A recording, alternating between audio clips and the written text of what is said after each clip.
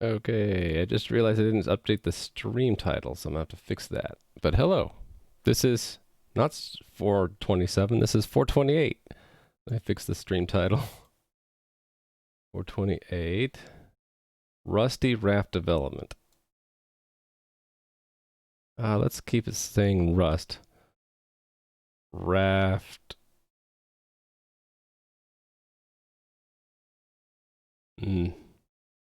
Refactoring development.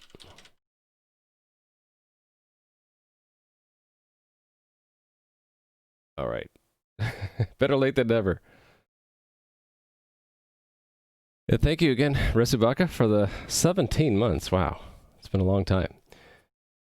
First thought it would be just an announcement that you may take 1 week off the stream, but then it was an on-stream announcement. Yeah. No, I was trapped in the World of Warcraft for the last week, so I have escaped. All right. I did a little bit of work off stream on this Raft code. I have a couple tests now that make sure that we do the election process. So, but I need to refactor this stuff. One thing that I learned is you can't have, unless you use Tokyo, you can't have an asynchronous test function. If you try that, you get an error saying async functions cannot be used for tests. So the closest I've been able to get it is if I wanted to be asynchronous, to put it inside an async block that you run on the executor directly. So that works okay, except for we have 2 indent levels. But, you know, we can't have everything. So, I think, yeah, I first need to refactor the code today.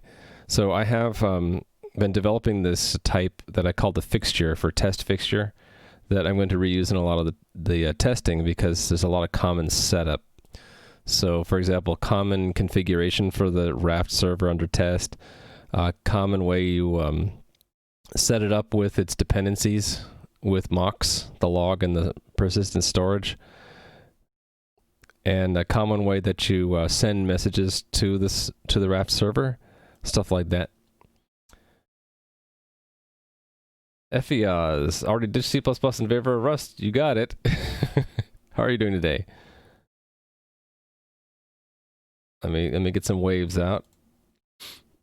It's been a while since you watched. Yeah, I got into Rust.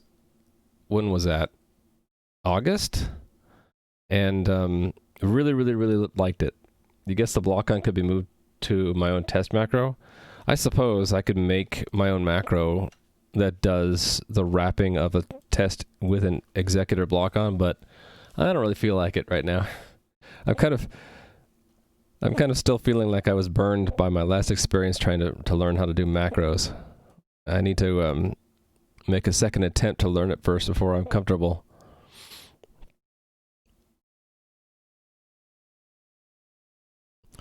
I don't really like that I'm having to make these little blocks to lock the asynchronous mutex here to access this, but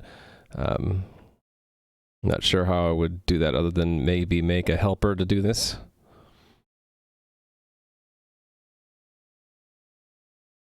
Actually, when we make it, we could set these things, couldn't we? Yeah, these are initialized to 0, but we could initialize it to something else. Hey there, Endurn. How are you doing? Hope you're enjoying Rust. Endurn's learning Rust too, did you know that?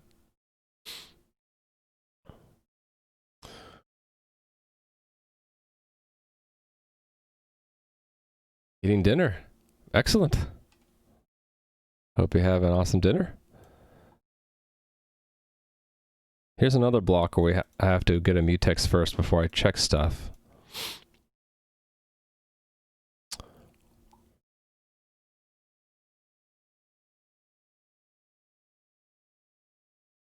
I guess we could have a helper that just makes sure the persistent storage has certain things in it. Yeah, develop it. That's a bald bearded builder emote. Nice. Hi.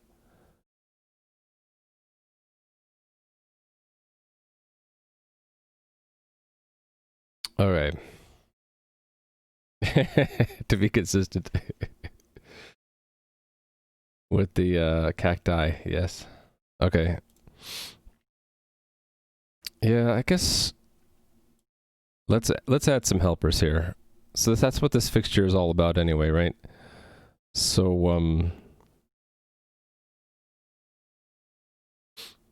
watched his channel once and someone you gave him 10 random subs? Yeah, that's I get random subs when I'm not even watching channels sometimes. Yeah. I think when everyone who's watching gets a sub, then Twitch is like, okay, now who do we get these random gift subs to? Well, let's just see who watched them ever, even if they haven't watched in a long time. Okay, that person watched 26 days ago. Let's give them a sub. I think it's funny. Okay, where to put the helper function for that though? Maybe here. I think this is here. Here's where I declare the fixture itself. Right there. So yeah, maybe add it. Yeah, amongst these other ones. What to call it? So have it go along with that together.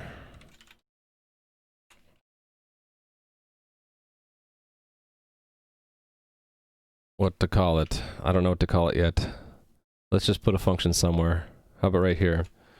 Function something does that. Oh, we're going to want to return these, right? I guess this is like, well, base term usize and base index usize would go there. This is like new mock log with initial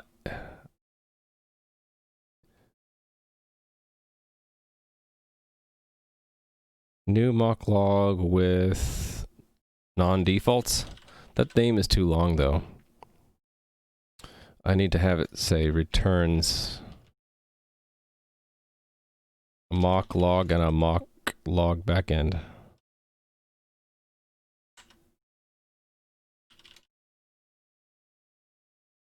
that not the name of the type?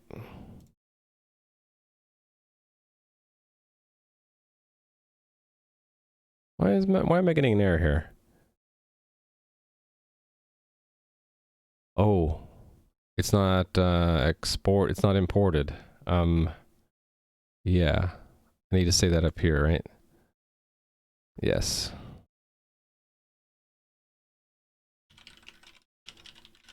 There we go. All right. Moving everything to Rust now? Yes, pretty much. I might even move some of the user interface to Rust. We'll have to see. I want to try out Y-E-W.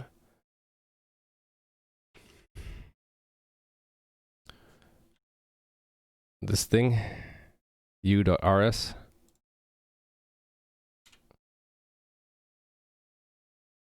Modern Rust framework for creating, actually, why are we blazing it white? Let's turn it to dark mode. Yes, there we go. Modern Rust framework for creating multi-thread front-end web apps with WebAssembly. So I'd like to try that. CM Griffin uses that, so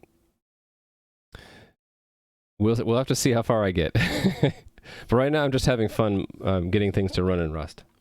And it's Advent of Code time, right? So I'll probably be doing Advent of Code as well. Haven't yet decided if I'm going to do it right as the puzzles unlock or if I'm just going to do them the next day.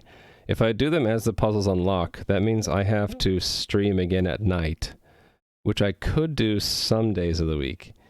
Or I could just wait for the next day and I won't be competing for a score, but I'll just be going through the fun exercises non-competitionally.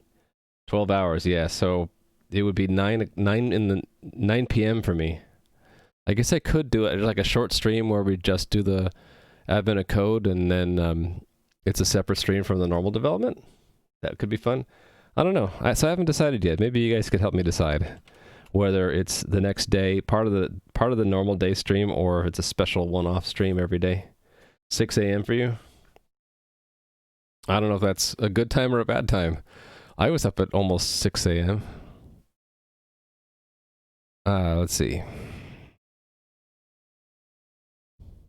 I'm running this name through my head thinking it's too long, that I could come up with a better name. But I can't think of it, so I'm not going to worry about it too much. All right. I was using this here, right? So I can just say that it's equals that with 4 and 20 and 7 and 42. There we go.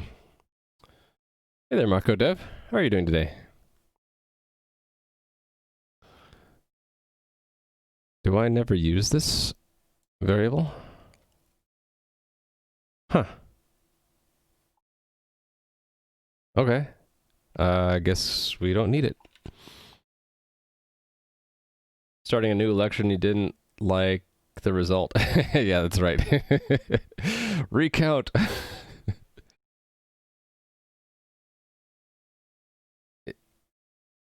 Oh, you're asking developer what time zone they're in? I know that the Advent code starts at midnight Eastern US time. So that would be 9 p.m. for me since I'm on the West Coast of the United States. Okay, so actually that goes with this, right? So that would be another helper.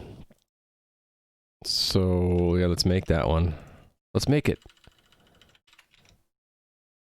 Function something does that. All right. Let's just say it's new mock persistent storage instead of log. Although this name is now extremely long. I don't know. It's very long, these names. Okay, it's going to return mock persistent storage.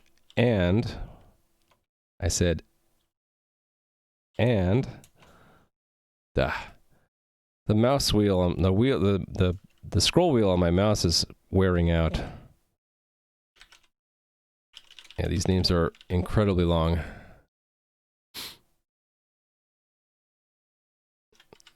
I have a replacement mouse, but I haven't unboxed it yet. This will be the second Logitech whatever mouse that I have where I've worn out the scroll wheel. That's the first thing that breaks. Okay, so this one is just the term is the only one we have, right? Maybe, but I should have all three, right? No, not this one. That's the special one that says we dropped the front end. So we have term and voted for. All right. Yeah, so let's put that in here. Term usize voted for option usize. All right. So then the term goes here, and we should have a voted for there. All right, and then back here we can just say it is called that factory 9 none. Delete these lines. Okay. Looking a bit better. Then we mobilize with those two boxed. Okay, and then I wanted a helper for this too. This is to check that the persistent storage has a certain state. Hey there is Matt. How are you today? Just working along here and refactoring my Rust code. Okay, so that it would work out for you, at least Rusubaka? If I were to stream again at what time is that UTC? You're saying it's 5, is it 5 a.m. UTC? Is that right? Just for a little bit. I know the first few puzzles are usually really quick, so it would be a very, very short stream.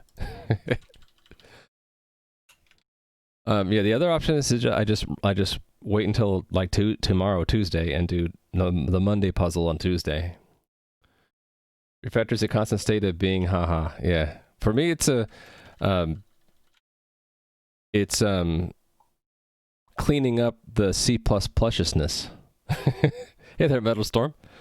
I've noticed that what I've been doing in Rust is writing it in a lot of procedural code, and it looks really gross and has it offends the borrow checker almost constantly, and then but I get it to work barely, and for me, refactoring has been a process of going back and making it more Rust idiomatic, and converting my C++ like procedural stuff into more functional and smaller functions that are more numerous. And the two guides that have been really helping me are the Clippy and also the Rust formatter. I know that my code really is in bad shape when Rust formatter refuses to format my code.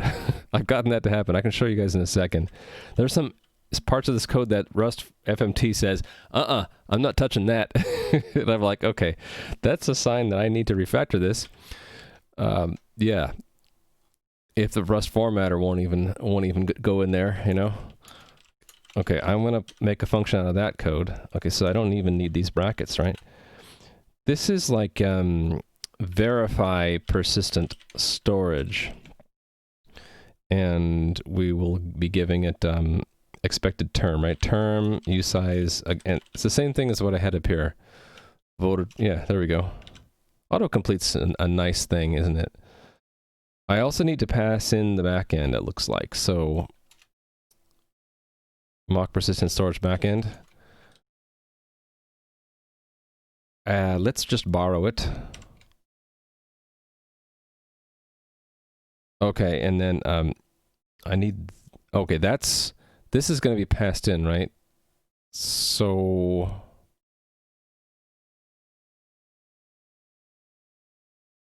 why did I do a matches here when I could have just done an equal?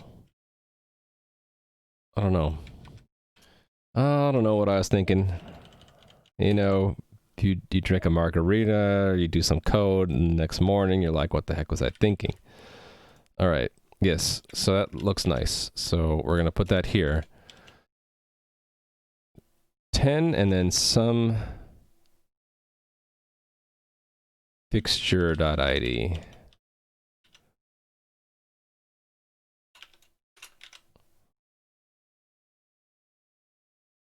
Oh, I need to pass it the back end. Yes. All right. And I need to borrow it. There we go. At least it doesn't just attempt it and make it impossible to read. Yeah.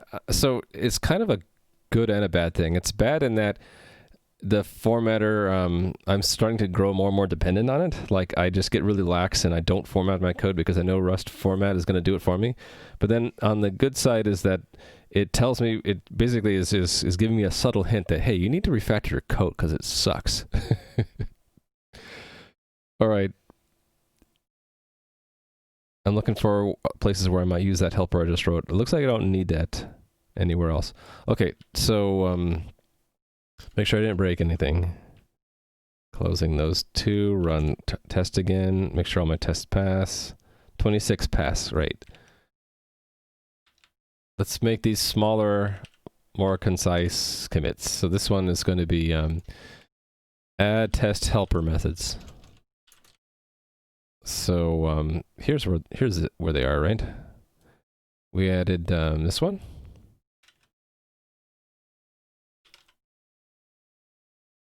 Adds.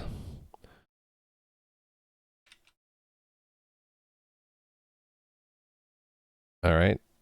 And the third one is to verify.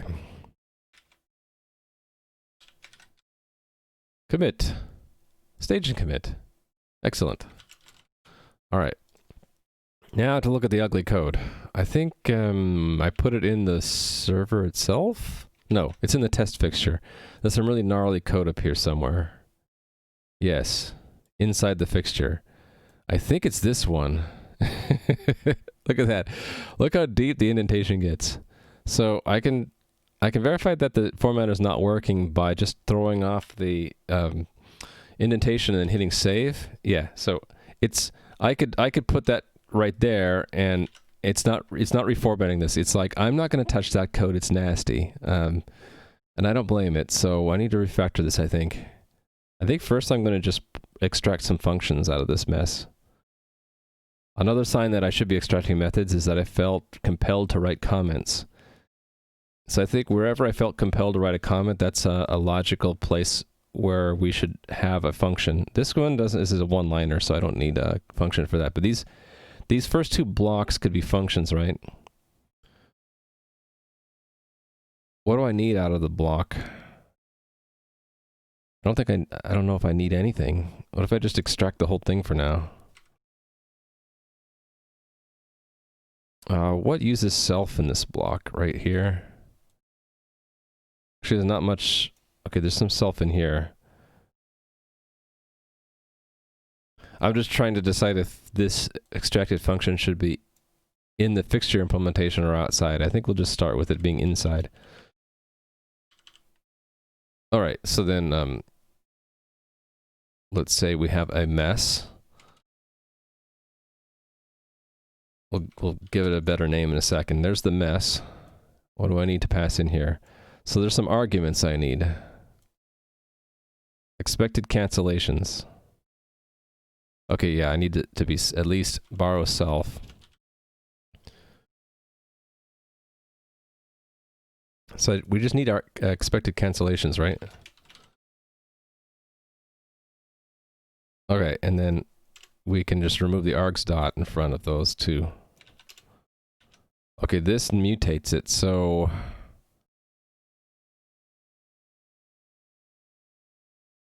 I guess we're doing that? Yeah? Why can't we add one? Oh, because I need to dereference before I can add one. Yes, okay, and then dereference when we set. Okay. Okay, so we have to borrow mutably the self in the mess. Okay, now will it format this? Yes. Okay, good. It at least will is willing to format this again now. I still feel like the indentation is too severe though, that I should, especially when I have a block like that. Like that's just messy. But we'll start by giving this thing a name. What is this actually doing? This is waiting a short amount of time for something to happen. The thing to happen is here, which is that we get a event scheduled. A election timeout is scheduled that has a certain duration and a completer one shot, and then we're grabbing that completer one shot out, right? Okay, we're grabbing all of them, even the ones that are expected to be canceled. So we're grabbing until we get all the canceled ones, and then the one we wanted, and then we return all of them, and then the duration of the last timeout. And we're also collecting other completers in the process. So this whole thing is going to the scheduled event receiver. So that's a channel where we're receiving events from the Raft algorithm, right? The events that it can give us are that it wants to schedule election timeout, or it wants, actually, I misspoke a second ago. This is the channel of scheduled events. So this is through a special mock that how come I can't just click on it and go there? Yeah, it's a special unbounded receiver, multi-producer, single consumer of these events that are that happen on timers. So these are timed events. So the things that the Raft algorithm want to have happen based off of timers are election timeouts, heartbeat, and retransmission of messages. So this mess that we're looking at is concerned with election timeouts and waiting for the correct one. So we should say something like await election timeout registration. Registration? Now the reason we have this expected cancellations is the algorithm is going to set up an initial election timeout timer, and then it's going to cancel it and set up a new one every time that we make some significant state change. Hey there, Radon90, how are you doing? So this loop here is getting the next scheduled like timer registration. That's why we have no election timer registered if it breaks, if it gets closed. And it says if it's an election timer, then we're going to put it into our collection. Otherwise, we're going to put it into another collection. I think the reason why I'm holding on to everything in collections is that the mock scheduler has to hold on to these channels, otherwise they get completed early.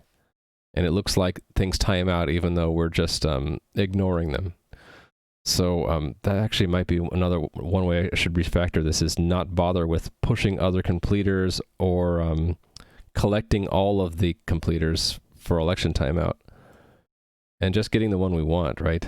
So once we get all of them, including the one we want, we check that the duration is within range, and then we take the last election timeout completer and complete it. That's what the send does. So this whole thing is just basically telling the Raft consensus algorithm, your election timeout fired. There's an election timeout. So it shouldn't just be await election timeout registration, right? It should be like cause election timeout, trigger election timeout. And this name might be better listed as like skip number of timers to skip. Yeah.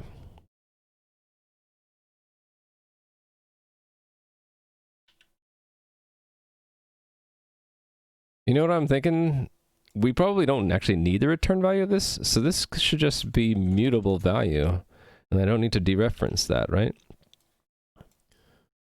Yeah. Oops, this is remaining timers to skip. Okay, getting there. So we'll come back and refactor this in a bit, but I want to actually use that and clean up this function down here. Where was it? Right here. By using that function. So it would be right here, right? Actually, I think I did that on purpose to hold on to it for the rest of the function. So I'm going to want to return that. Yeah. So let's return a vector of whatever that type is. What's that type? Sender. Okay, do I have a type def for that?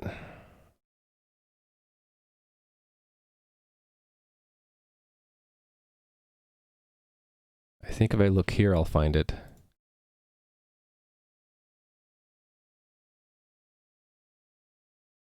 Maybe not. Oh, maybe it's here. One-shot sender. There we go.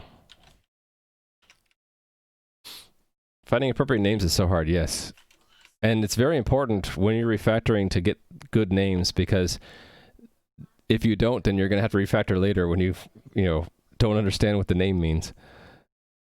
Okay, this is going to complain because I'm not returning the other completers. And this is a temporary thing. I don't think I really want to be holding on to those other completers. But for now, we're just extracting the method. So this would then, I don't think it needs to be mutable anymore, right? We can just call that function, and we pass in the expected cancellations. I think that's all we need to do. Now I can just get rid of all this, right? All that gets dropped. Self dot, right?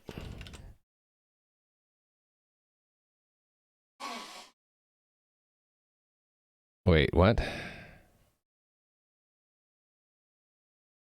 Oh, is it because we do that assignment? Shoot. Okay, there's an alternative way I could do that. We can just make it equal to vec new and then do that. Mutable. And not return this, because when we're returning that, it's going to say, well, that might borrow from that. So instead, this goes to here, right? Other completers. Mutable. We'll clean that up. It's temporary. Just need to get this to compile. Okay, so then I don't need to mutate the arguments anymore. That's nice. All right. I still have an error somewhere in here. I do. Where's that error? Other. Oh, right. We're not returning it anymore. Great.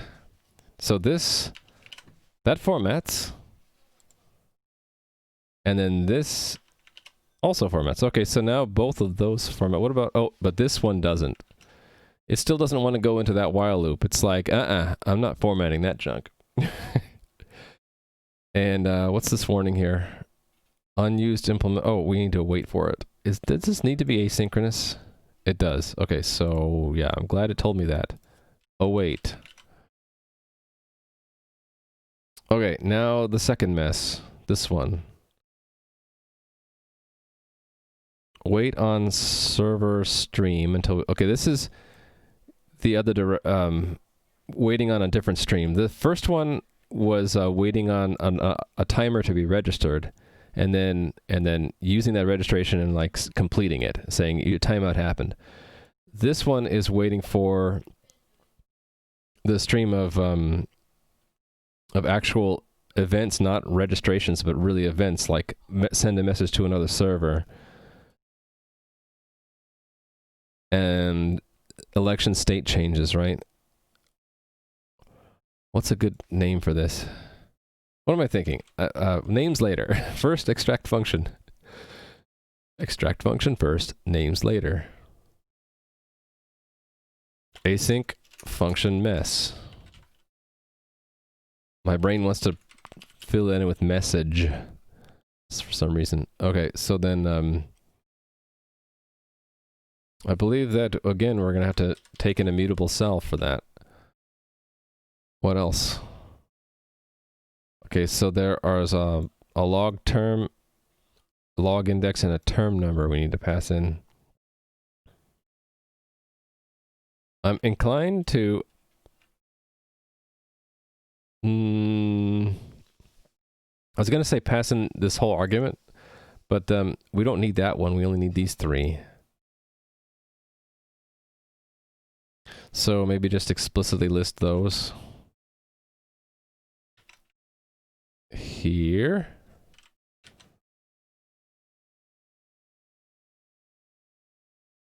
And then we can get rid of, oh wait, we have a name problem. How about we put expected in front? All right, and then these args dot become expecteds. All right, and then another one. Getting there. It still doesn't want to format this mess, so I'll probably have to break this up even further. But we're getting there.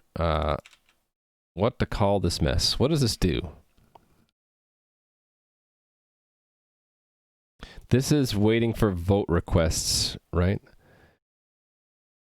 So it's waiting for the server to send out a message to request a vote from another server.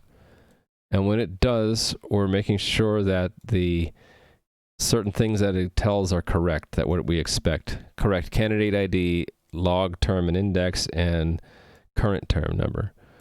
And then while we're processing those vote requests, we're also looking for a state change. We expect it to change. Actually, no, we're not doing an expect. We're just getting it. What are we doing with that election state?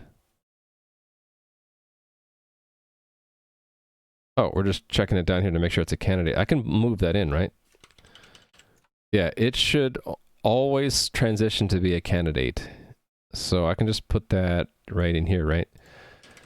Expect it to be a candidate. And then I don't need to give it a different name. There we go. And then I can get rid of this. All right, so this would be like expect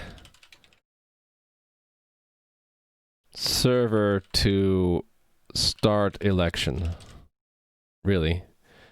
Expect server to start election. So, I don't need that.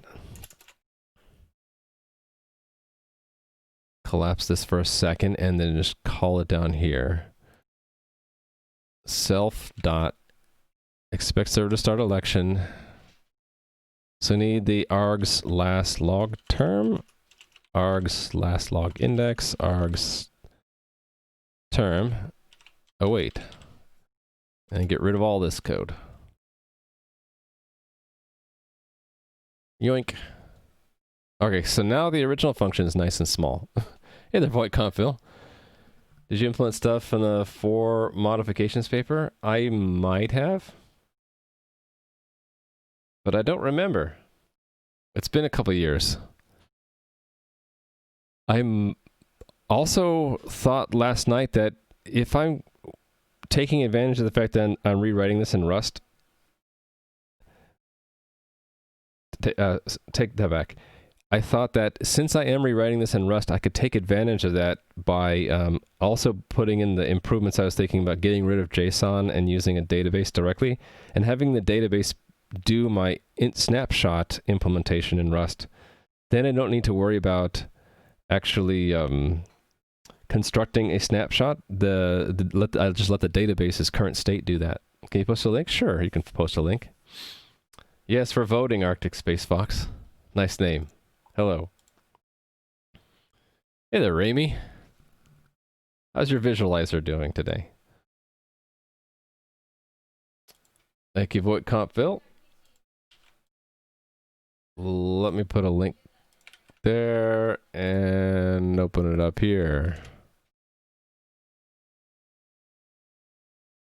Where's my scroll bar? Up there. Okay. Cluster initialization. Universally unique database identifier. Okay, I don't know if I need that. Pre-vote algorithm provides a more detailed specification of the idea suggested only in passing. Okay. I'll have to look at that one. Leader stickiness. Building on the pre-vote algorithm, we also modify Raft to reject servers that attempt to elect themselves as leader if the current leader appears to still be healthy. I think I did this one, actually. The leader stickiness. Yeah, I might have done 4. I don't know about 3. I don't... 1 and 2 look like they're very specific to an application that doesn't apply to me. Because I haven't needed to worry about this stuff. So I'll have to look at that later. But thank you. Let me give you a point. The pre-vote stuff you really need? Really? I'll have to look at that. Yeah, I don't understand that yet. Let me give you a point. I think it's just massive. Yeah, I mean, white papers tend to be massive. Oh, wait a minute. You're talking about boost. Yes. So you understand now, Ramy, when I did Monka Shake boost in Discord? The moment I read that you had to use boost, I'm like, oh. Although one of my best friends loves boost, I'm just grateful that the standard library in C++ 11 picked up a lot of boost, so I don't need to pick up boost myself. I let the standard library maintainers worry about that. Yep. Yeah, boost is Monka Shake, mostly because it's just enormous. Most of the trouble with boost is just figuring out what little you could actually pull in to get the job done, and not pull in the whole damn thing. You found a PR that claims to support Windows build? Oh, cool. Well, I know that you can build boost for Windows. How's Rust in terms of employment? There were some recent articles about that, right?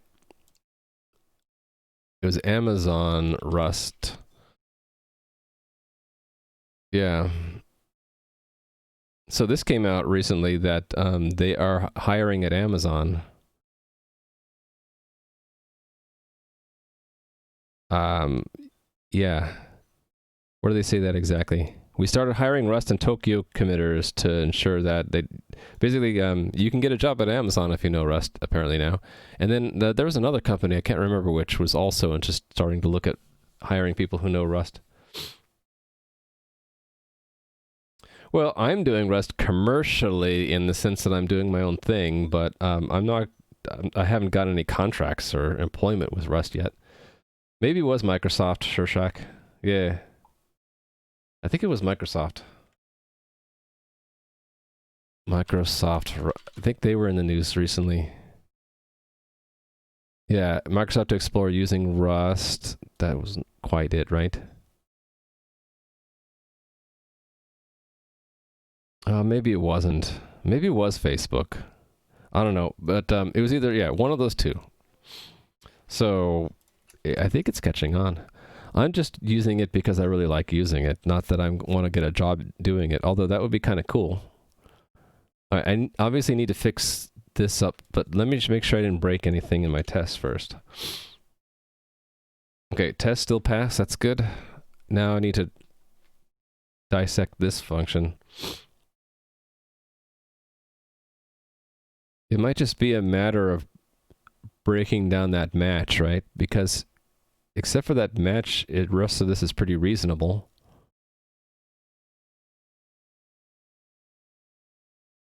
Well, I do have two loops in there. I wonder if it would be prudent to take that out as another function first. Mostly they demand 3+ years experience and Rust is only 5 years old. That's just something that the recruiters like to put down. It really doesn't mean that much. I don't know what the right way to say it is, but when I was interviewing people at Qualcomm, we would there was like a boilerplate list of things that we'd list that they'd need to know. But I'd interview people all the time that like obviously didn't meet that minimum criteria, and they were fine. We accepted them. So again, we weren't a huge company like Facebook or Google or Amazon, but still, like I think a lot of times when they list prerequisites like that, it's meant to just try to discourage people who don't know it really well. But yeah, you could probably go in there knowing Rust for 4, 5, 6 months, and if like that's as long as I've been using is about 4 months now. So I'm getting more comfortable with it. I think you could probably if you did well in the interview, you can get a job using Rust only knowing it for 4, 5, 6 months. They don't even reply email after hearing 2+ years. You mean like you get filtered out of the process? Oh, that's a big company problem, I think. If they really want people who know Rust and they say 3+ years experience, that whittles it down really, really far. They might not actually find anybody, So they probably like say, okay, let's go 2+ years, let's go 1+ year, and then they finally find enough people. I wouldn't be too worried about it though.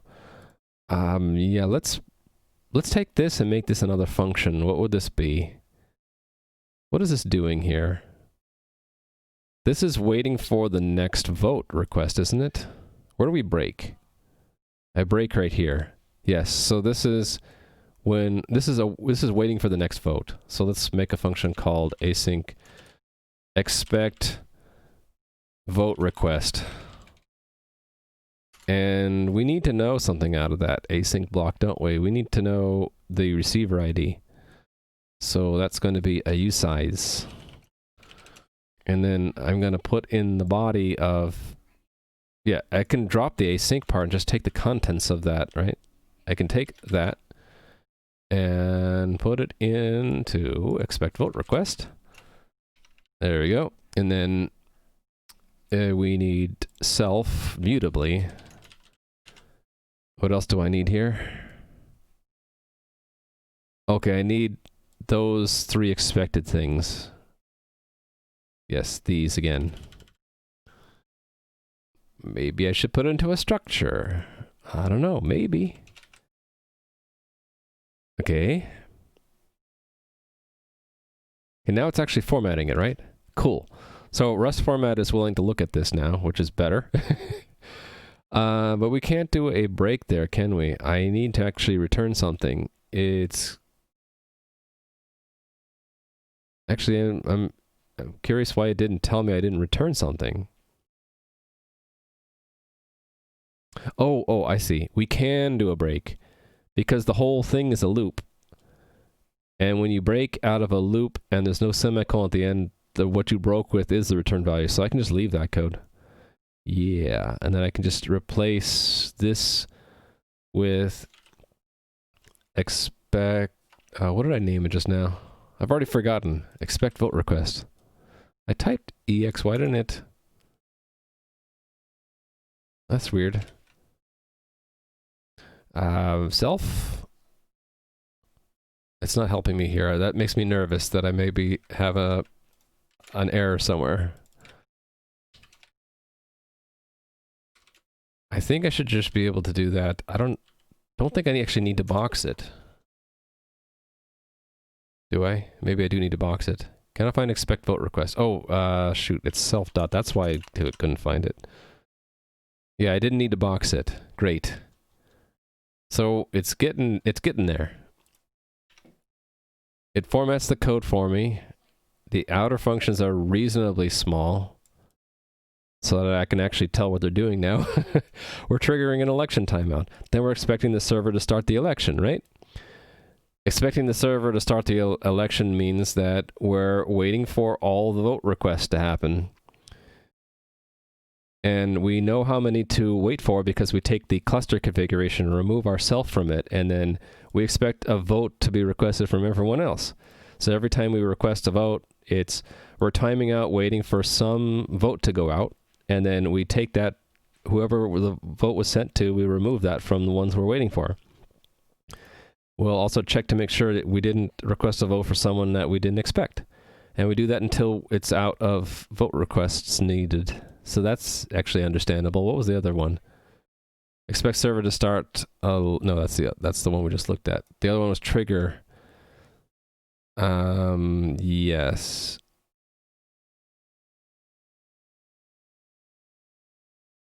Oh, I'm looking at the wrong one again.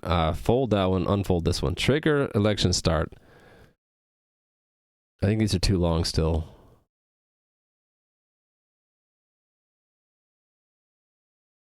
I think I need to take the async block and make another function to make sense of this.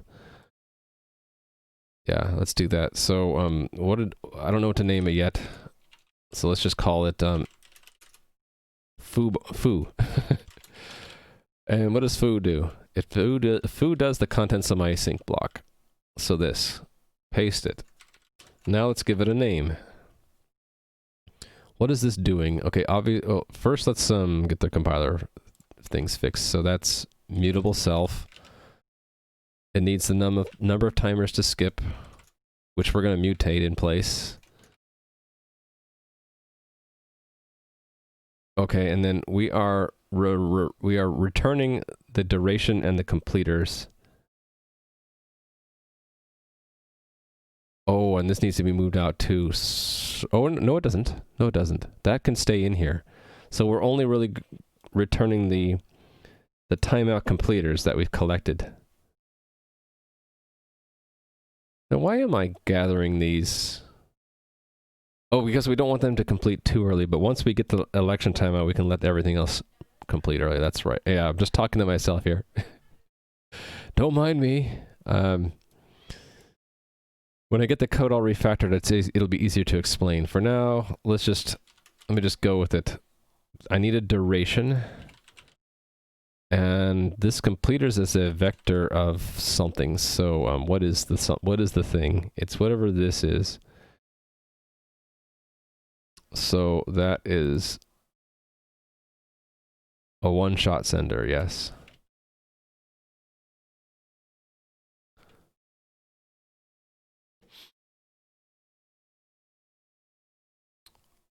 We need that too. Shoot. Okay, so we need other completers. I like how it fills in it knows what I need there. Okay, so we are returning the vector, but we're also filling in this one that's already been started for us. That seems like a code smell. Why reference one in and then pass another one out? Well, we'll fix that in a little bit. What is this doing?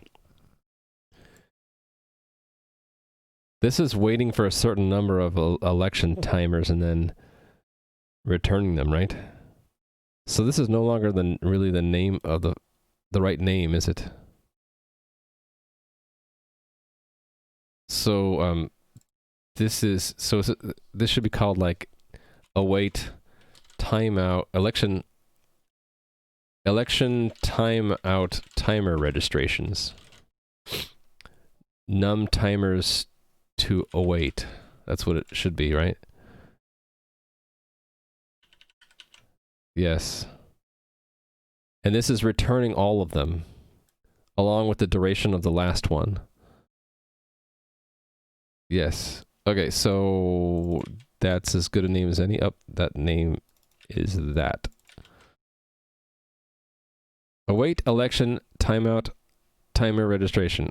That's a redundant. Let's just say await election timer registrations. And then that is the contents of what we're timing out here. So it's self dot. All right, and then we have number of timers to skip.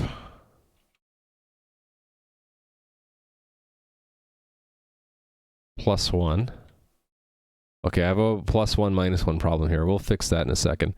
And then other completers. Yes, so mutable reference to other completers. Yes. And then delete the async block. Yes, so then I'm off by 1 here, so don't add 1 here. And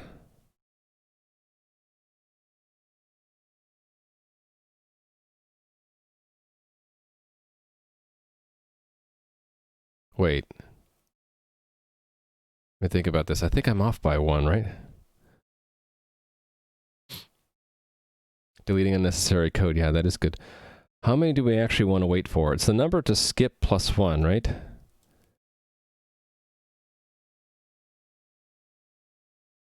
So when we get 1, we subtract 1, and if we're not at oh, I see. The check sub goes into the if it's 0 or more, is if the remainder is 0 or more. We want to actually stop at 0, not when it underflows. So I don't need to do a checked sub anymore, right? I just want to subtract 1, and then if we get to 0, right, so we should never, this should never be 0. It should be at least 1, so I don't need to do a checked sub anymore. So it's just that minus equal 1. If that is 0, else that. Actually, I don't even need an else. If it's 0, break. There we go.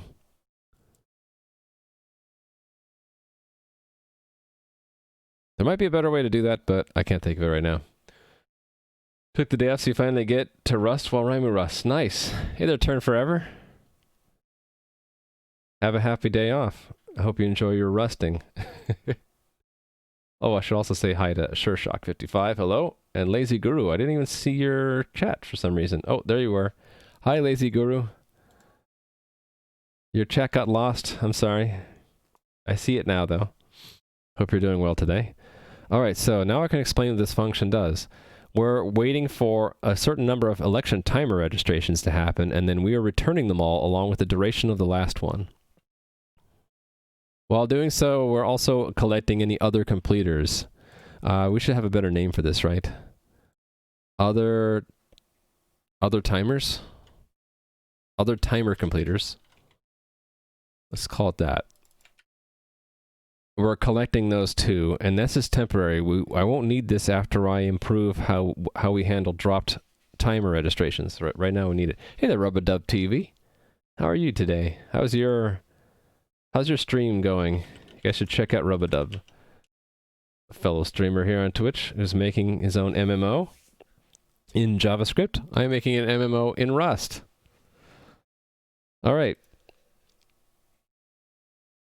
Yeah, so this is going to go soon, so maybe don't look at this too closely, but what we need to do is we need to wait for a certain number of timer registrations, and we're returning them all along with the duration of the last. So that means we're going to loop.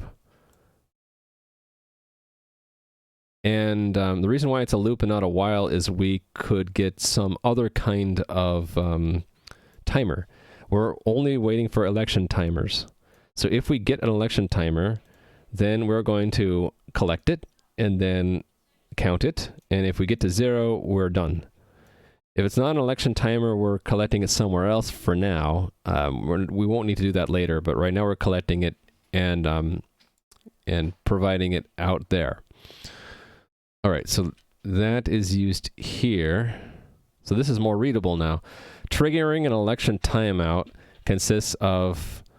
all right, this doesn't need to be mutable anymore. Look at that.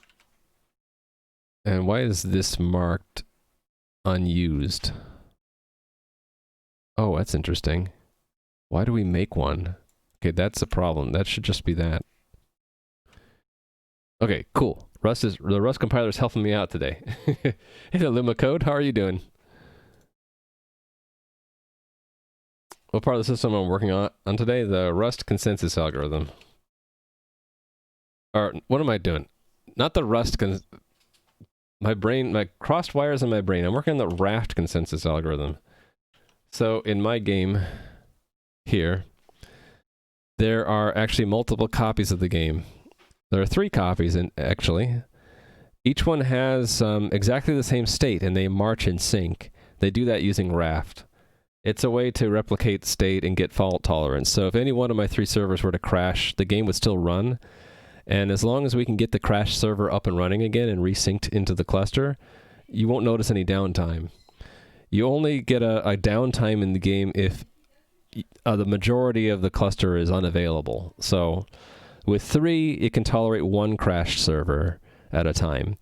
If we wanted to tolerate 2 servers crashing at the same time, we would need 5, and so on, right?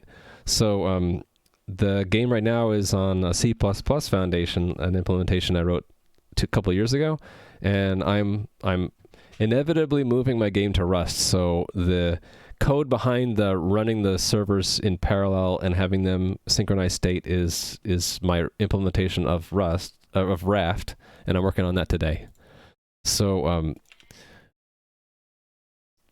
at a microscopic level, right now I'm refactoring some tests that make sure that the election process works. The way this works here is the server that's marked with an L here, this is the leader server. So it's doing the majority of the work, whereas the follower servers are really just making copies. So which server becomes a leader is based on an election process that is talked about. It's one of the major parts of the algorithm. And because these servers really inherently are all equal, there's none of these servers is preordained to be a leader. Any one of them could be, so you just need to pick one. It can be at random, but you have to pick one in such a way that you don't accidentally pick more than one. So there's a whole process for the cluster electing a leader, mostly based on whichever one asks to be leader first, as long as all the others agree. So the way that they ask first is just using random numbers generated for the timers that they set up. So if you look up like Raft consensus here, they have a little diagram here, and you see these circles have slightly different arc lengths. Those are the timers, the election timers. You see the first one that expires and turns out to be the leader, right? Now, if we were to pause this, how do I pause it? Didn't there used to be a... There we go. Pause it, and now we'll time out 2 servers simultaneously. What happens when they accidentally time out simultaneously is they... neither one, well, in that case, this one won out. But for a brief moment, these 2 didn't agree on who should be the leader. Things get really interesting if you time out 3 of them, I think. Then you'll have a standstill. Oh, no, that one still won. I'm trying to recreate this situation where they can't agree. I would time out all 4 of them. Yeah, see there, now there was a deadlock. They resolved the deadlock by setting up new random generated timers, and then S1 picked the lowest random number, and so it ended up winning. So inevitably, you do get a leader in the cluster, but it might be more than one election cycle. Anyway, that's what I'm working on right now. So, for example, this test case, make sure that when we have an election timeout, that the server should, when we trigger an election timeout, the server should start the election. And what that involves is that it should be sending out vote requests to everyone else in the cluster. And then once those requests go out, when other servers cast their votes, the moment that we get a majority of votes, then it should become the leader. That's what this is saying.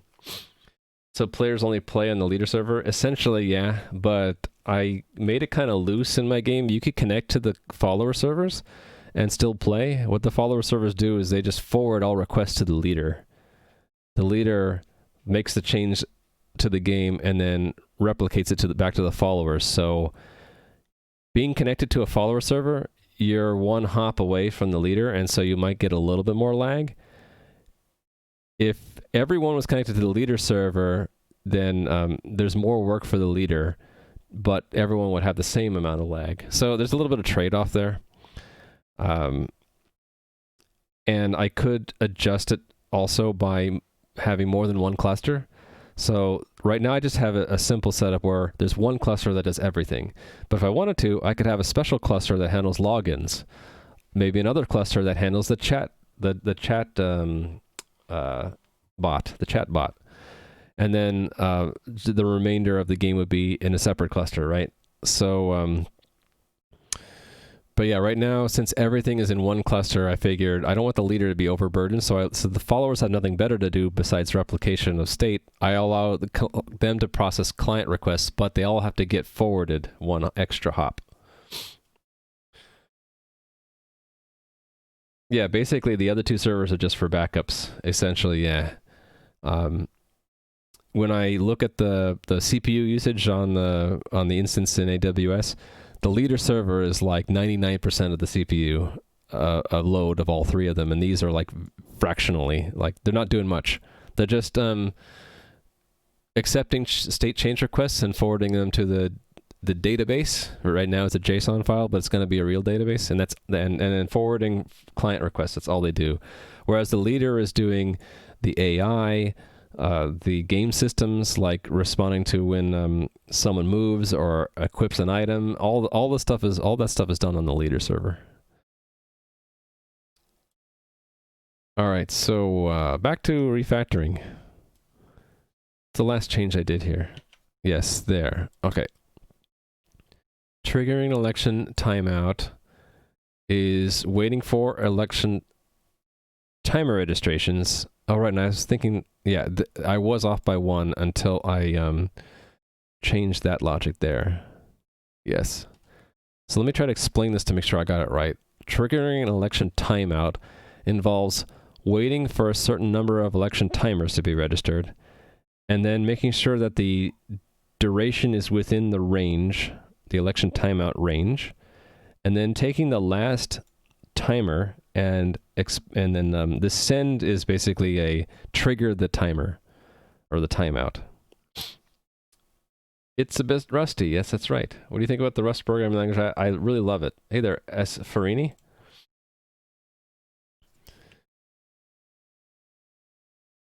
What I like about Rust, right? I need to work on this list because it's too wordy. But essentially what my list says is that the language and the compiler are strict and rigorous, but so that's a steep learning curve. But the positive side is it leads to code that usually just works once you get it to compile. You also get a sense of accomplishment when you get it to compile because it's hard. There are a lot more requirements the compiler has. It's a lot stricter, right? And these other things are just icing on the cake, in my opinion. This is the major reason that I like the language, that it's very tough on you, but once you get it to work, it feels good, and things usually just work.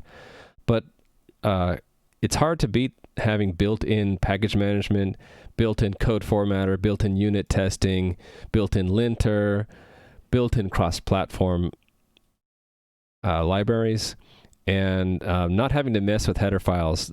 Rami knows the pain of this, right? Earlier today, Rami was working on trying to figure out how to link together C++ code where you had to figure out where the header files were. Rust, you don't have to do that. Yeah, no problem. So just to give you a balanced view, there are some things I don't particularly like. Things, where was that list? Is this not in this folder? I didn't mean to open a new file. I wanted a new file. I wanted to do an open file. Not my favorite features, yes. So, balanced view. Here are some downsides to Rust, in my opinion, that a lot of the integer sizes are fixed. There's only one type, two types that aren't fixed, which is isize and usize, which are like the size t in C and C++. But like, if you're used to like int in C, say goodbye to int, because there is no such thing in Rust. You have to pick: is it U32 or is it is it 32 bits or is it a size type? Right. So, sorry, no such thing. In the C99, this would be int 32t, right? Equivalent is I32. And then in C it was size t. Equivalent of that is usize, right? So if you're used to being able to be loose about the number of bits in your integers, sorry, in Rust you have to be very specific. You have to either give it a size or you have to elect to make it a size type. So that's one thing I didn't quite like. They're very, very opinionated about naming conventions in Rust. Kind of like if you were to turn on all the linters in Python and follow PEP 8 or whatever it is, by default, it'll start warning you if you don't use snake case for functions, for example. This I run into still a lot, where sometimes you know about a function that you can use with a value, but the compiler says, I don't know what you mean, and it's because you have to actually pull in through the use keyword the module that the function is defined in. And sometimes it's not obvious to a casual reader like why you need to do that. Another thing is that a lot of the types built in are very terse in their names. They're very short. I mean, you might like that. I actually like longer names because I find them easier to read, more explanatory. Whereas like here, especially with str, the fact that there are two different types there are at least two different types. There are actually more in Rust for strings. This is really confusing for a new learner of Rust. Like, what is the difference between capital string and lowercase str? Because they both essentially mean a sequence of characters, right? But there are subtle differences, and so it can be very confusing. And then you learn about, there are other kinds of strings, like path and pathbuff, and you're like, how many different string types do you have? Hey there, Mr. Halsey. I was watching you earlier, of course. Mr. Halsey is an awesome Rust streamer as well. Essentially, everybody who I know who's been streaming Rust has been awesome. It's a great community. Thank you for the raid. We're just explaining what we don't like about Rust, because hey, Togglebit is here too. Hey, Togglebit. Togglebit is a streamer I like to watch for me in the evenings, so for him it's in the mornings, but another great Rust streamer. There's also C-string. Yeah, there are like a ton. I didn't even list it here. Maybe I should. 5A. You will discover there are dozens of different string types. All right. Anyway, a couple of just taking a balanced approach, because I already went over what I do like about Rust, and I don't want to be like just a fanboy. So to balance it out, here are some things that are not so sterling about Rust, right? No pun intended. Anyway, that Rust can be very rigid on strings containing UTF sequences, so you get some oddities where like file system paths don't always fit into strings. which is why you have lots of different types of strings. So that can be annoying. Certain techniques are very difficult to implement in a way that's readable and passes all of Rust's strict rules, and asynchronous closures were really, really tough for me at first. Also, it doesn't help that a lot of things out there just teach you the basics, so you basically run into this cliff where you're like, how do I climb up this learning cliff? I don't know how to make an asynchronous closure, and there's no books out there. A symptom of that is that if you look up the Rust async book, it's great. You can learn how to do asynchronous programming in Rust, right? Sure, until you get to chapter 6.2 and you're reading through this and like, this is all great, this is all good. Okay, what's next? Sorry, you've reached the end of the book and you're only in chapter 6. They still have not finished this book. So that is a symptom of it being both difficult and immature. Hey there, Musin. Yet another Rust streamer here. Musin is like the most knowledgeable person I know in the terms of Rust. The cliff is real, yes. There's a nightly feature for async closures. Yeah, the fact that you have to know the difference between nightly and stable is another thing that you gotta, it's a gotcha with Rust. Maybe I should make that number 9. You have to understand the difference between stable and nightly. Some things you run into that you want to use are not available.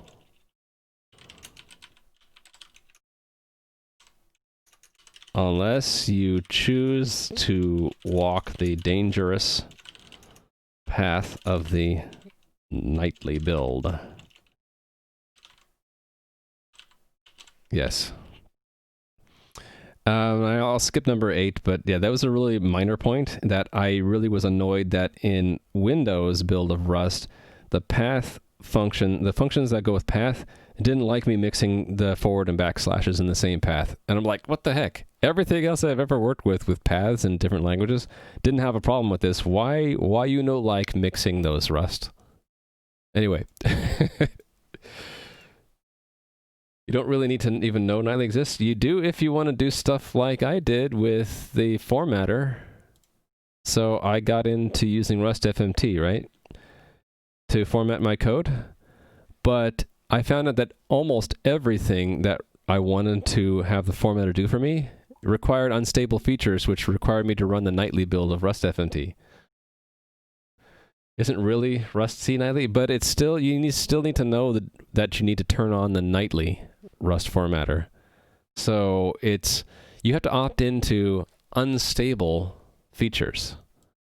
So I see that as a temporary negative of Rust. Over time, this will get solved by everything becoming stable, and then we'll all be happy, right? But for now, the language being not as mature as other languages, you have to opt into some unstable features once in a while. That's the cost, I guess. Okay, did I skip any other chat? Rubadov said, Golang seems to highly encourage short naming of things. So maybe Rust and Golang are both inspired by the same people or the same source. But yeah, the short names can be kind of annoying for a beginner, like Fin and Mut and Vec. I guess you could say the same thing about int in I32, but I think int is more established as integer. At least that's maybe because I'm biased. But anyway, like the names being short can be kind of daunting to a new programmer, I think. Anyway, let me get back to work here. So if I can explain what this function does, then I understand and feel comfortable with it, right? Triggering an election timeout, once again, is awaiting a certain number of timer registrations. We get them back along with the duration of the last timer, and then we make sure that last timer's duration is within, so it's contained within the election timeout range of durations. Then we pop the last timer, the last timer that was registered, and we do a send on it. Because these timers are, how do I show this best? These timers are one-shot senders. calling send triggers them. What's happening behind the scenes is the timer factory in my test fixture here. Whenever the unit under test asks for a timer, it gets back a future, but in the back end, we register a one-shot channel that if you were to send through the sender, it will complete the future that the code under test is waiting on. So it's a way to basically essentially mock timeouts. In the real code, I should just show this, right? In the real scheduler, we just call delay new and box that. So that you get back a future that will complete after a certain duration of real time has elapsed, right? But then in the mock scheduler, what happens is when you ask to schedule a timeout, we make a one-shot, we return the receiver boxed, and then we take the sender and we pass it to, what am I? I'm sending it to, right, I'm sending the sender through another channel that we use to what I was just showing before, right here, where we're receiving them back out, so that we have now all of the handles essentially to these timeouts, and the code under test is going to wait on that. What am I trying to say? Right, this receiver await is what's done instead of this delay. So instead of it being a fixed amount of real time that we're waiting for, in the mock we're just waiting for the one shot to be triggered to receive something. So we're in full control about when the timeout happens. As for the slashes, you're curious about that. You shouldn't ever need to explicitly use a separator with path join. I don't remember exactly what it was, but maybe it was that I initialized a path with a string that had a mixture of slashes, and it had a problem finding the file. And then I canonicalized all of them, basically turned them all into backslashes on Windows, and then it worked. I'm like, I know under the hood, Windows doesn't care. So it must be a Rust thing. Like they must internally, when they're parsing the strings, maybe only split on backslash on Windows or something. So in other frameworks and languages, I have never needed to canonicalize first. So that's the thing. I see it as like, I never needed to do this before, but now I need to because it's Rust, and it wasn't obvious. Right, so canonicalizing, though, isn't a requirement for other languages and frameworks. Yeah, I don't know Go, but I know in C and C++, I've never had a problem with uncanonicalized paths. They look ugly, but they still work. You know, Python fails? I thought Python was okay with them. I know that when I run Python with Cygwin, it's a real problem, because Cygwin hates backslashes. Yeah, I can't quite remember. You might be right. You might be right about Python too. In which case, then maybe it's not such a knock on Rust as much as I expect too much. All right. I'm still working on refactoring, right? So I explained this. This is on the edge of maybe needing to be refactored more, but I think I'll just let it go now. So we'll accept that function, and then this next function also is on the edge, but let me see if I can explain it. Triggering an election timeout consists of getting all of the timer registrations. Oh no, I already went through this, right? Getting all the timer registrations, make sure the timer duration is correct, and then triggering the last one. Okay, so it's this one I didn't explain. Waiting for timer registrations is receiving back basically the sends that happen here when timers get scheduled. We're receiving timer registrations, and we only care about the election timeout ones. Everything else, we're still collecting them for now, because if we were to drop them, it would cause premature timeouts, which we don't want. That's a shortcoming I want to solve soon. Right now, we're just holding on to this so they don't prematurely time out. We are collecting the number that we were asked to collect. We collect them into a vector, and we return that vector, along with the duration of the last timer. Okay, I think I explained that one well enough.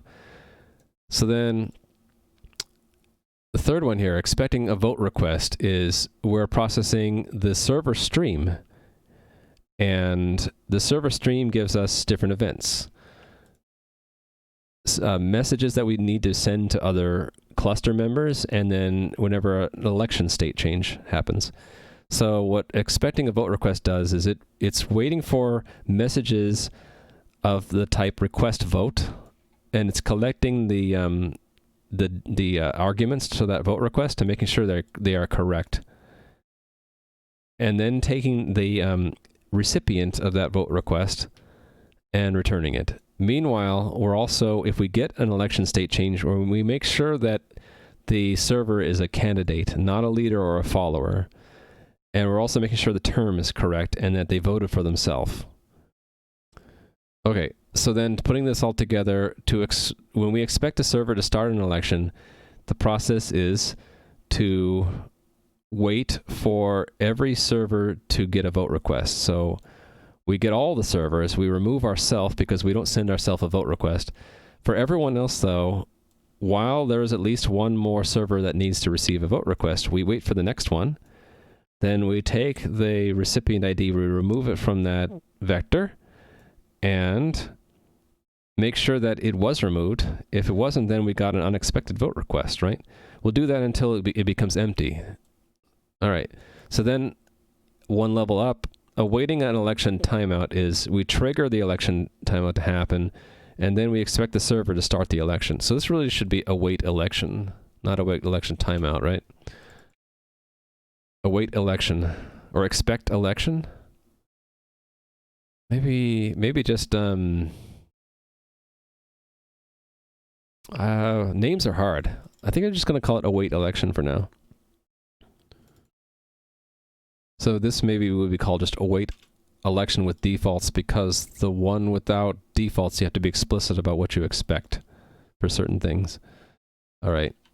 So since I changed those names, it's going to break my test here. Yes. Await election with defaults, await election. So I can just globally search replace that, I think. Great. I think we're done with refactoring. I can make the next test now, after I check this code in. Hey there, Romania hate.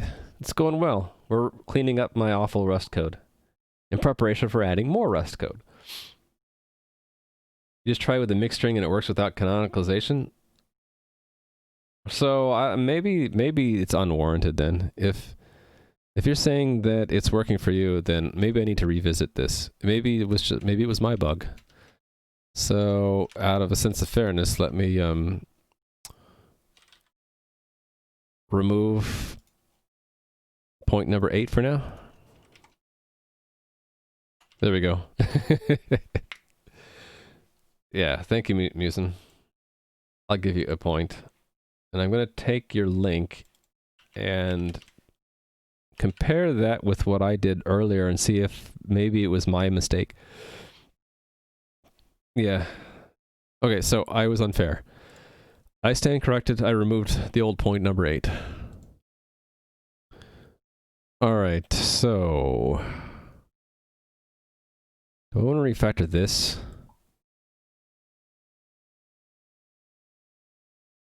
This appears in two places, right? It appears here and then it appears in the fixture up here.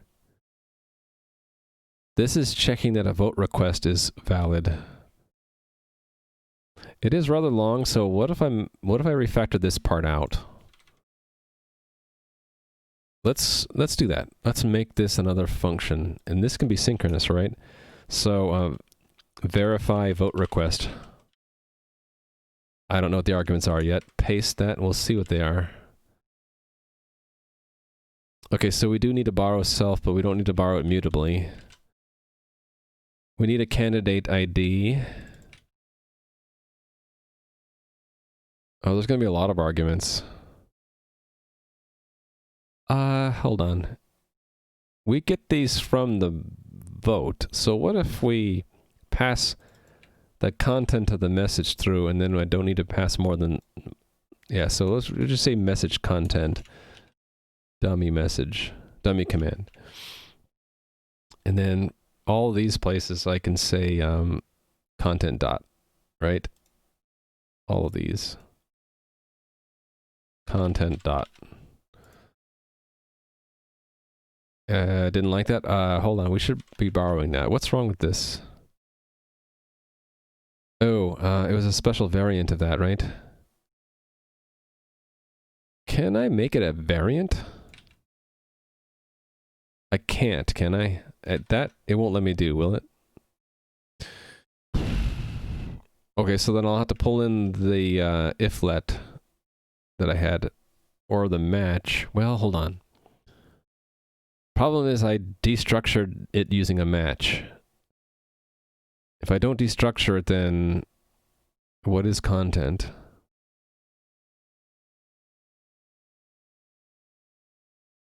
If I pass content, I have to do an iflet again. Well, didn't I have to do that over here anyway? Oh yeah, I did. I did. Why we had a panic here. Okay, so I'll pull in the iflet. And here it'll just be redundant, but that's okay. So then this is just content. And then the content dot, I need to remove that now. All right, and then terminate that.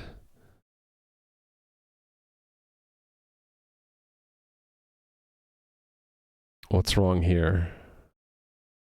Oh, yes, so these we can just trim the reference off, right? I can't do that?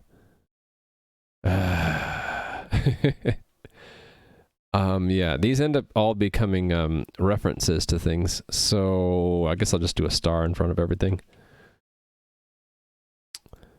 Pain. The pain of having to do a dereference myself. I can do that? Like here? Not there. Oh, here. Ah, thank you, Musin. You're awesome. Another point. Okay, so then what happened with the term here? Oh, the term was passed in separately, right? Yes, so that needs to be passed in here. Term. Okay, now I need all these expecteds.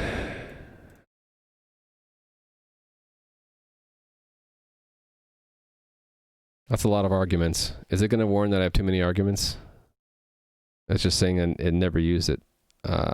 Don't need to add to all the patterns. What?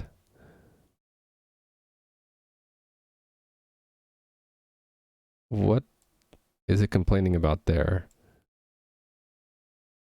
You don't need to add address of or a reference to all patterns. Instead of prefixing all patterns, you can dereference the expression. Isn't that what I'm doing? Or is it saying that I should dereference the expression? Okay, that's what it means. Clippy is wrong here, by the way. To be honest, yeah. I kind of agree. I kind of see that, I kind of getting the impression that is better than that. That getting a reference is better than dereference, right? So this is sort of a code smell. Whenever I see that asterisk, I think of that as a rusty smell.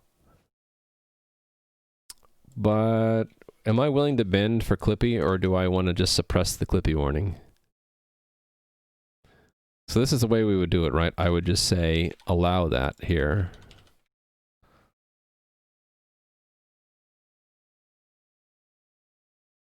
The reference strips the reference off the pattern. The star dereferences before the pattern matches. I mean, they're equivalent once it compiles, right? Yeah, if you bend the Clippy, you get a sticky. Really, doing that will force a move? Oh, right, we won't be able to use content after here, right? So we can't say like, we wouldn't be able to say assert. equal, I don't know, content.candidate ID, self ID. It'll say that it's already been moved, right? Shoot, I can't do... Well, if it really is a move, then it wouldn't let me do this twice. Whoops. We're testing this for science. I shouldn't be able to do it twice, right? No, it let me do it twice, so is it really a move? Or is it doing a copy? This doesn't derive copy. I don't know, is it really a move? If it's a move, then it has to be a copy, otherwise it would have given me a problem about moving it twice. Yeah, maybe it is copy. Should I do your trick to see if it's a copy? Let's look up the Musin trick. I don't remember where I put it, but it's a really nifty trick. I wanna put it in a better place rather than my notes.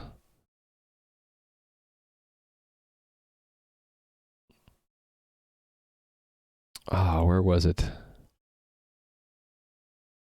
I guess I'll do a search. I hate doing searches though.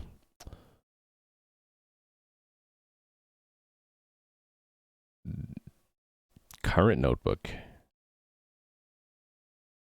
Here it is. There's the Musin trick. Check it out, it's awesome. You can just say assert, in this case, it's copy, right? T copy.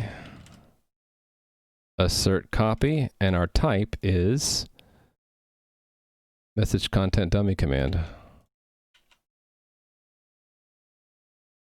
And it is not copy. Copy is not implemented for it. So how does that work then? Is it really doing this can't be a copy then, because it doesn't implement copy. Does it do a clone? It isn't doing a move, because if it was doing a move, then it wouldn't let me do this twice, right? Anyway, this is a neat trick to see if a type implements a certain trait. If you get a compiler error, then it means that it does not support that trait. I don't know, Musin.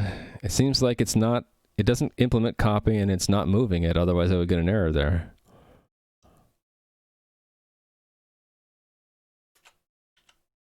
It's copying the 3 fields in the pattern, but it's not copying out of content though.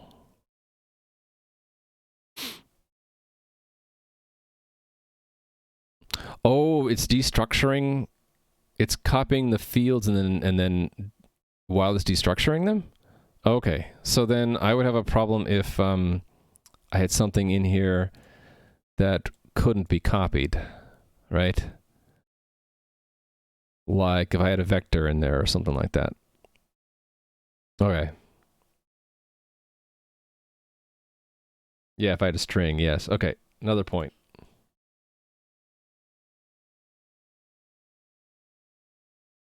Right, so this borrows from content, whereas the other one copies the fields of content.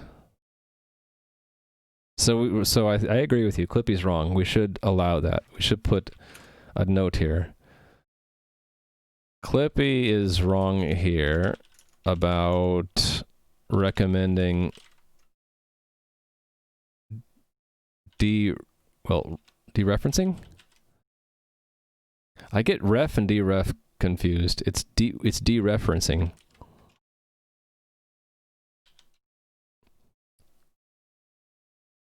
Because that would make copies of the fields of content, which we don't need. We only need to borrow them.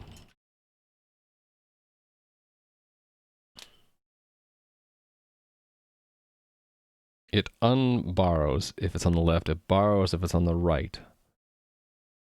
The word unborrow scares me. I'm not exactly sure what that means.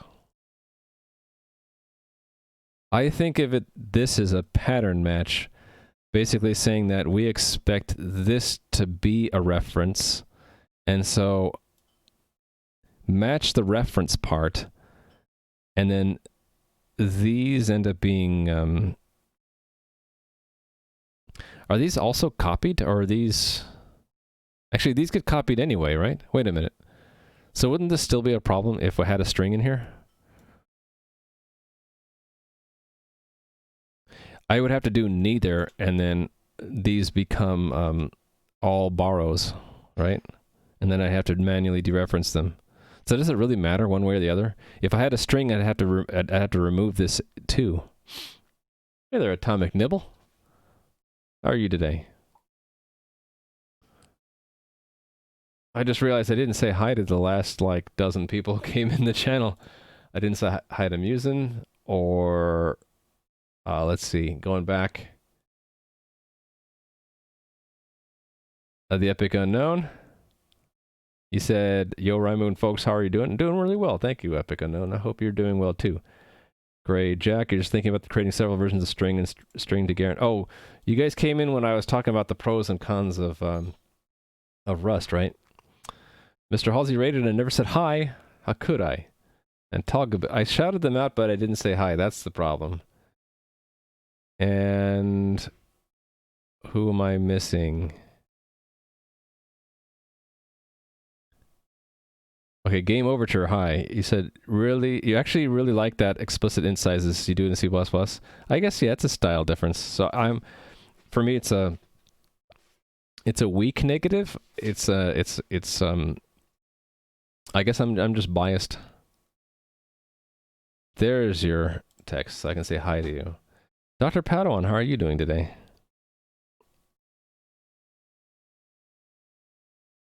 What would you do if you got a 500 viewer raid? I would try to be calm, but I would explain what I was doing and probably give an intro to the game, and then put my moderators on high alert. That's what I would do.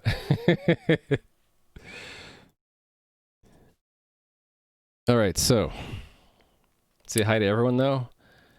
I would maybe try for a little bit, but I would probably fail and I'd have to give up. I've done that before, and not even like 50 person raids will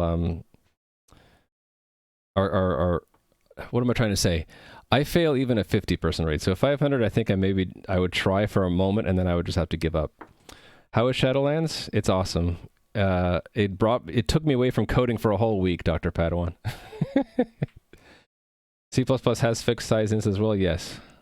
But too bad I closed it earlier, but like we have int 32t, but sometimes you just want an int. In Rust you can't do that. No ints for you. You must choose. Do you want a sized int, or do you want an int 32 or an int 64 or what? No coding for a week. Yeah, well, basically, yeah. I did a little bit here and there, but not really. Most of the coding I did off stream was before the World of Warcraft expansion came out. What is an int? Int is you don't care. Int is just an integer. How many bits? We don't care. And of course shouting is required because, no, just kidding. Int is just an integer where you don't care how number of bits. So typically it's matching the architecture's default register size. So like on x86 it would be 32-bit integer. On, let's say, on a more ancient processor like the 8086, I think an int was 16-bit. So it varies. You can't assume the size of it. And it's not enough to say it's just the register size, because some CPUs have different sized registers. Like the x86 64 has both 32-bit and 64-bit registers, so kind of ambiguous, right? And it turns out that in that architecture, 32-bit is often more performant than 64-bit because you have more slots available for registers. Anyway, it's a fascinating subject to get into CPU architecture, but it's a little bit too much out of scope of what I'm trying to do. You wanted to see C++ for you making a point? Yes. Is it at least 16 bits? What about on the Apple II computer. Wouldn't it be 8 bits because that's the register size? It could be 16 even on a 64-bit CPU. That's true. Depends on the compiler, right? If you take a 16-bit compiler, I don't know. Does the standard say it has to be at least 16? I thought it just said it's an implementation detail. Yeah, Atomic Nibble, people did that a lot in the past, and it drove me crazy because it's been around since 1999. The standard int header, people still define their own integer types. Okay, let me fix this. This is a problem because we are going to do that, but my comment is wrong.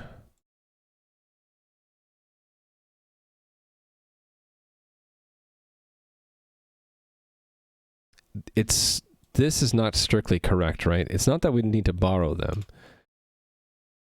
Let's not say Clippy is wrong. Prefer over that, despite what Clippy says, because reasons. I don't know. I don't have a good reason. Verify vote request. Let's use it. So that would go here, right? Verify vote request. Self dot. Verify vote request. We need the content. And then we need the term, which is where? It's just term. Then we need these things to test against. Last term. Last index. Whoa, how did I get there? And expected term, right? Get the order correct. So this we need to borrow it. I can't borrow it. Cannot find. Oh, do I need to mark that? Hold on. I have to do something here like content at, right? Oh, what was the syntax for this? Was it... There's a syntax for getting a sub part of that match, right? What was it? C++ standard says at least 16. Okay. And that's the modern standard. Maybe in the past it wasn't, though. Int least 16t. Okay. It's reasoning that there's wrong when you use more complex syntax. Okay. Yeah, I had the at, but I had it... I don't have the syntax right. Is it here that I have to put it? Oh, yes. Then I can do that. Cool. Okay, now it's saying that there's a move. Right, because I don't actually need to do that, right? Wait. Then what do I just do? Do I do that? I can't do that. Wait.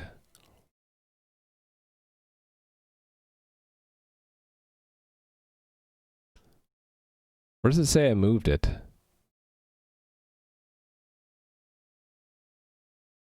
Where is the move happening? Is it because I can't move it into that?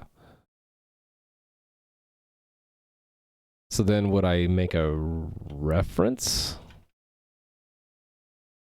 I can't do that. I don't know what to do here.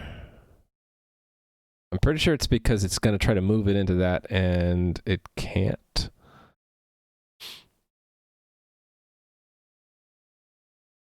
Oh, ref. One of these syntactical things I hardly ever use, right?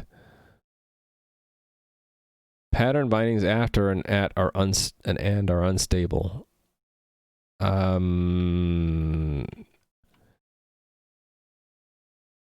Ref? Nope.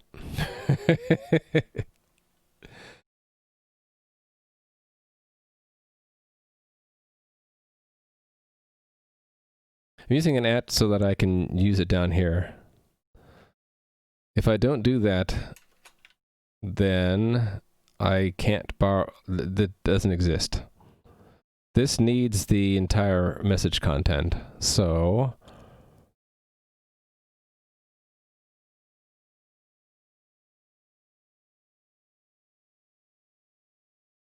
the problem is I can't. I want to. I want to ignore any messages that aren't request vote, because if I don't and I just pass them here, I'll end up in the oh, I don't have it, but there was supposed to be a panic here. This one, that we expected a vote request and got something else. Yes, so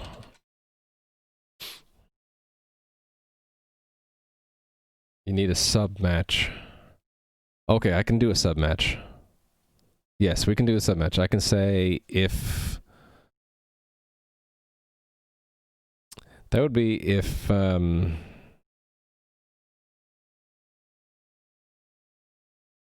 this part, right?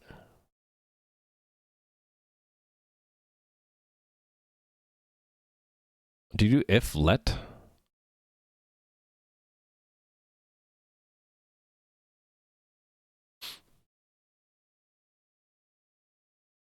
Yeah.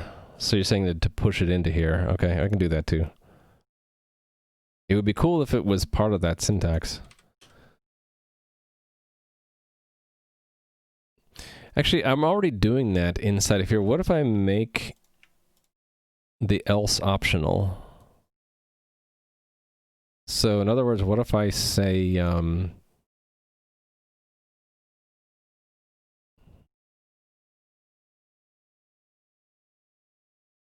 actually, what if I just have it return a result and let the caller decide what they want to do about that?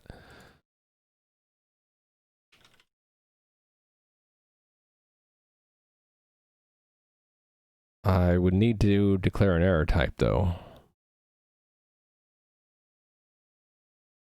Actually, I don't really need an error type. I could just use that convention, and I could say, okay, or error.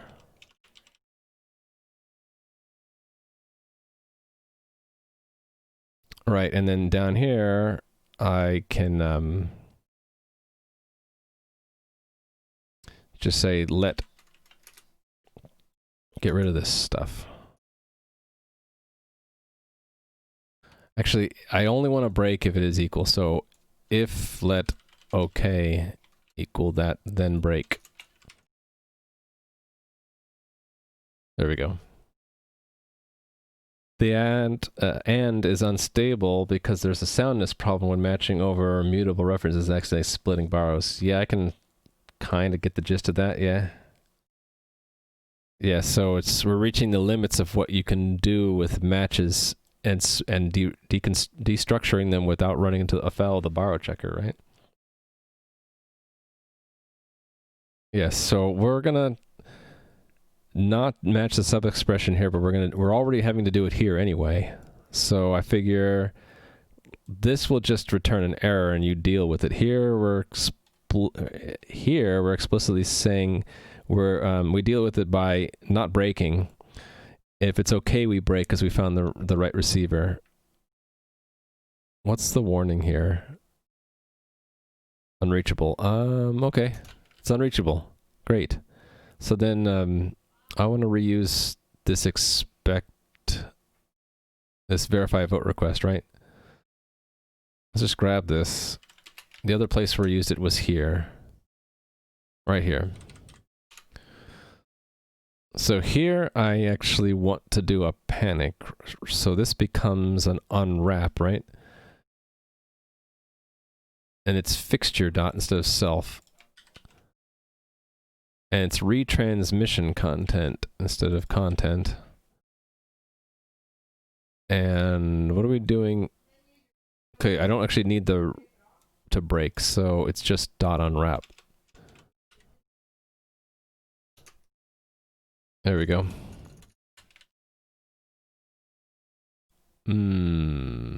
What variable names did I use? Oh, okay.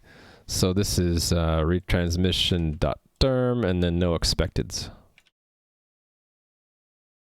Right, okay.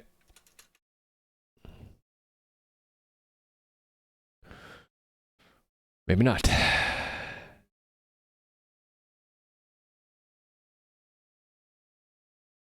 Oh, these are explicitly 0. Okay, so that's 0, 0, retransmission. No, this is a 1.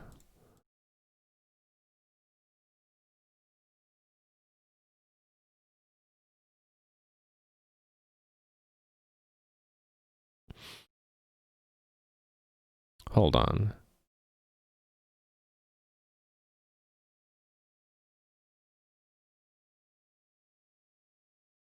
Term is what I compare there. Okay, that's the actual term. Okay, so then I had this needed to go there, and the expected term is 1. Right, okay. Okay, good.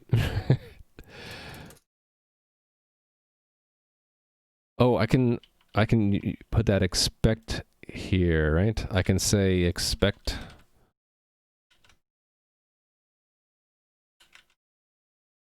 Do you have to do a format then?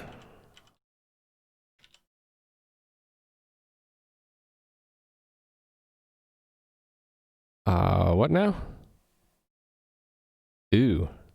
Okay then. You can borrow it. We made it just for you, but if you only want to borrow it, that's fine. Okay, what is it telling me now? Use of expect followed by a function call. What do they recommend me doing instead? What? Oh. Because I should be using expect error?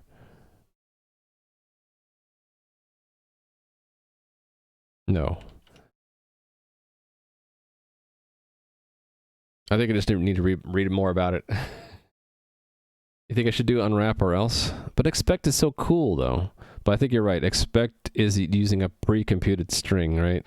And so it would be silly to compute that when unless we actually get an error. So you're right. It should just be unwrap or else.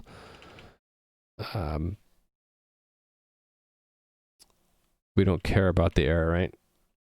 Oh no, there is no. We don't get an error, right? For unwrap or else.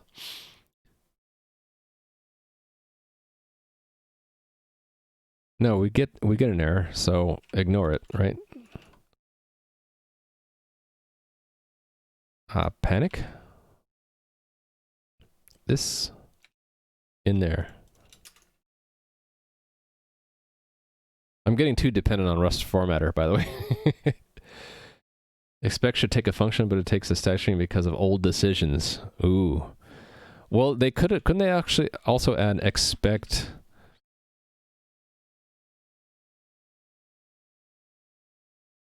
Oh, you're right. Yeah. What word would you put here? The convention is to have something or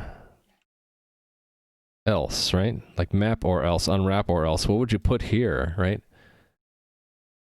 Expect or else or something? Yeah. Yeah, tricky. Name is definitely the bike shed moment. Yeah, you have to find the name, right? What name would fit? Like it's like they've painted themselves in a corner with expect. Okay, so this looks nice and clean now, right? So a server retransmits a requested vote for a slow voter. We mobilize a server, we await an election, we await a retransmission, basically a RPC timeout, and then we verify that another vote request was sent out to the where is this? Vote request.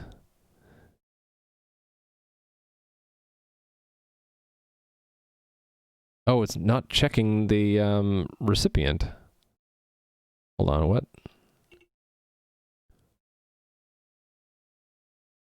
Oh, right here. That 2 is their expected recipient ID. Yeah, I should maybe make that more clear. Hey there, War Eagle. How are you doing today? Still rusty. Yep. Getting rustier every day. You normally just override expect with your own trait method that does. So when the standard library doesn't fit you, just override it. I like that. Yes, that's how result works, right? How you can do something like that as long as you define your own result type so that you can unify the error type across your crate. Okay. Yeah, so that too needs to be more clear. This is expected recipient receiver ID. Now the wheel on my mouse is basically broken for scrolling down now. I think it's time. It's time to go to the next mouse. All right, running all my tests to make sure I didn't break anything. Okay. Check it in. Let's review.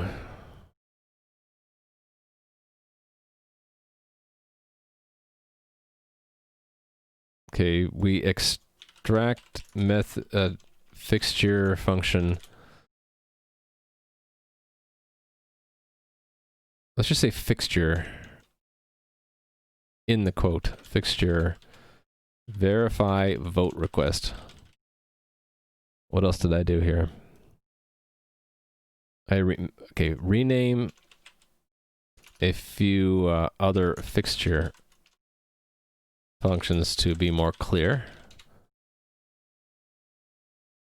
And I did some internal stuff here, right?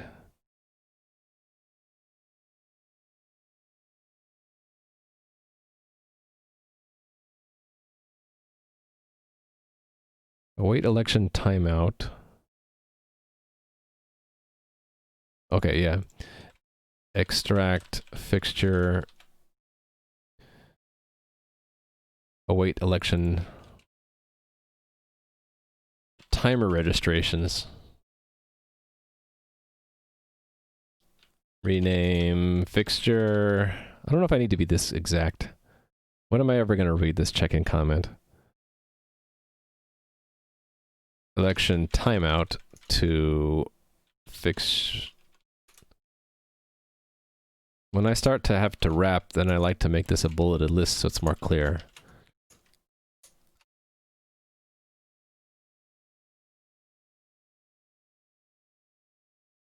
Trigger election timeout.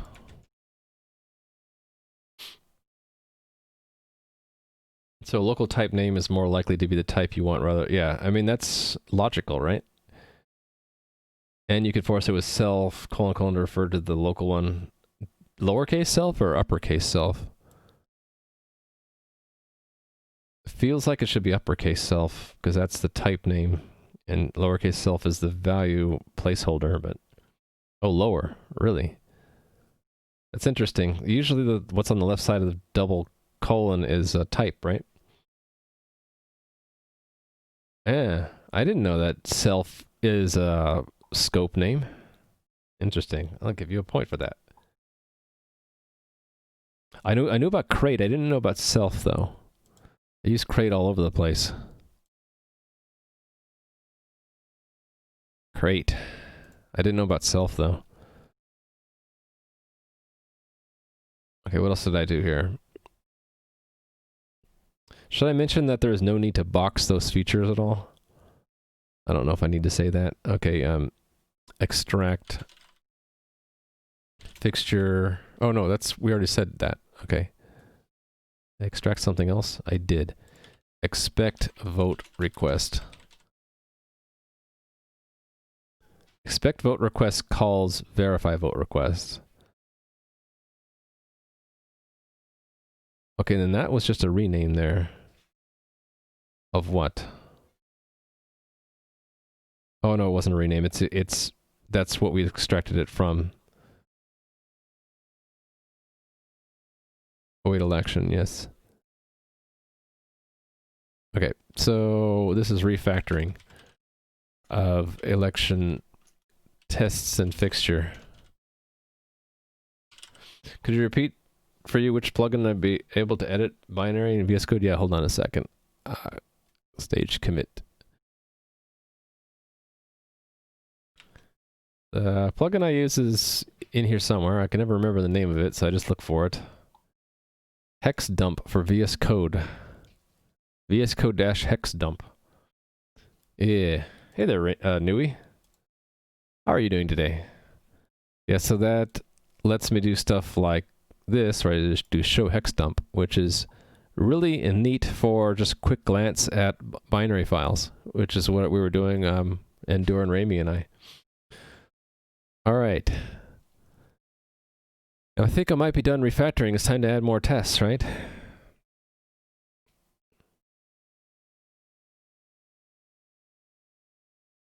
Use it a lot for unit tests to do self. I use super a lot, but not self. How would you use self for unit tests? Oh, you name your tests the same as the functions under test. I see. Yeah, so that would be a problem if I did that, because if I had a function called new election in super, this would hide it, right? Or would it hide it, or would it give me a compiler error? I don't know. One of the two. Either way would be bad. Let's see. I'm going to glance over at C++ to see. Actually, I was doing this last night, and I was thinking I'm not getting much from these C++ tests. It might be better to just kind of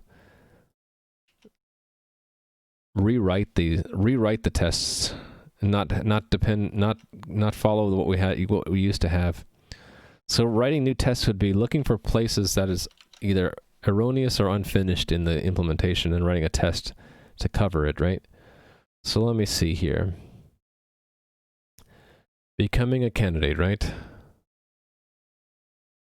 We increment our current term, we update persistent storage, we change to be a candidate. We go through all the peers, we record that they did not vote for us or anybody yet, and then we construct a message to send to them, and we send it.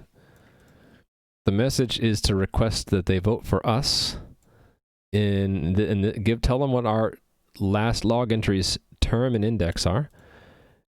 This sequence, okay, that's a problem. The sequence number needs to increment every time we send them a message.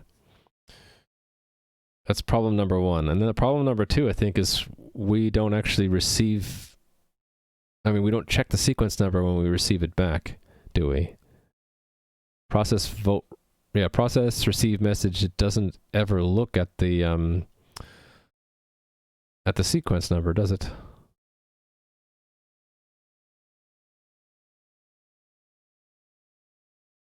Yeah, it just records the vote. It doesn't check the sequence. It should check the sequence number here.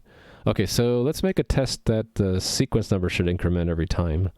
Or maybe just update the existing tests.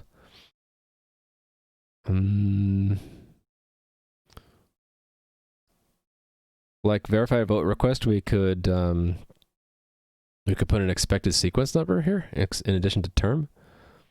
Maybe? Yeah, why not? So expected sequence number. All right, and we should just verify it somewhere. So right here, I guess.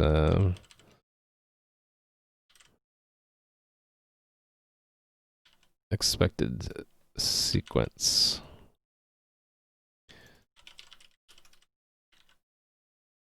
All right, now where do we get the sequence number from? Oh, term we passed in just to compare it. Sure. All right, there's a lot of arguments now to verify a vote request. It's getting kind of heavy in the arguments sector.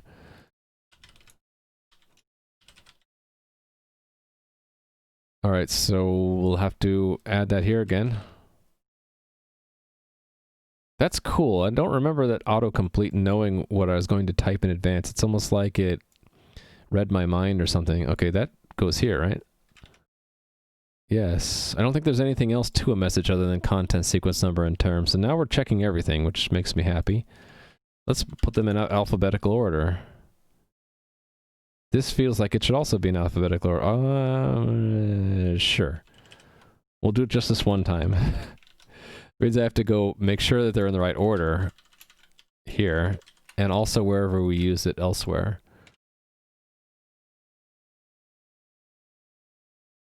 here, right? So retransmission sequence. Actually, if we're passing, why don't I just pass in just read the whole message, not just the content? Wouldn't that be smarter? The sequence number we expect would be 2 at this point, right? So it should go from 0 to 1 on the first transmission, and then the retransmission should be 2, I think. Oh, wait, no. I don't think the sequence number moves on a retransmission, so it would be a 1. Because they're idempotent. We just send exactly the same sequence number out again. Alright, can guess types now? That's really cool. Yeah, it's looking at neighbor functions, right? Oh, you used this name with this type and this other function close by, so you probably want it here too. Yeah. Hey there, Crow. How are you today? Okay, this is silly. I should just say borrow the whole message. Right? So this should just be message. Why not, right? And then, so I can just say content.message. Or, no, hold on, what am I doing? Message.content.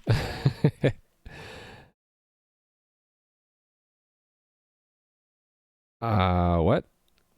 Why is this a problem now? Found reference. Oh, right, I have to borrow in both places, don't I? Yes. Okay, and then here and here I can put message. Easy. Easy clap. Okay, so then this takes the entire message, and I don't need to destructure this anymore, right? So just borrow that message. I don't need to destructure anymore. Deleting code is nice. A nice feeling when you can delete code. What happened here? Oh, this needed the sequence number, right? So expected sequence. Neat. Yeah, it is Rust. Yep. Result is okay exists.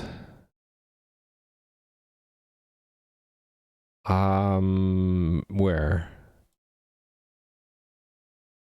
Oh, instead of if let. Okay, then why didn't Clippy tell me? Why did Clippy not have my back here? You're right. This should just be if this is okay. Shouldn't the Clippy have warned me about this? Clippy should say, hey, what are you doing with if let? It failed to connect to the cloud? Yeah, maybe. I get too reliant on Clippy to tell me, hey, you should do a better pattern than what you did there. Args.seq. We don't have a sequence number, so I'll have to add that.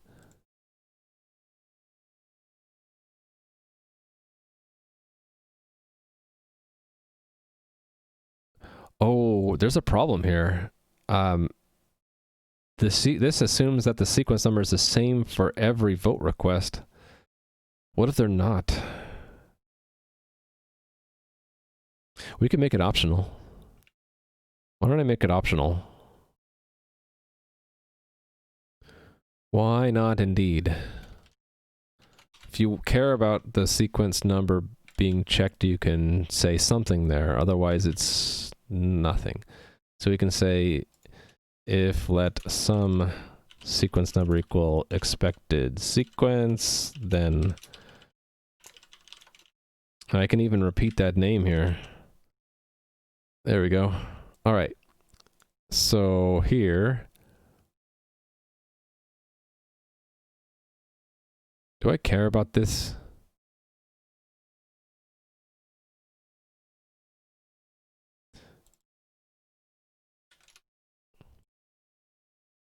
Here I definitely want to make it optional. What about next place?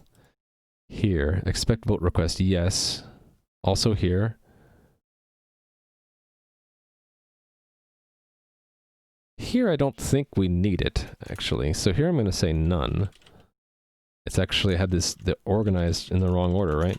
Should be that. Oops. Alphabetical, please.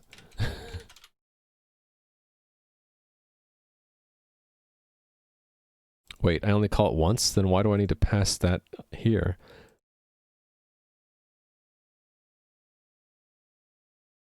I think it's because I intended to reuse this later for single vote requests that we expect to see.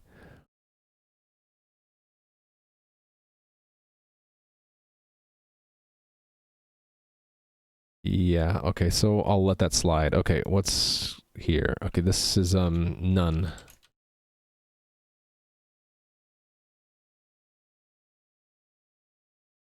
Oh, I didn't even need to pass it. Yeah. Because it doesn't make sense to require one sequence number for all servers when we're waiting for them all. Okay, so then I'm done with that. Make sure we didn't break anything. I did break something. Oh, yeah.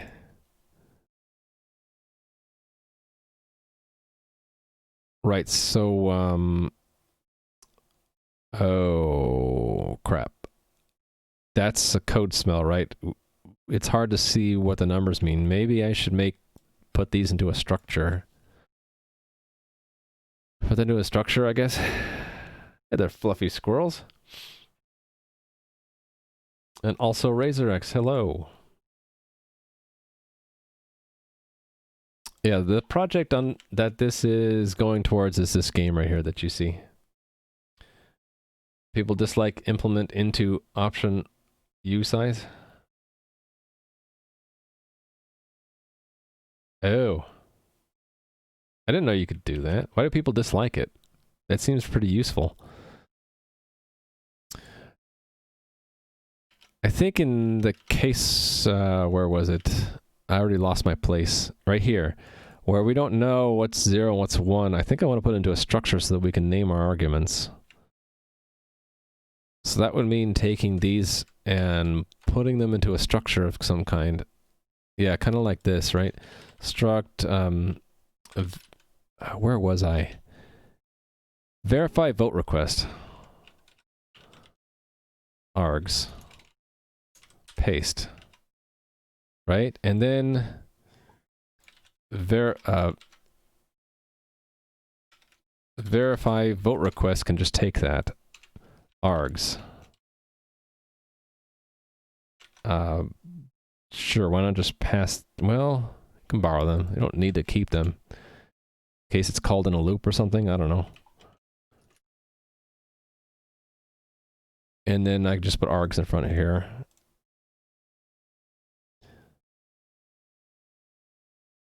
Alright, and then this can just then make a verify vote request args and put them inside. Did I not get them right? Oh, borrow. Actually, I don't know if I actually want to make it a borrow. What did I do for this one? I didn't do a borrow. Okay, that settles it. I didn't need it before, I'm not going to need it now, so just pass by value. Okay, so then I don't need to do the goofy borrow here, it just works. And then here, now I get to name it. Verify vote request args of some kind. I get to actually name my arguments. Alright, so I had term 0, index 0, sequence number 1, and that's a option, so I have to put some, right?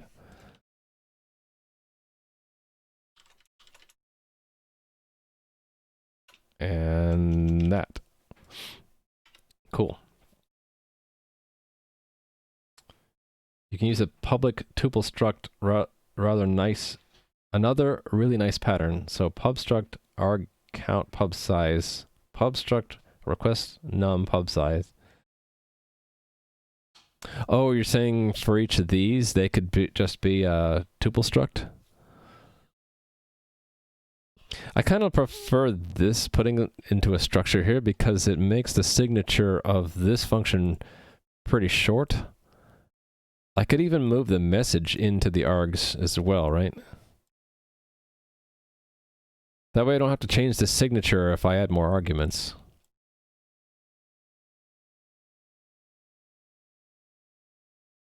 Yeah, we're always passing a reference anyway. Why don't I just do that? So take this argument and put it in there. The only problem is because it's a reference, I have to make it generic over some lifetime. By the way, that's one way to get Rust Analyzer to crash.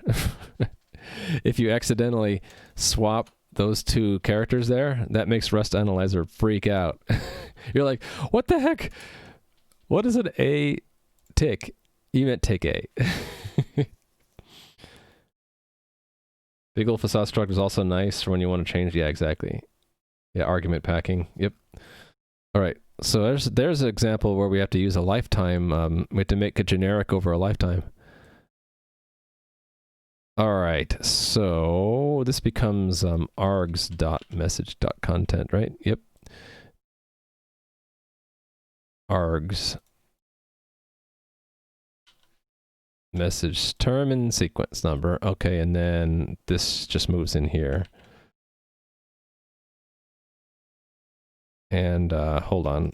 The name is message, so that's message. All right, and then here, message is that. Nice. Okay, make sure everything builds. Finally, I need to go to terminal. There we go. Okay, I broke a test, looks like. Wrong sequence number and vote request was 0, should be 1. Okay, it's not that I broke a test, it's I added a new requirement. So if I want to technically to have no changes other than the refactoring, we make that a none. Check that in, and then I'll make it a sum, fix it, and then make that a second check-in. So this is refactor verify vote request.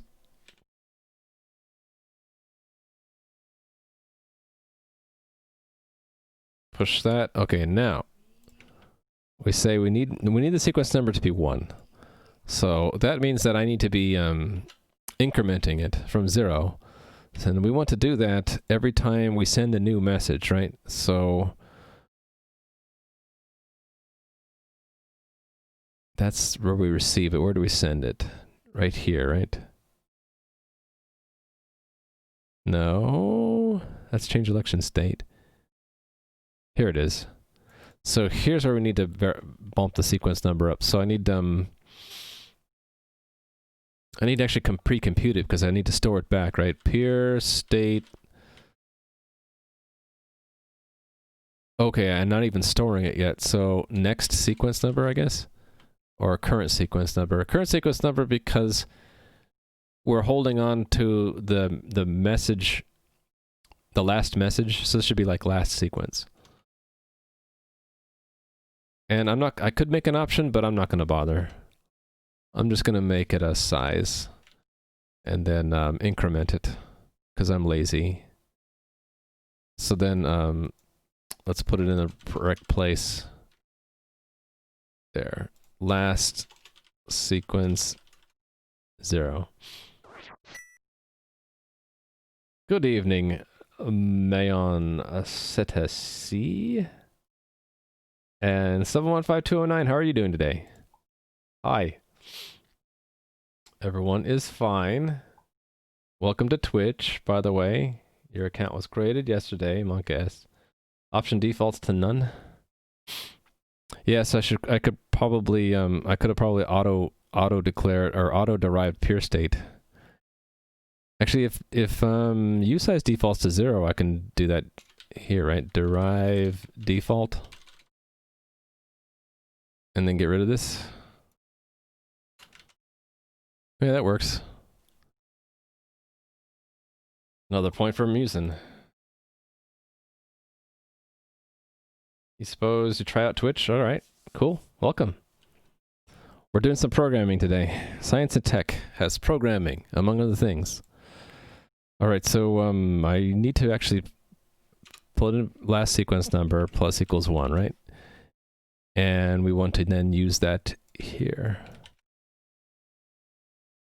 Pass our test, I hope. No, I have some errors. All right. hold on, what? T is not T is to be default? Hold on, what? Oh, I do have a T in there. Oh. Even though it's in an option, it still needs to have a default. Maybe that's why I didn't derive it, because if I just derive default, it requires T to be constrained to default as well.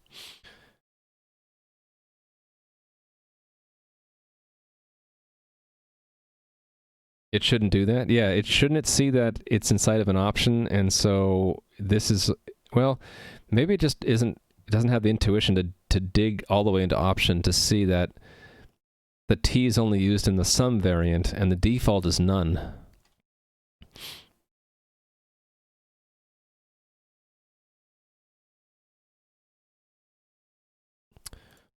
Cool. If you're a coding nerd, maybe you could consider streaming coding too.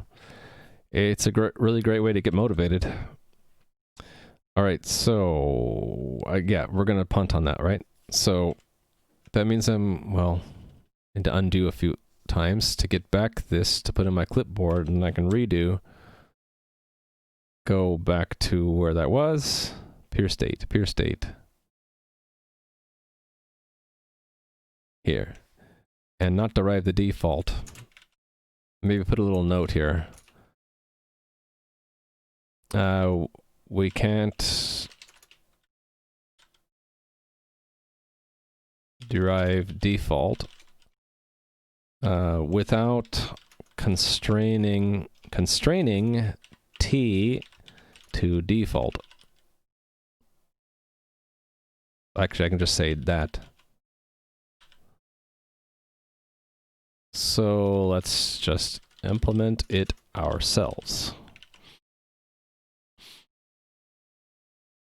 Hospital vibes, uh-oh. Hope everything's okay. Alright, so then, yeah, then it should build, and we should pass our test. Yay. Okay, so that test now requires that our, where was it? This test, right? That the sequence number advanced to 1. And it starts at 0, so let's check that in.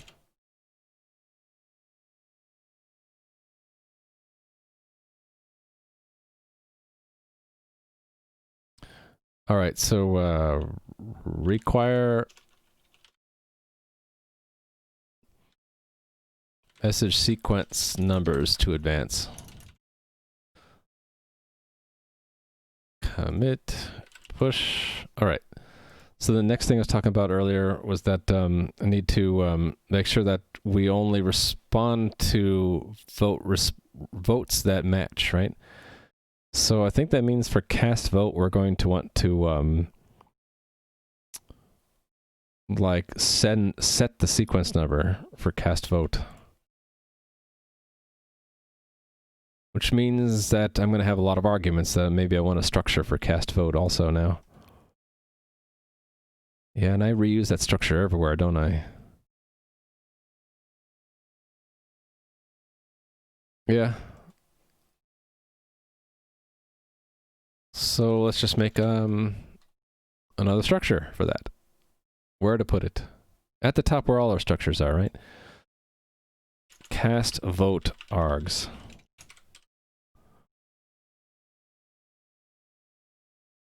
All right. Cast vote args. Okay, here though, oh no, we're always going to construct a new one, right? Yeah, okay, so this is just args then. Actually, is server always an argument too? No, we're adding it here. Okay. So, args. And there's the sequence number that was like placeholder, right? All right, we'll get to that. This still needs to have a cast vote args here. Sender ID is ID, then term, and then vote is true. Let auto formatter clean it up for me. Yay. Okay.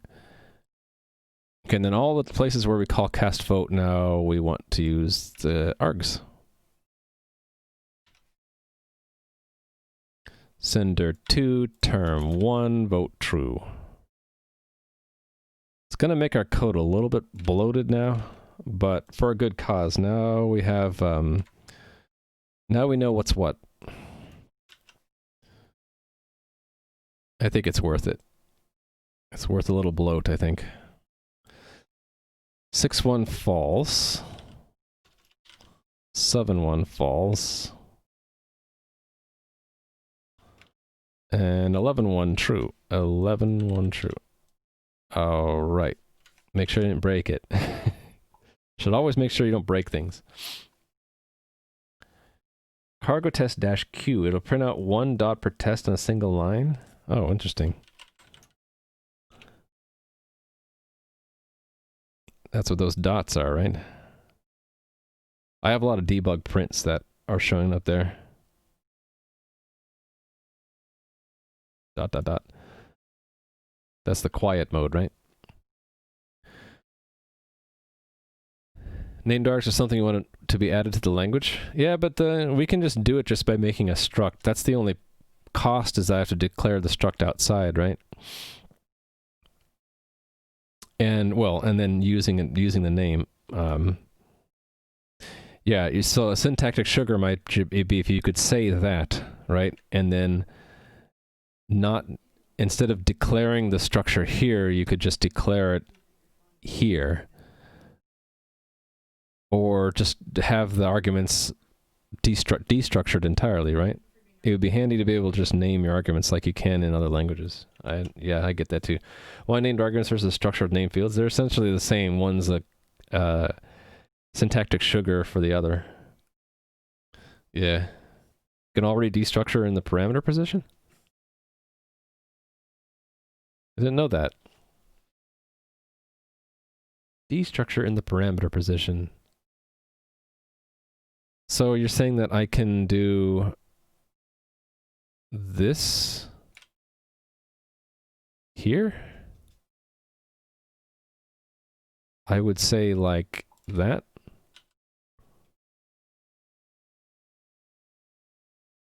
Or would I have to say,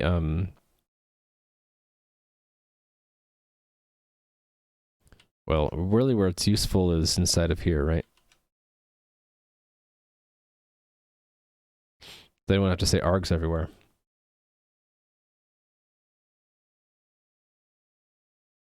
Wait. Oh, I see what you're saying. So I put it on the here, but I have to repeat the type name. And then I don't need to say the types again, you're saying, right? And then I don't need to say args everywhere. Oh, that's neat. I didn't know that. Another point for Musin. Look at that. It's weird that you have to say the type again. More syntactic sugar, I think, would be if you could say that. Right? But I suppose the parser needs to see that. I see. Whenever you see a colon, it's a binding. You're basically saying that this has to be constrained to that. I guess that makes sense because you could have, I don't know, you could have a dot dot here if you didn't need term. Yeah. All right. Yeah, doing that, yes. Except for in that position, it needs a type, not a value. Got it. Awesomeness. Well, there, we learned something. I've learned something new today. Okay. 26 tests. Another step forward in progress. What did we do this time? Okay, this was refactor, cast, vote, and friends.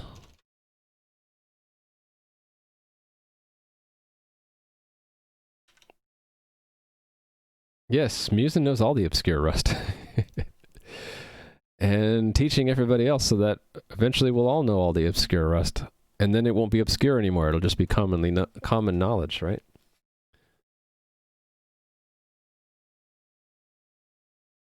Yeah, with the anonymous struct, it would be a lot cleaner, right? We don't really need that name. We could just say that, and then,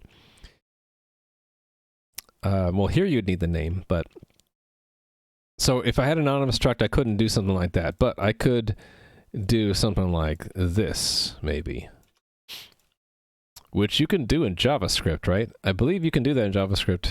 This just says in that second position you expect an object, and then destructure it along those fields.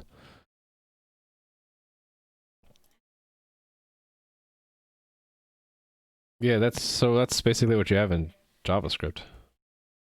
You need the type though. So you maybe have a placeholder of some kind. Like you don't need a type there, but maybe you'd have a struct or something. What if you had a keyword struct and then the parser would just recognize that syntax? I don't know. A struct without a name, yeah. That's what I would that's intuitively that's what I would have, right? Or maybe just struct. And then if they see struct here, they wouldn't need a constraint here. Something like that. It'd be like tuple, but with curly braces. Yes. Okay, anyway, that's neat because we don't have to say args everywhere, right? We just destructure it like we wanted. I didn't actually make any changes just now. Yeah, okay, cool. So the next thing that I need to test is that we need to make sure we can send the correct sequence number. So I need to test first, right? We need to like set up so that the election shouldn't, well,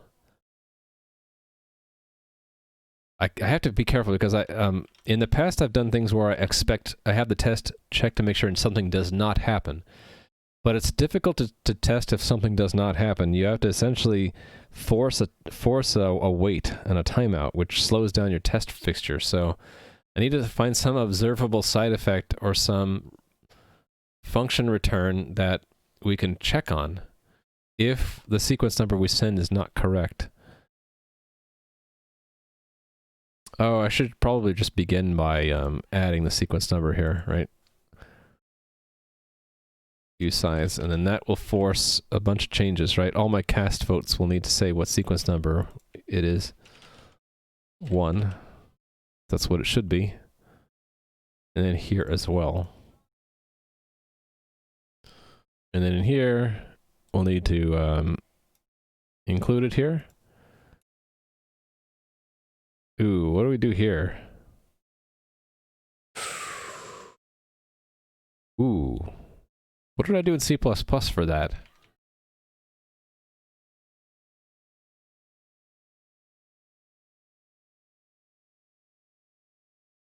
Wait, what? Oh, it just defaulted it to 0? Oh, I remember this. I had a special test exception that if you left the sequence number at 0, it didn't check it. I hate doing that again though. That was a hack. If I need to put a number here, what would I put? I don't know.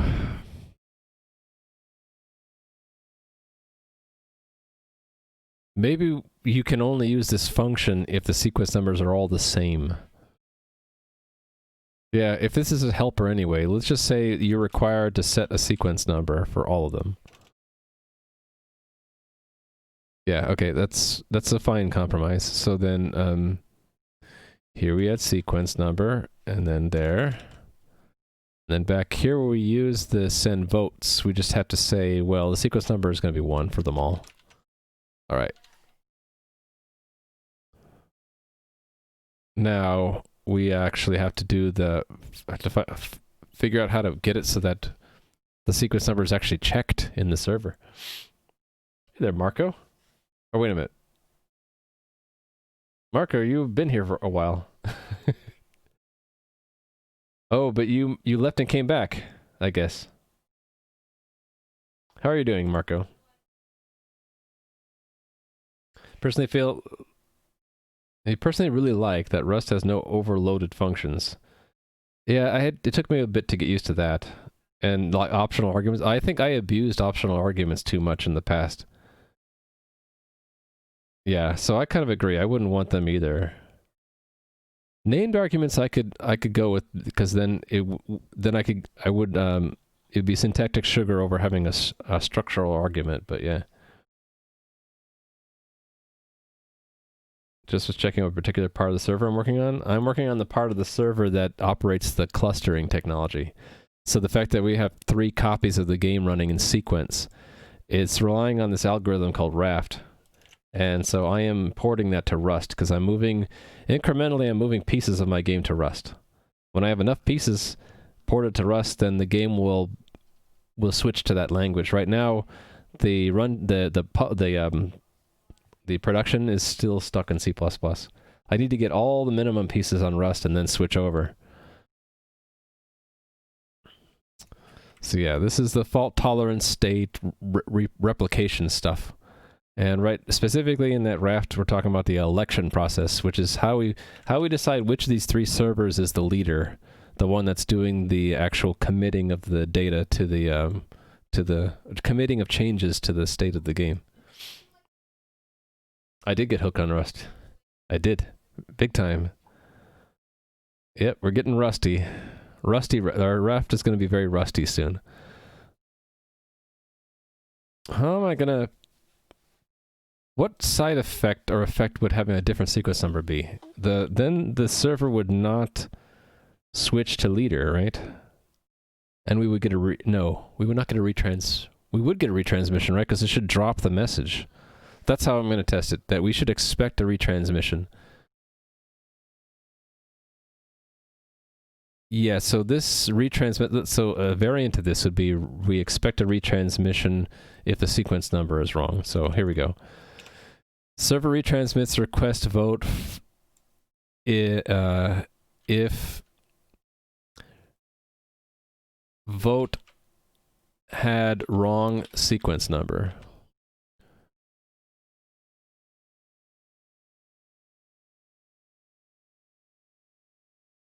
Okay, so basically in the middle of this, we have to actually cast a vote.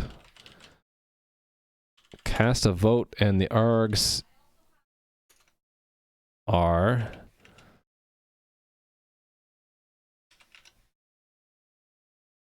So this is the boilerplate that I wish it would do for me, right? We essentially need to do that, go to the end of the line, and... Oops. I didn't do that right. Alt-L, colon. Okay, so sender 2, sequence number. Now we need to pick like the wrong number, like 42 or something. And then this doesn't really matter, but sure, the term would be 1, vote would be true. Right. Then we would expect a retransmission. Why am I getting a warning for this? Oh, yeah, await that. So we should get a retransmission because this is the wrong sequence number. Right now we won't, right? So this should fail. And at that point, we don't need to verify them. Yes.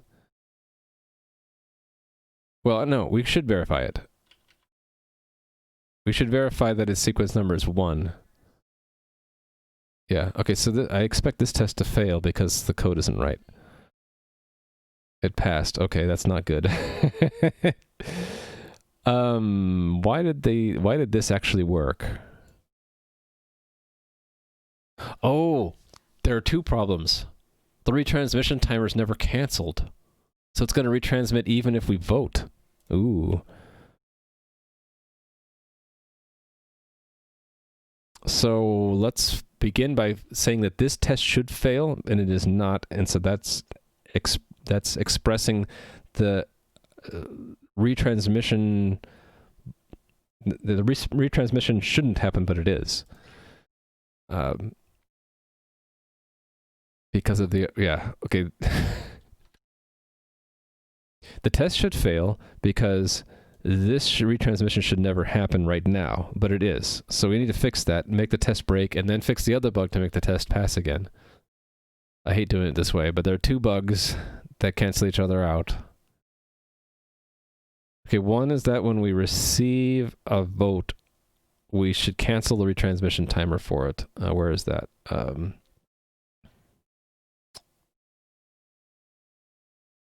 Process. Yeah, here, right?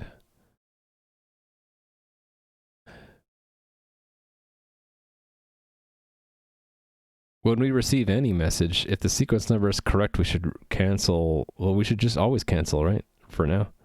And then check the sequence number.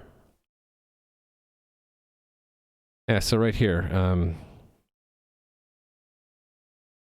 Actually, no, it's only if it's a result, right? Yeah, it should only be if it's a result. So that means we should... I'm going to use a common function here, right? So when we have... We're going to have more test cases to handle. It's to do right now, but yeah, later we'll have more of these. What happened here?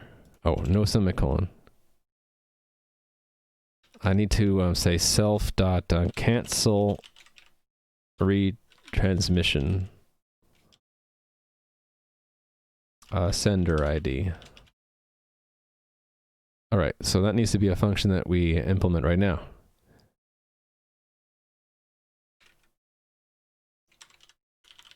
Sender or peer ID, right? Usize.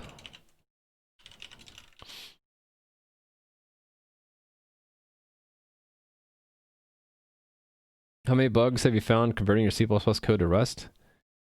If bugs in the C++ code, I haven't really found any yet, but I have encountered a lot of badly written code from C++, and I'm just kind of said I'm not even going to port it. I'm just going to rewrite it. Sometimes it's just programmers that didn't program in a while or program in Rust. Oh. Yeah. So mutable bindings and parameters is actually a pattern bind like that destructuring. Yeah, that makes sense. You're saying that it needs to be mutable, and then despite that, or that aside, here's the rest of the type, right? We don't write bugs here. That's right. We write features.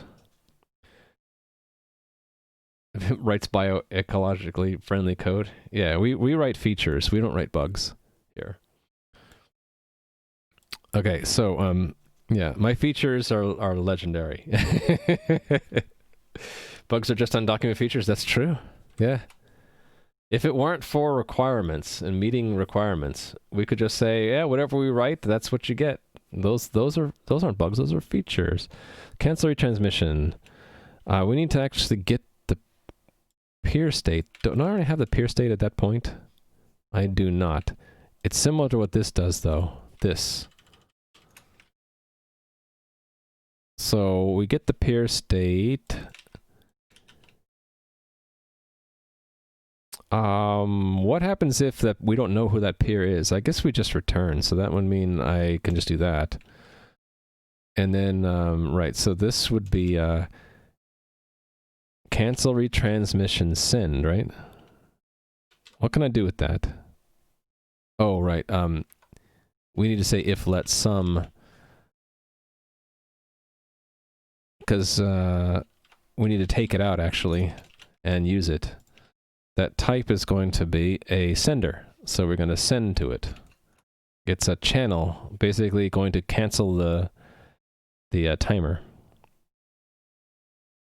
What does the scheduler...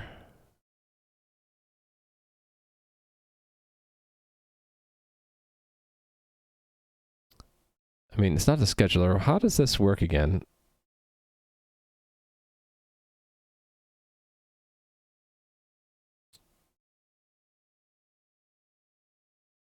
I think it was this, await cancelable timeout, right? So yeah, that's what it is. If the canceled one shot receives something, then it completes on this arm of the select instead of the future it was waiting for. That's right. So all we just need to do is fire it. So cancel retransmission dot send nothing. We don't care if it makes it, right? Yeah, it could fail and we won't care. It'll fail if the future completed first. If you want to combine them, I could do if let sum peer state get mute and then state. Oh, I see. I might, because this is the old procedural way that I'm used to doing it, and I kind of want to get more used to the function chain way of doing it. So let me see if I can understand what you wrote. Yeah, right. I need to get used to that. If this thing is an option, then we can always map the option. So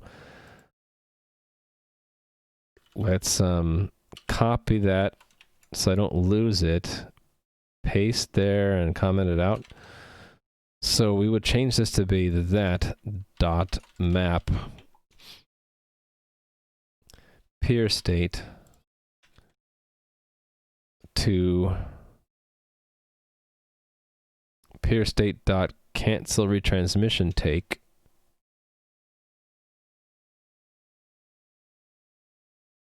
and then map that again, right? Oh, it's not map, it's and then?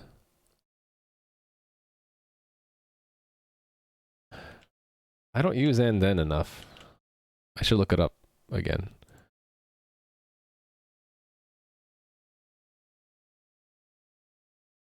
So what's the difference between and then and map? Oh, map wraps it with an option, and then is when we get an option back. Okay, otherwise I'll get an option, right? And then. I could probably see that if I look at the return value, it's going to be an option, right? That'll be an option. Yep, look at that, option. So then if your function in here returns an option already, then you do and then you only get a single option. Perfect. All right, so that self peer states get the peer state, and then with the peer state cancel, get the retransmission timer, and then with the retransmission timer we want to send it like that.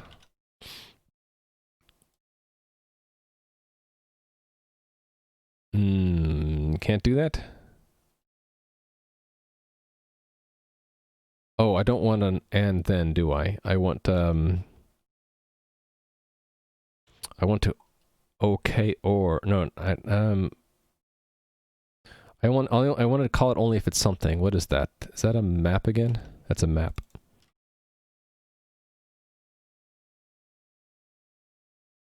There we go. And Clippy's going to say I can improve this. Called map on an option where f is a closure that returns the unit type. So I should be doing what instead?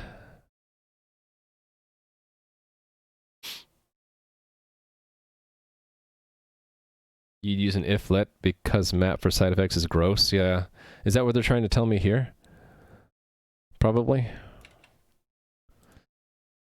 And we can read more about it here. I just love that Clippy gives us links we can learn more about it here. With an if-let statement. Yeah, they agree with you, Musin. It's almost like you read this before, or maybe you wrote it. Yeah, they're saying that instead of doing a map, I should do an if-let. So let's do that. So it would be on the outside, right? Something like this. If-let that.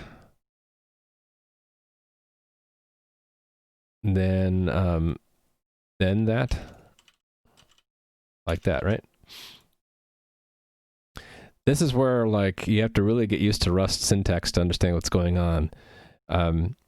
It looks like a conditional, but then there's an assignment to a variable.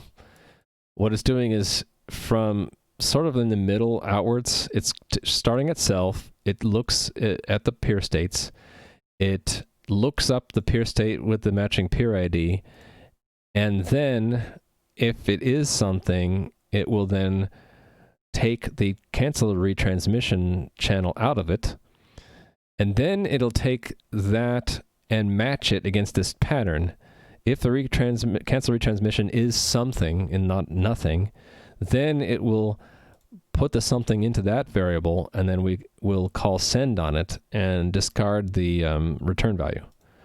So it's a little hard to follow if you're not used to the fact that we're doing a pattern match against an expression, and that expression is built through a chain of function calls, including a function object.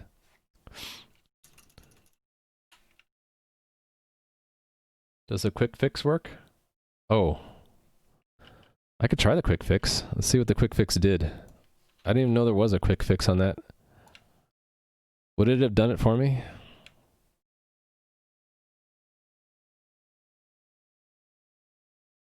Guarded return. Oh, that's weird.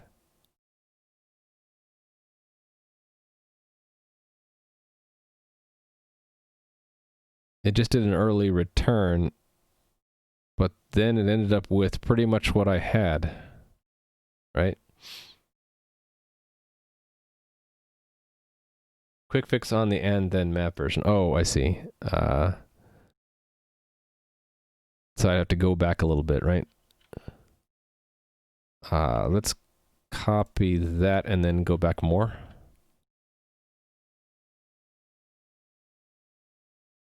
And then I don't want to lose my actual solution, so I'm going to take that and comment it out. So now, quick fix, try this. Oh yeah.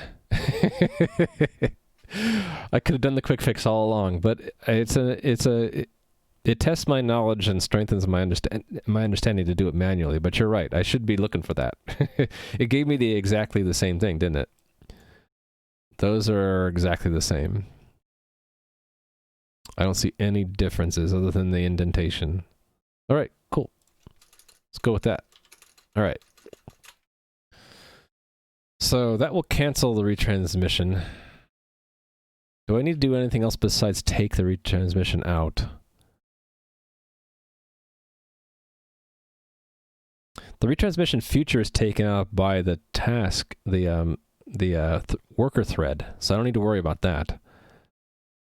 Yeah, okay, so then that's all I needed to do. I just need to call this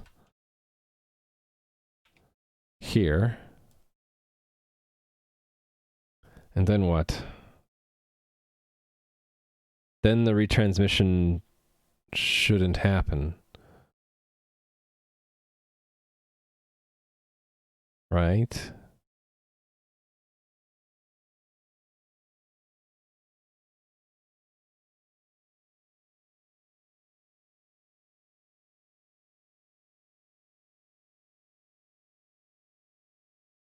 There might be a race in my test, though. I might have a race here with this. Because this cast vote puts a message in a channel that's on its way. It's asynchronous, right? It's on its way into the server. And we might actually cause the retransmission timer to happen first.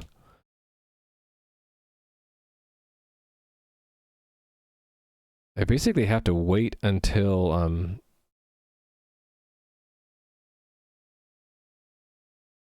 we know that that's been received.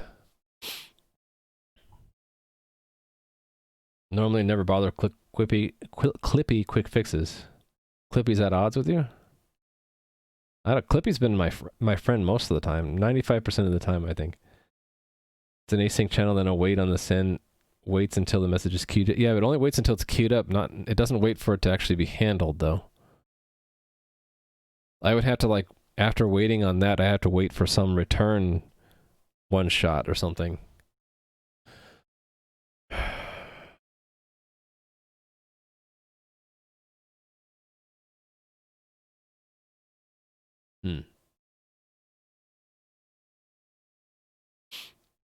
I don't want to have to add a one-shot just for testing, though.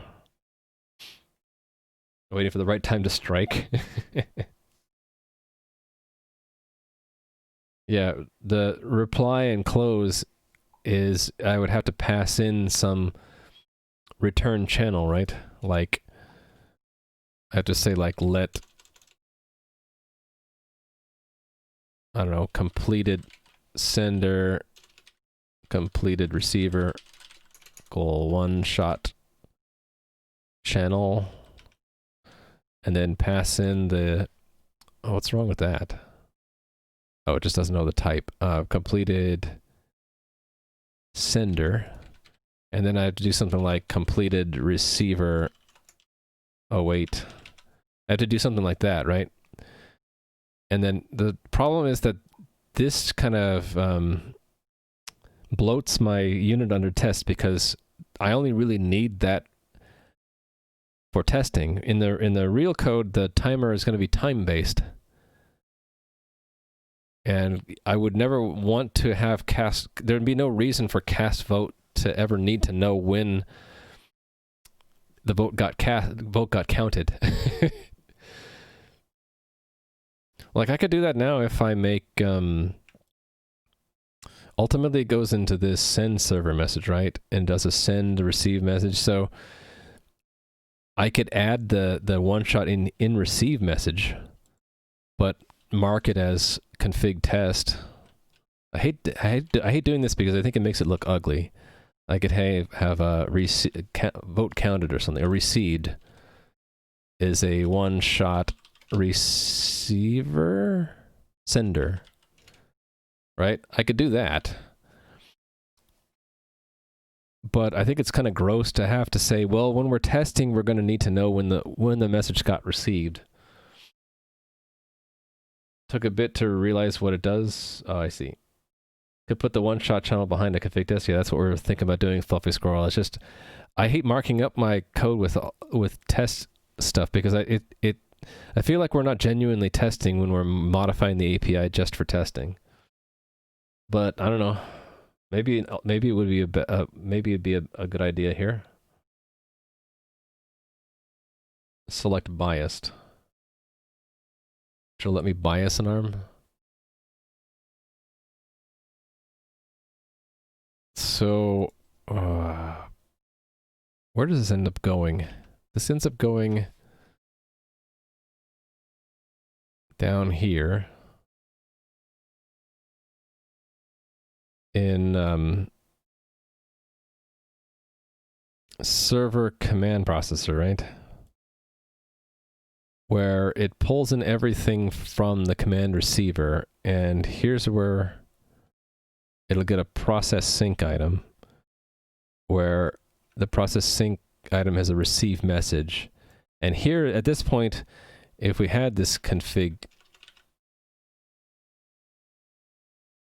test, what did I name it? Received.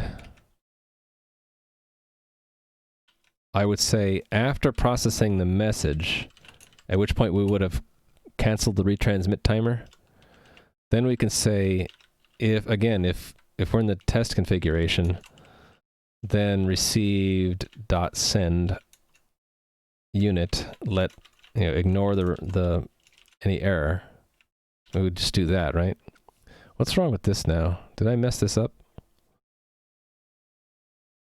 Are you not allowed to do that in a match arm? Because that sucks. So how do I handle that then? Do I have to say something like this and then have another arm for when it's not a test configuration?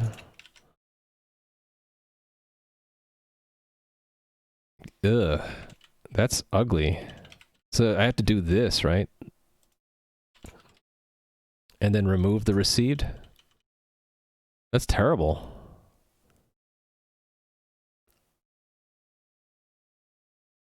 That has to be that.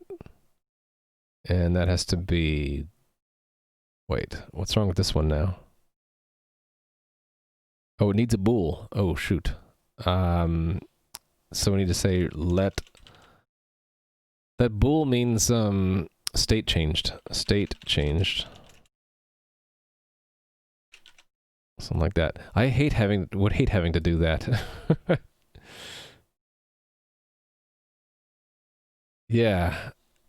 See, this is where, like, I get really uneasy about having this synchronization point here, because I have to have redundant code here. So what if I change this and I forget to change that, you know? I don't know. You can do if config test.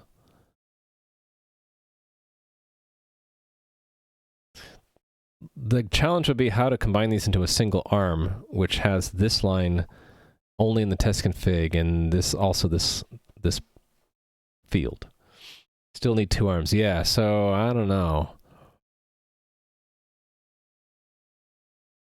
I could just make it optional, I guess, right? What if I make it optional?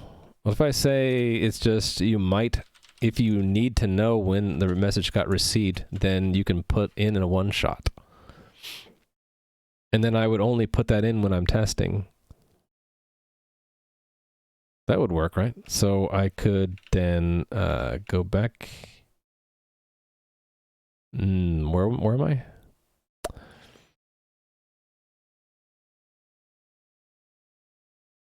Hold on. I'm confused. Here. I delete that. And then I say if let sum recede equal recede, then signal it. Right? And then here I would, then it becomes fully synchronous if I put in a one shot. Otherwise, I could just say recede is none. And that would work, right? Oh, what happened here? Oh, right. Yeah. So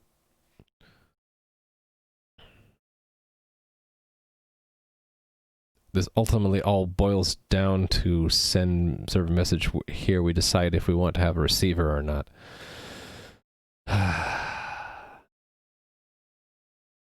If you wanted a channel, but you try to come up with something that isn't conditional like that, produce a feature, you can just give it to async move block that can trigger the test condition.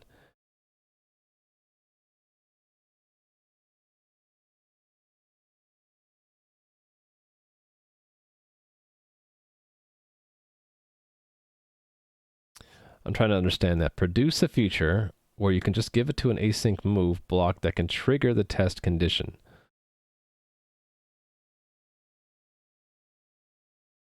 Then process doing nothing in real code and signal cancel in test code. Yeah.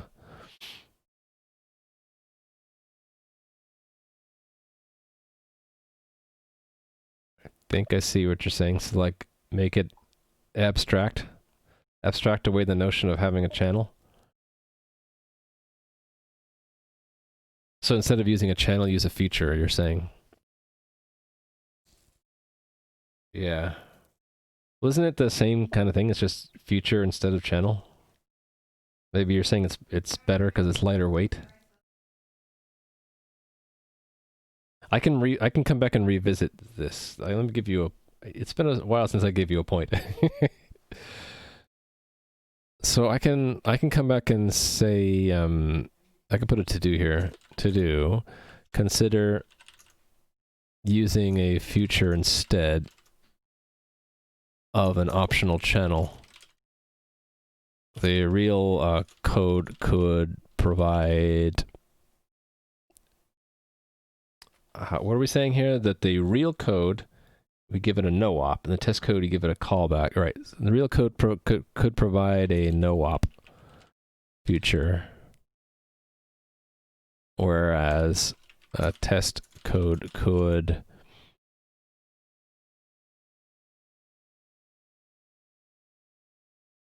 provide a feature which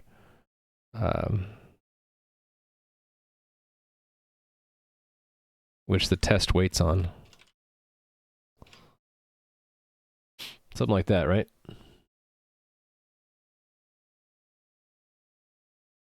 Yes, you're right. So you can make a canned no op static future that does nothing. But options sort of, I don't know. I just don't feel comfortable enough with futures to do that yet. I'm going to leave this a to-do, and when I get better at futures, I will do that. So I think I'm going to go with this for now. So how deeply do I want to... So ultimately, it comes from here, but this goes through several functions to get here. If I say we always wait, is that fair? I think for the test it's fair. We can just do it at this level. So remove that, bury it down into here, and then this is the sender. And then we don't need that, and we wait here. Did I hit the wrong type? Oh, sum.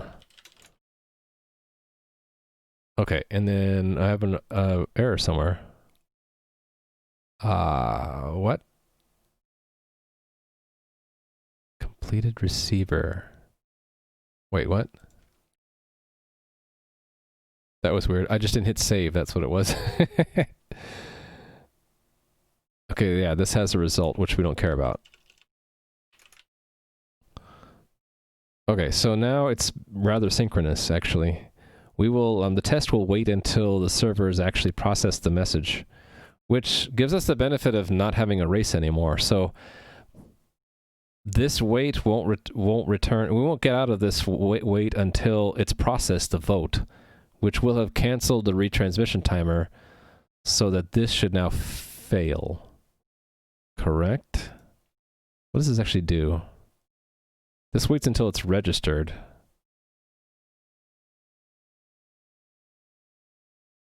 Oh, right. This will succeed, but this will fail because we won't actually have gotten a retrans... Oh, no. The first part will succeed, but then this will time out because it will not have gotten the message. Right, so let's see if this works.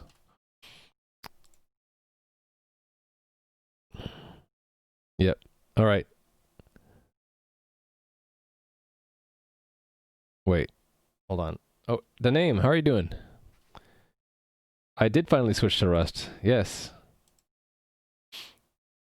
Another approach would be to mock the time. The problem I had with mocking time was what? That time itself, like the instant, is not enough. I essentially need to, well, the way I have my server designed, the scheduling a future to complete uses delay from futures timer, right? So this is the thing I need to mock, not instant. I need to mock a futures timer. So that's what I attempted to do with my mock scheduler, which also gives you a future, but then also gives you a one-shot that you can use to cancel the timer. I mean, not cancel, to trigger. You use the one-shot to trigger the future to complete. So, yeah, that's why I'm doing all this shenanigans with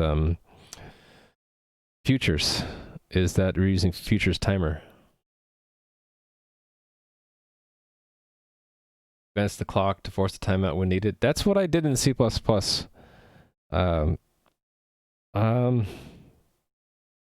Yeah, but it's because of this. Like, I would need futures timer to be fooled by the mock time as well, or not use futures timer, right? So it would have to go into how futures timer is implemented, and can I mock time underneath it? If I could mock time underneath futures timer and fool the futures timer into thinking that the time elapsed, then I could go back to what I was doing before in C++, which is exactly that, just advance the clock forward. So yeah, I just opted to, well, I opted for now to just mock the whole scheduler rather than mocking the instant of time. But if If I go the approach of mocking time itself, then I can't use the futures timer without it being really complicated. Okay, so yeah, I've over explained that. Oh, I wanted to look at the error I was getting here, right? We actually panicked. Server dropped retransmission feature. Hold on, what?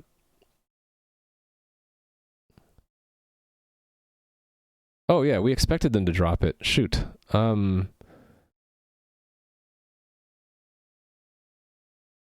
Yeah. They do drop it. Okay, so then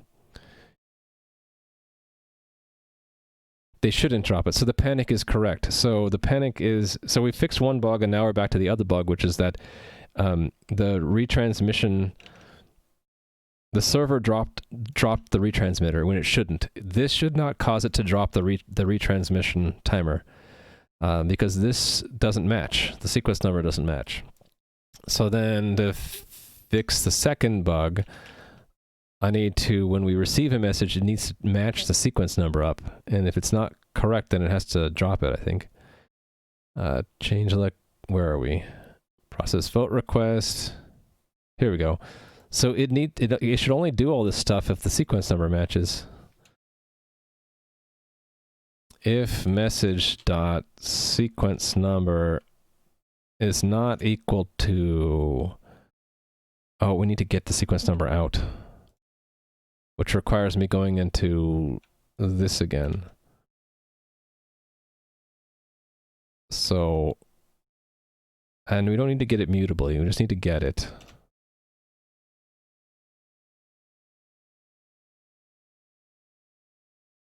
And we only need to do this if there is a pure state, right? So I should just turn this around and say if let sum peer state equals self dot peer states dot get sender ID. If peer state dot last sequence number is not equal to message dot sequence number, then the message is supposed to be dropped.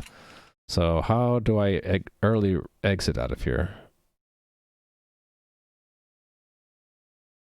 So I could probably combine these again, right? No. Should I just make that a positive equal and put this in there, I guess? I think I'll have a problem because of the multi-borrow. I can't do that. Can I do a break out of the match? I just have to return a value, right?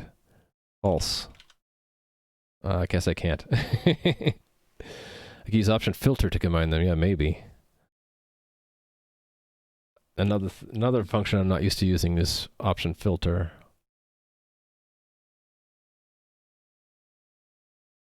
Returns none if options none. Otherwise calls predicate. Okay, that's sort of what I want, right?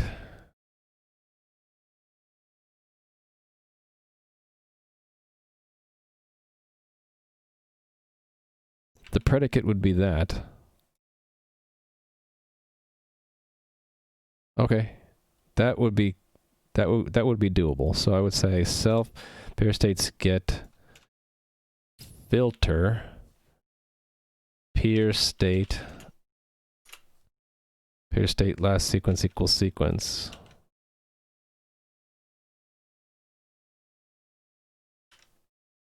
That returns an option. So it would be and then, right?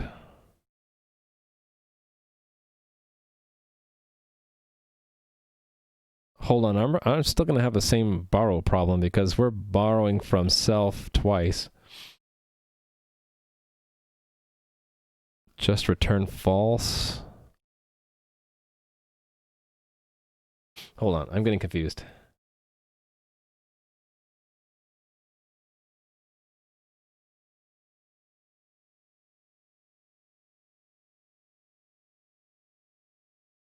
Yeah.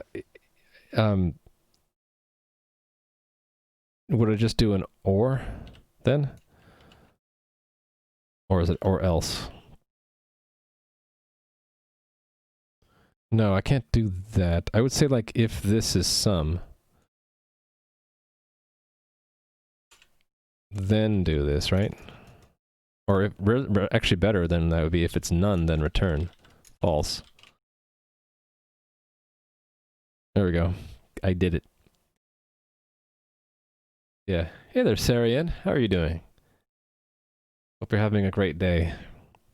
All right, so let me read this back again. We're receiving a message. If we get a request vote results, if we start with self, we go to the peer states, we get the peer state for the sender, we see is the last sequence number for that peer the same as the sequence number we got back. If it's not, we reject the message. Otherwise, we cancel the retransmission timer and process the vote. Actually, this should not be vote request. This should be process vote result. Or process. Let's just match it up, match the name correctly. Process request vote result. Results. Yeah.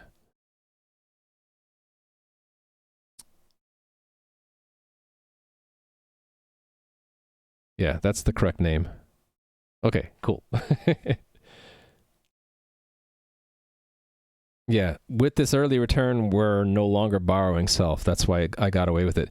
But if I made it positive logic, then I'd have a problem, right? It would say, wait a minute. Else false. Oh no, that's okay too. Why is that? Is it because this filter, once that returns, it gives us a Boolean, and so we're no longer a Boolean obviously can't be borrowing from self anymore. That's right. So filter returns a Boolean. A Boolean, oh no, it returns an option. T is the wrapped value. Oh, but the is some discards the value and gives us the bool, right? So once it returns, we're no longer borrowing self anymore, so we can borrow self again. If I turn this around and did like and then, but we would have a problem, right? If I did this instead, it would probably have a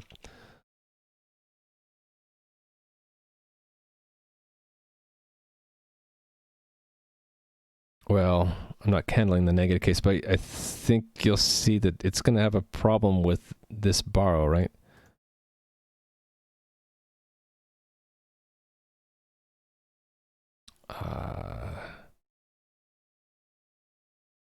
We have to say and then what are we supposed to return?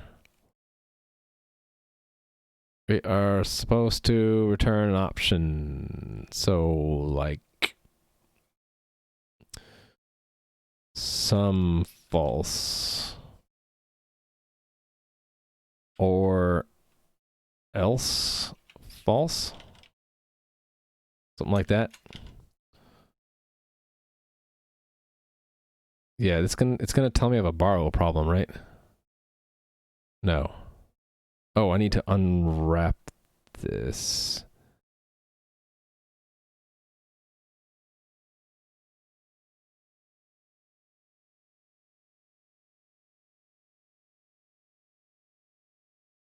Some false. They're not. Oh, it's like or something instead of or. Yeah, or.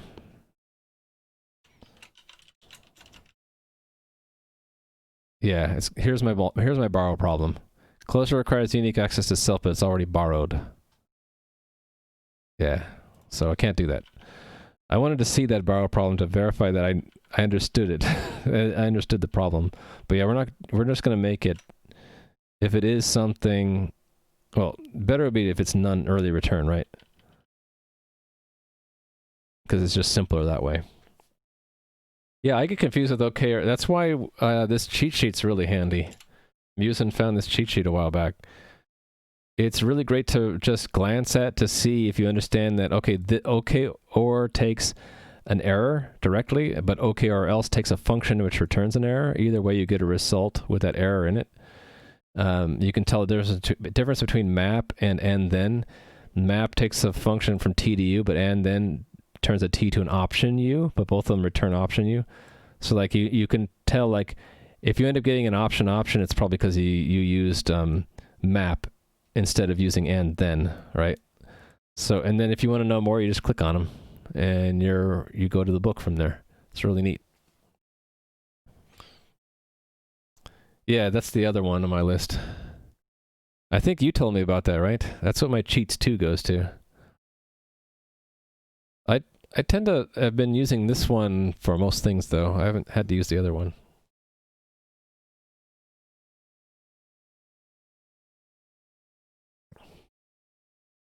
Yep. Both good. I tend to use the first one more, though, for some reason. I guess because I still get confused with option and result and all that. An iterator. All right, I'm ready to test this, right? Run it. Cool, it passed this time. Let's see if it actually did the right thing. Okay, so my print statements come in handy here, right? So here's when the election timeout happens. We become a candidate in term 1. We schedule 4 retransmit timers because we sent out 4 requests for votes. We also set up another election timer, right? Then we receive a message from server 2, but it's with the wrong sequence number, so we drop it. And these, I think, are spurious. This happens because we end up dropping the triggers for all of our timeouts. So basically, we pass the test when we get past this, and this is all teardown, which is okay. Yeah. Okay, cool. Oh, you know what else I can test now that we know that our weights are synchronous is we can test to make sure an election doesn't happen on a minority vote. That might be interesting. So let's say leader not elected. Let's turn this around. Not elected leader.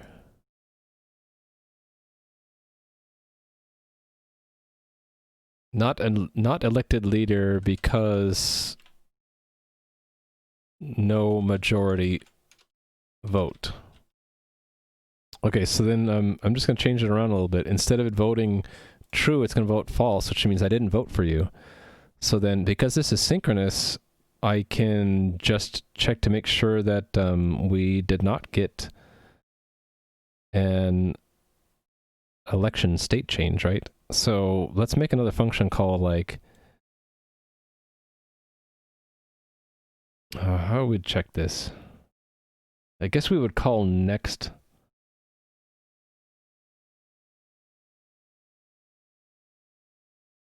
And make sure it's poll and not, I guess we would just call poll next. This is harder than I thought. Basically, I'm going to run into trouble because normally I do a next and a wait, and I can't do that because it would wait and it would time out, which we don't want. It would just waste time. I would want to do a poll next instead of a next. But then if poll next returns ready, we would need to process it and make sure that we don't get this.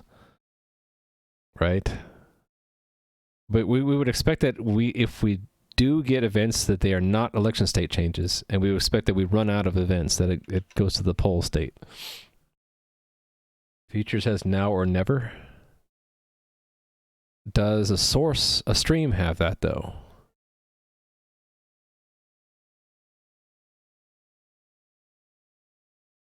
That would be cool. Let me look.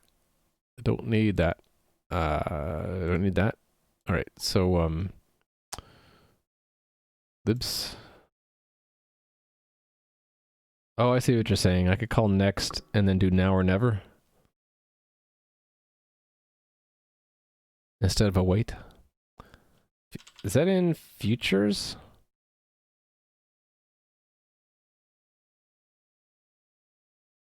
Now or never.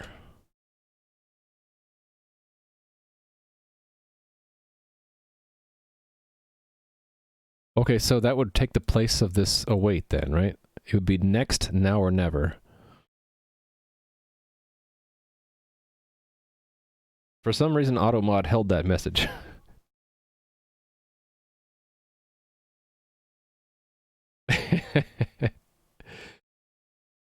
You know why it held that message? Because, see if you can see what's wrong with this word. Why would AutoMod have trouble with that word? I'll give you a hint. Yep, I have to allow futures ext explicitly. Yeah, exactly. I had to allow that one too. I maybe should dial back AutoMod a little bit. I had it dialed up quite high because of reasons, but maybe it's too high. Anyway, so yeah, I could do that. So I can actually do this. So we would say like not await. We would see like expect remain. Well, expect election state. All I really need to tell it is the election state I expect. So that's election state candidate. So let's make a function called expect election state. Kind of like this one. So we'll put it here. Election state, election state. All right, and we'll start with the contents of this and we'll just fix it. All right, so down here. Futures has a lot of really nice stuff in it, like abort and remote. Yeah, I haven't delved completely through it yet, obviously. Okay, so what we can say is we can say now or never.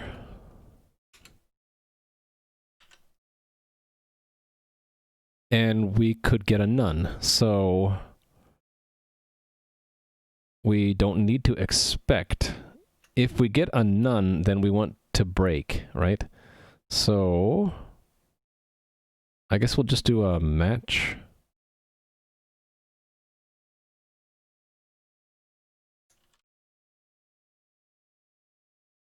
Some event.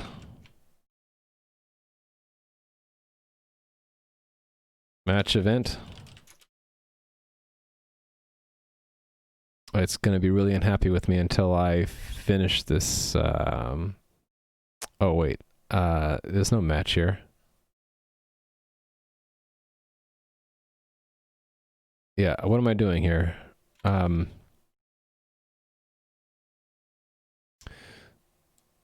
This is just this. Okay, and then none is break. What? Yeah, it's just break. Hey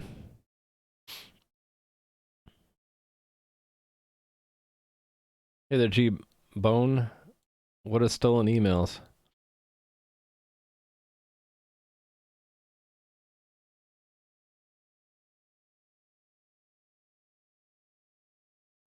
All right. Remove handle. I'd recommend looking at this just to know they exist.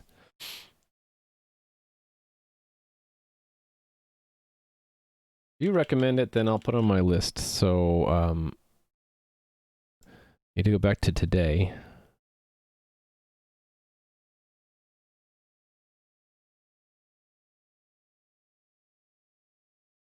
Really, I need to do that, indent this. Grab these.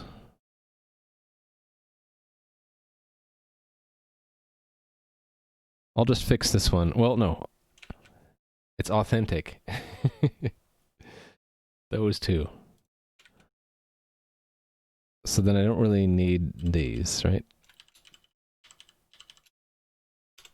There we go. Thank you. Another point. All right. So, let me clean this up now.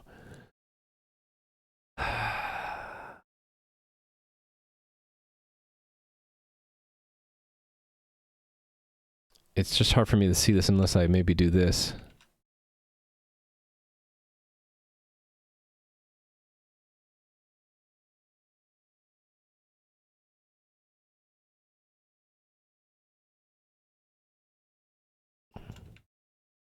Ah, I see.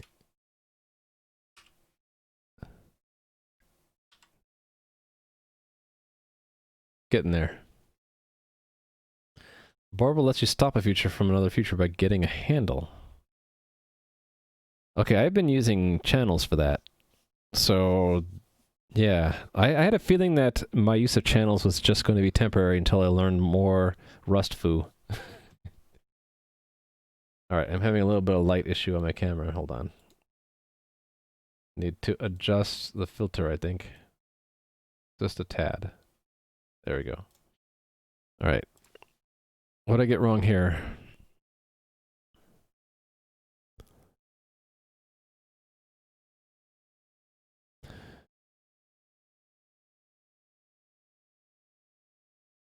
It's an option. Oh, wait.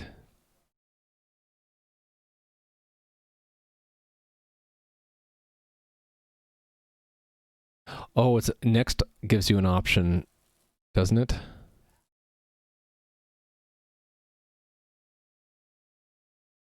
So this means I'll have an option. So, ooh.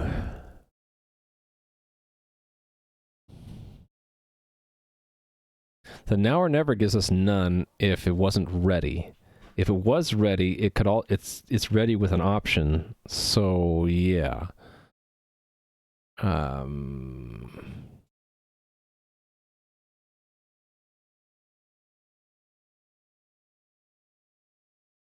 This isn't an event then. It's some event or... Well, I just need to unwrap it, don't I? This isn't a test. I should get something... Well, expect here. What did I used to have here? Let me go back. Had something else in here like... Whoa, too far back. Right, this one. And then go forward again. Uh-oh. Oh no. I messed up my undo stack. Oh well, let's do it again. I need this... I need to keep this expect around. I'll put it there. Okay, so then it's now or never. And then match that.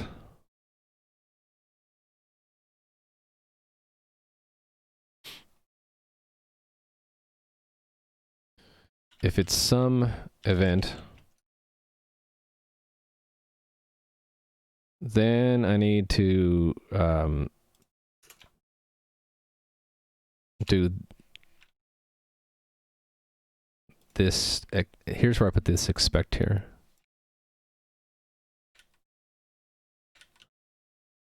All right, and then if it's none, it's just break.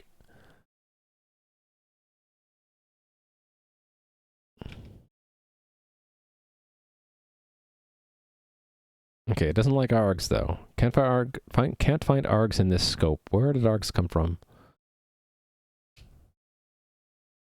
Wait. Oh right. Shoot. We just need to assert that the election state is correct.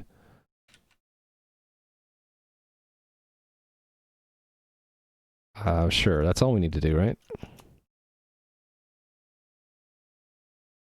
And then I don't need any of these, so I can just do ... No?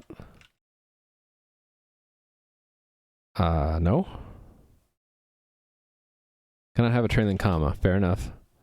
Okay, so it's going to tell me there's an easier way to do this, right? Could be written as a while let. Can it do it for me?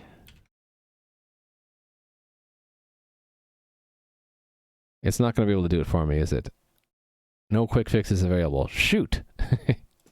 How would I do this with a while let?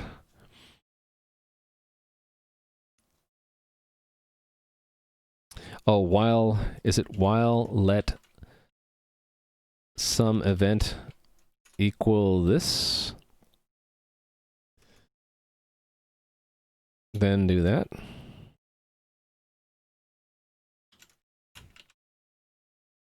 All right, I can dig that. Okay, so does this make sense? Within a certain amount of reasonable time, we're looping while we get some event out of the server, and it has to be available now. If the event was an election state change, make sure it's correct, and then break. Actually, I actually don't want to break, do I? Because we might have more than one. Yes. And then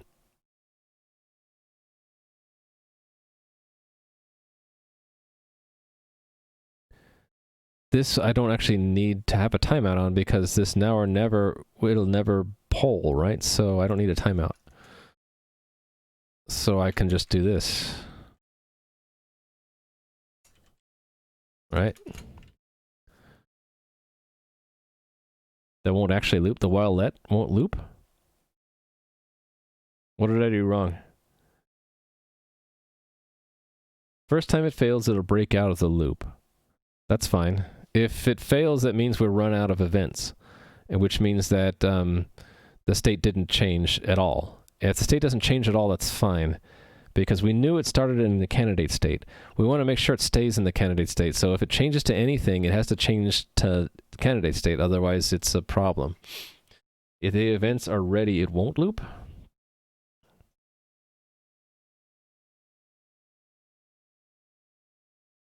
By ready, you mean next is poll ready?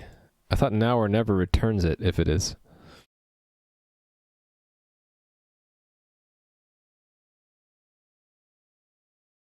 Yeah, we're expecting a message there. The reason why we can do that is this cast vote now is synchronous, right?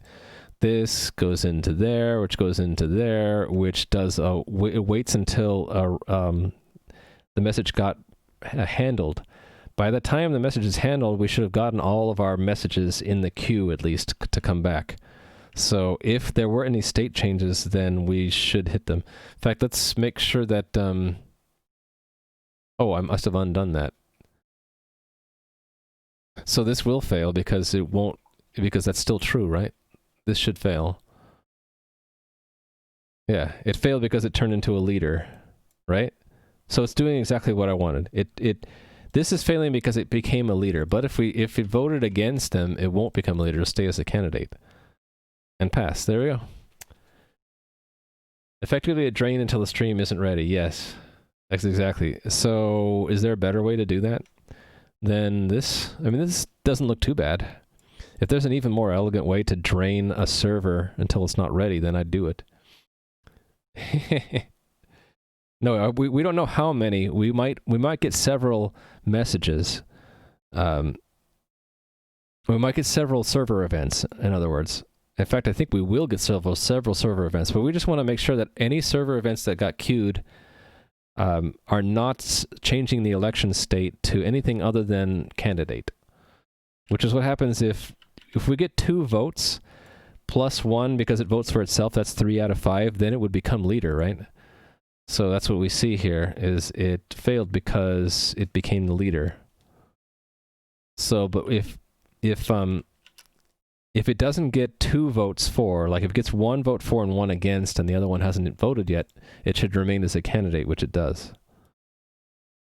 So I like that. So now that enables me to do a lot more testing without worrying about races. If we know sending a message or casting a vote always will be synchronous in our test, then I don't have to worry about races as much.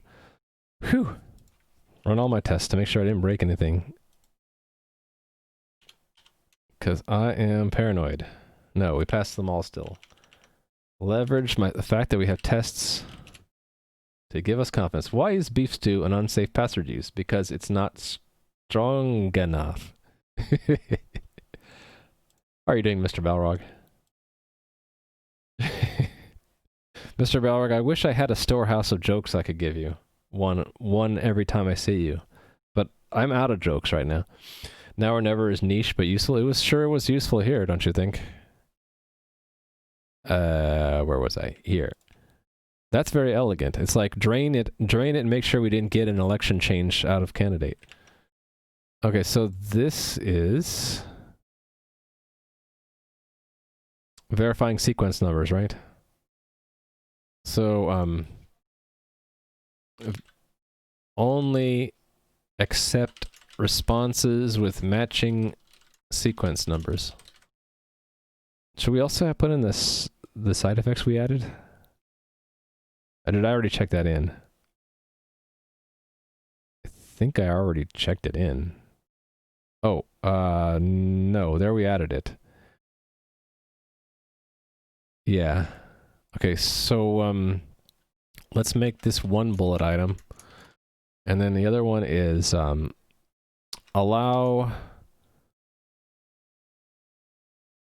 Well, add optional feature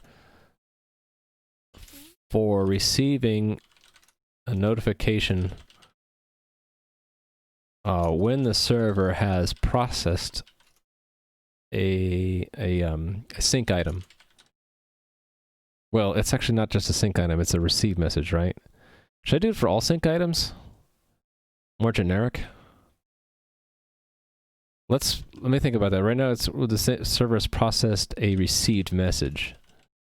I'll do that for now. So this is, I don't know, two different things.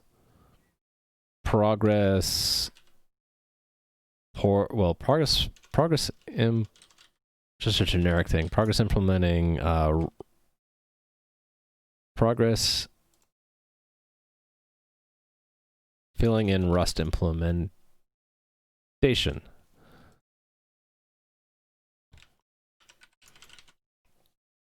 Rust 2021 PR has started? Ooh. Yeah, every 3 years, right? 2015, 2018, so the next one will be 2021. So all the nifty new features will go into that. So let first equals async foo await. Let second equals async bar await. Let future equals async first dot await, second dot await, block on future. That's a join, right? Well, it's putting them in sequence. It's waiting for the first one, then waiting for the second one.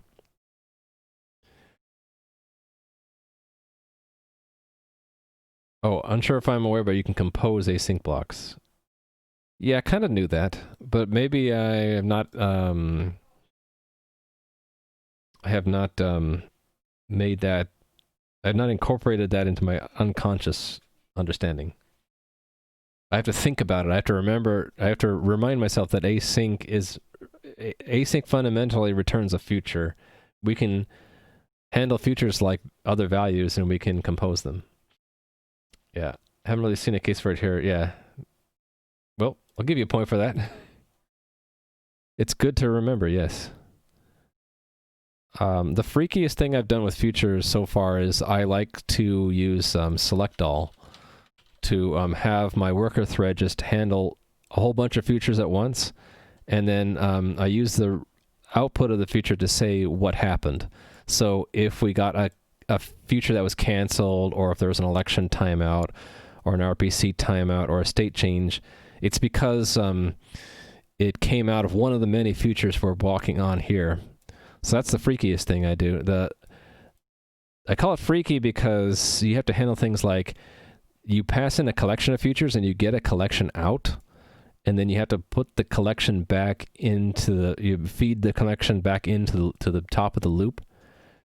And then if a future comes out of the collection and you want to wait for it again, you have to push it back in. So I have these flags here for whenever a state change completes, we say we need another one, sir. Please, sir, can I have another on the next loop? Yeah, but I do it in a weird way. I don't know if anyone else does it this way, but I use it in a loop, and so I will feed back the remaining features, and then add to them, and then wait again. And it only ever leaves if this function never returns, I think. This loops forever. I don't think I have any breaks here. I don't think I have any breaks at all. Yeah. And that only works because that itself is only one arm of a multi-arm select here, and this process server commands has an early exit here, a take while, so that will exit early if we get a stop. So I do freaky things like I have select, which allows me to have one arm be an infinite loop because I know the other one will eventually complete.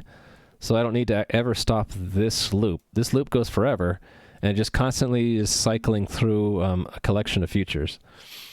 Basically optimize local executor, which you can extend from an iterator or push. Yeah, exactly. So I don't, there's probably a much better way to do it, more Rust idiomatic, but I'm still learning. And I'm having fun doing things improperly. It's been working out for me well enough. I'm sure when I encounter a better way of doing it, I'll go through and refactor this. All right, so next. What's next? I should probably go through the server code and just look through like how we handle votes and stuff. That is the correct way to handle becoming a candidate. So that's all done. That's how we cancel retransmission. That's how we change election state. This is handling the initial setup, right? How we handle a vote result. We mark whether we got the vote or not, and we count the votes. Basically, every time we get a vote, we count the votes and see if we have enough votes, then we become leader. Oh, okay. So one thing we're not doing is once we become leader, we should stop accepting other votes. We should not act on more votes coming in after we're the leader. So the way to test that would be we should not get another transition to leader once we're already leader. Right? So I should arrange a test where we get an extra vote, and we should make sure we do not get an election state change at all. Yeah. Yeah, I think I'm going to do admin of code. Worship the sofa. How are you doing? I have not yet decided if I want to do today's puzzle tomorrow or do it right when it unlocks at 9 p.m. my time. If I do it the former way, then I'm not competing on time, but I am able to fold it into my regular work.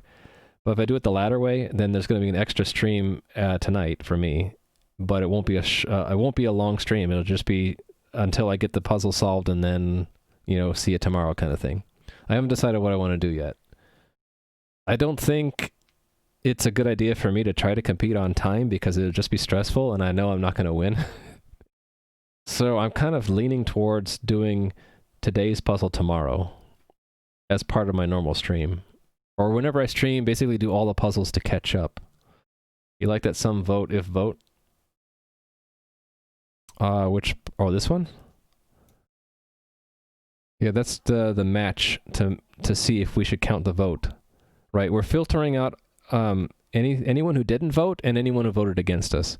We're only going to count the votes where they actually did vote and they voted for us. We would have done some true, but mine reads easier. Yeah, that's one of the things I really like about Rust, actually, is that once you get the code refactored, it's actually quite readable. If you're used to this style of function chaining and functional programming, I think it looks really nice, and like it stands out that I should actually put why we're adding one. We always vote for ourselves. It's implicit.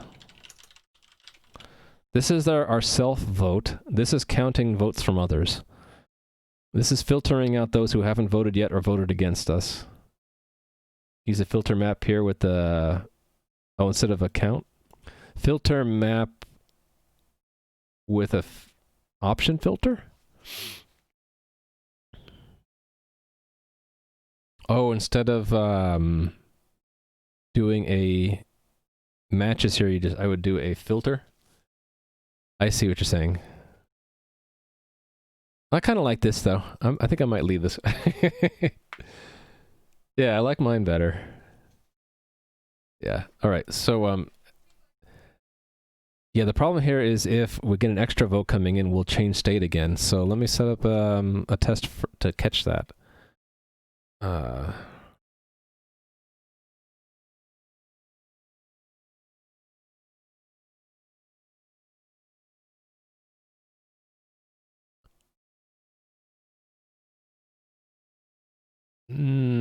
I kind of want it like this one, right? But with an extra vote. Yes. Let's put it here. So, elected leader, well, does not process extra votes. There we go. What is this matches macro magic? I don't know how to do a good impersonation of that actor who played in the first Harry Potter movie, or else I would, Silmith. How are you doing today? What is this magic? That's my best attempt. Was added some versions ago, was originally the matches crate. I think Silmith knew that. It was more of like, what is this magic? Yeah. To the untrained eye, this looks kind of weird, and you're like, wait a minute, that's proper syntax? It works because that's a macro. And I believe how that expands is to a actual match where this is an arm which returns true, and then there's a default arm that returns false. Yeah, it's syntactic sugar. You didn't know the thing? I thought you knew that, Silmith. Yeah. That's just syntactic sugar over a match which returns true for one arm, false for everything else. Yep. Arm with the pattern guard. Okay, so it gets 2 votes, and let's say then we assume leadership, and then here's where we get an extra vote, right? Who's the sender? Let's say 11 sent it, right? What we should not get is another transition. So I think I want kind of something like this. Only something different. I should say expect no election state changes. There. I need to make sure await assume leadership synchronizes with us, though. I think it does because it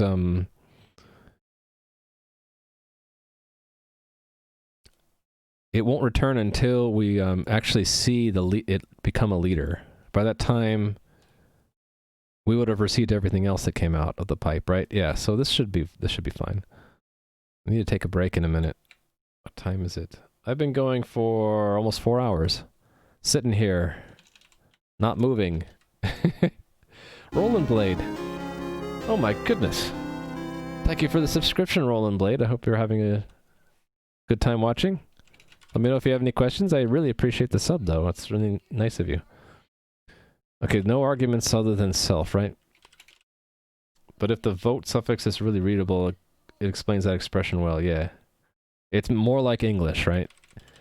Then it outweighs the alternative way to do filter map with option. Or filter map with filter. Option filter. Okay, so we should basically panic, right? Panic. Is there an easier way to do this? I guess what we do is, yeah, we'll just panic. Should we print out what it is? Unexpected election state change to new election state. Actually, I don't even need to have a different name there. I can just say that. And that needs to be debug. And we're cool. We're counting votes, not bools. Yes, that's right. Because it's a false, that means they gave us a vote response, but they didn't vote for us. You love democracy, yes. If you want to know why we're voting, it's all part of this consensus algorithm. which I think I still have on my tab here. No, I don't. I should keep it open, though, in case we want to show it some more. Raft consensus algorithm, that's the link that I just posted in chat. Let's look at it in dark mode because we don't want to be blinded. Okay, dark mode didn't work so well. You'll have to undergo some blindness for a little bit. This is a depiction of how the process works to elect a leader. You saw all that flurry of activity. These circles here are timers, random intervals that are picked. The idea is that, let's say this leader were to crash. Now, the way it works to elect a new leader is whichever random interval is the shortest will expire first, and that server looks like he's going to do it first. He's going to try to raise an election to make himself the leader, and it will usually work because the other servers will not send out their own election requests. But in the case that we have them simultaneously ask to start an election, we have this vote process to make sure that whatever server becomes leader has to have gotten a majority vote. So it's all basically just to pick arbitrarily one server which is running in the set. That's what the algorithm depends upon, is that it can provably select one and only one leader at a time, and that the states between servers remain consistent. So if I add some requests in here, they start to get replicated across the cluster, but if I were to stop that guy before he gets it, so server 1 is behind because he's broken, and these other servers catch up, and let's say we have, he becomes the new leader, and he queues up some, and then, I don't know, let's say, what happens next? He resumes, but then he crashes. Oh, no, I was too slow. Yeah, anyway, this is a fun little site to play around with to understand how the algorithm works. You're seeing it right now, server 1 restarted, and now server 5 is catching him up on the news that he missed while he was broken. 5 is replicating all the entries it has over to 1 until 1 catches up and can accept new entries. But you see, in the end, the algorithm guarantees that every server has an exact replica of the state, and then there's one and only one leader that's orchestrating that. So that's what we're talking about today. Peak of political systems. Randomness-driven voting. Yeah. Imagine if in real life that the person who was elected was just the one who happened to ask for votes first. Everyone says, sure, I'll vote for you. I'll vote for the first person who asks for my vote. Whoever I see first on the news tonight, I'm going to vote for. So that's basically Raft. All right, so then that is up. So let's see if this should fail, right? Because this will not work. I'm in the wrong place. This one should fail, right? Yes, I expect this to fail because we haven't fixed the code yet. Right, so it fails. Did it fail in the correct place? It failed in unexpected election state change to leader. There we go. So that's exactly what I expected. So let's fix it. The fix is that we should not process vote results if we're already the leader. So where's the best place to do that? Probably at the very start, right? Let's say if self.election state is election state dot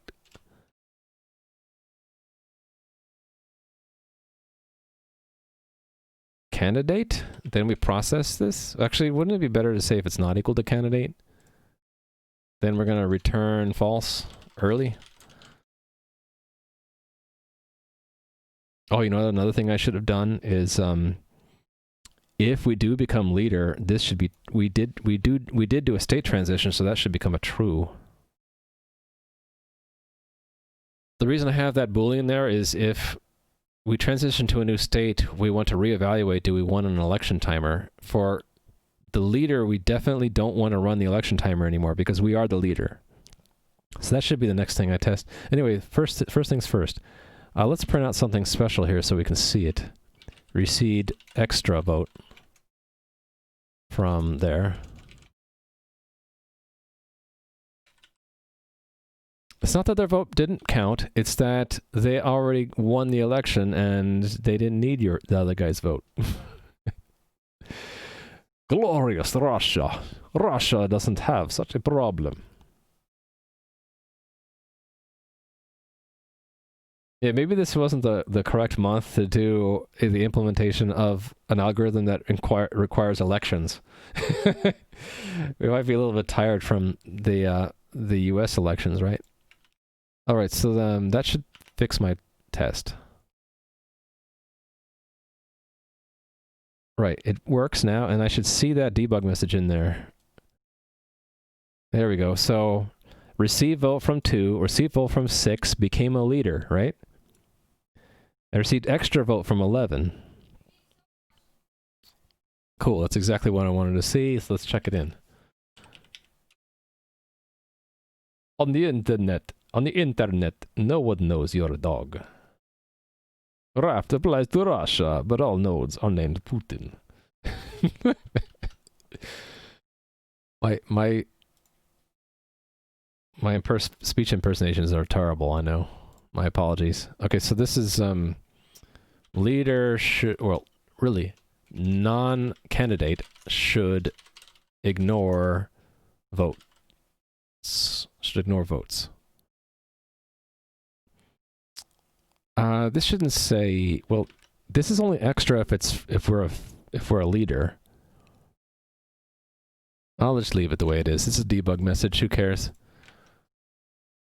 I need to take a quick break to stand up and stretch and use the restroom, so only gonna take a few minutes.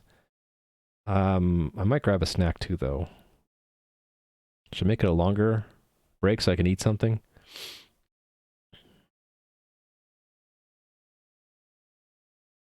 I'm debating whether or not to stream longer and take a lunch break now, or just take a quick break but not stream too much longer.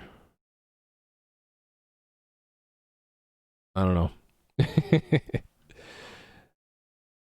I think I will not make that decision right now. I'll just take a quick break for now. I'm just going to use the restroom, get up and stretch and all that, so I will be back in just a few minutes.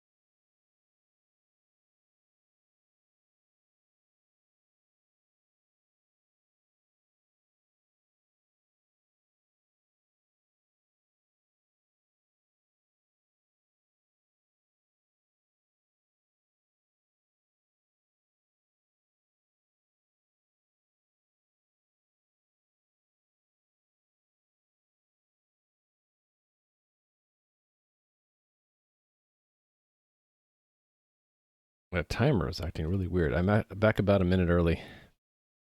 I forgot to say hi to a few people. Roland Blade, thank you again for the sub. but I forgot to give you a wave. And I missed a few other people. Ireld said hi. Hi. And Dr. Marihu. Where was your chat? Did I miss that? Oh, we were talking about votes, yeah.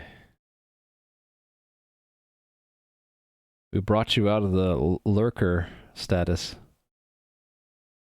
with that. Okay, anyway.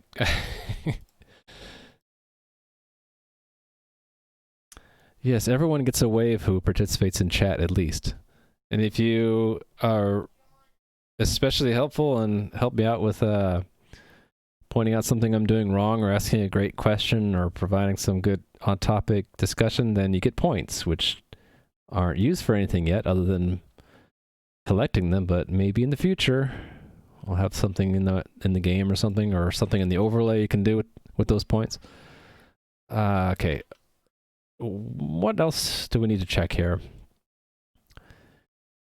So we only accept votes if we're a candidate. We only accept a vote if the sender is recognized as being a peer of ours.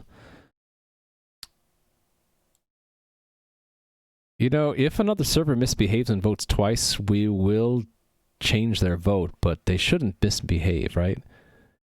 I don't think I need to guard against that. What would we do anyway?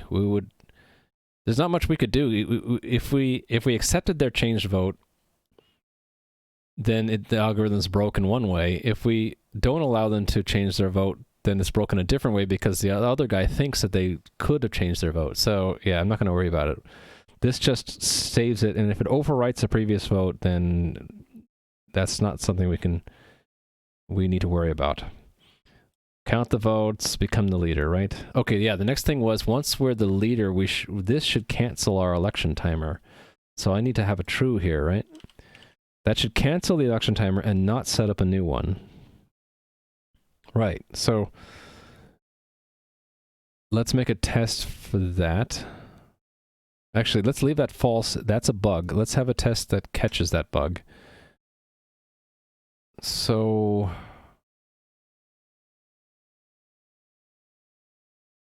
I want a simpler one where we become the leader. Where is that? The unanimous one? This one. This one, we're just become the leader unanimously. After we become the leader, we should make sure that the election timer is not... I should just build it into this, right? Yeah. So after we become the leader, we should make sure that the election timer gets canceled. So that means we should expect one more election timer, but it should be canceled. Yes. So how does that work with this?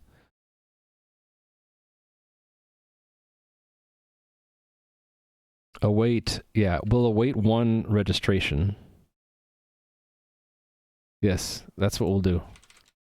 We should expect only one. Hold on, then I can do the now or never thing again, right? I can do this, but with now or never.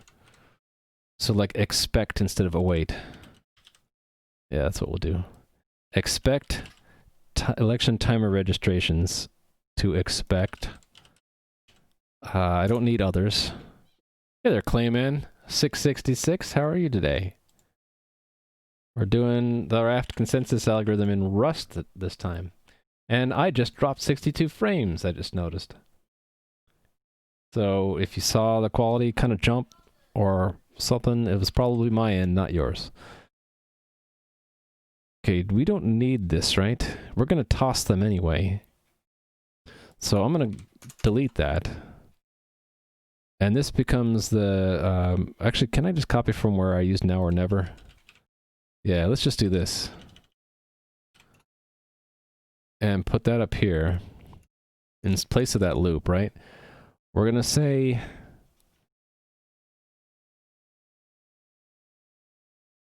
while let some event with completer equals self scheduled event receiver next now or never, if it's an election timeout.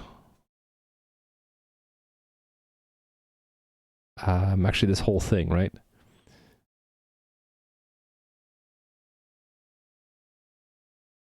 This goes there, and the same expect clause is there, right?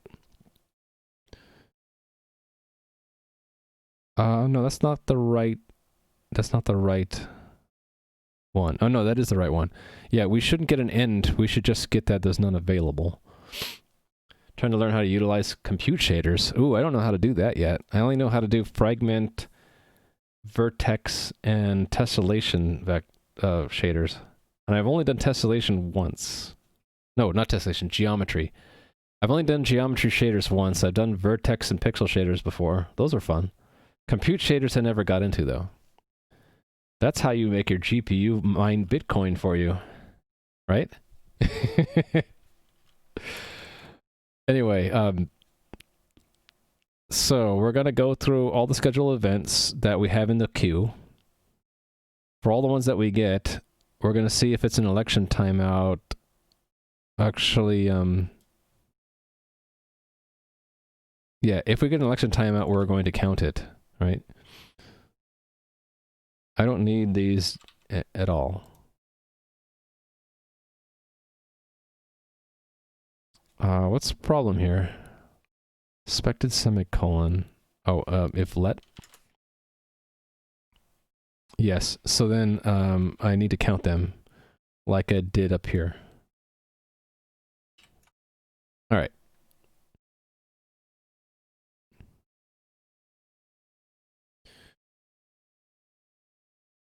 Actually, now that I think about it, it has to be exact. So we should look for extras. Not break early, right? So we should do a checked sub.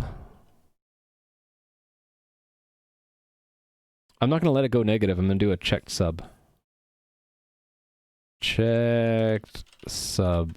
I thought I did the checked sub before. I did, but then I removed it, right? How did that work again? Docs. Wrong docs. Docs. Checked sub.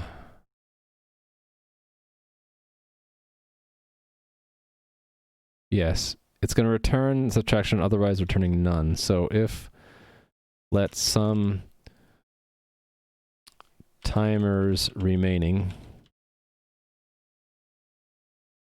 equal none timers to wait checked sub 1, else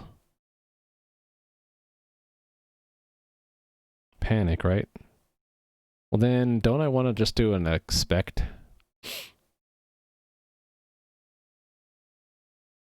So just let timers remaining equal check sub expect too many election timers registered. And then we just assign it.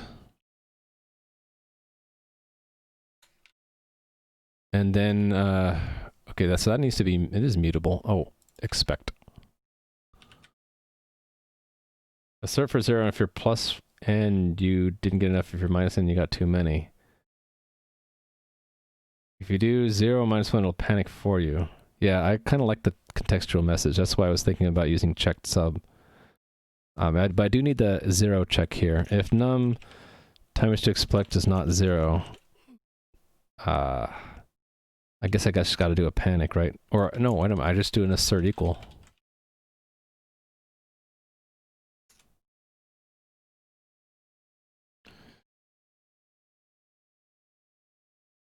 Too few election timers registered. There we go. I did it.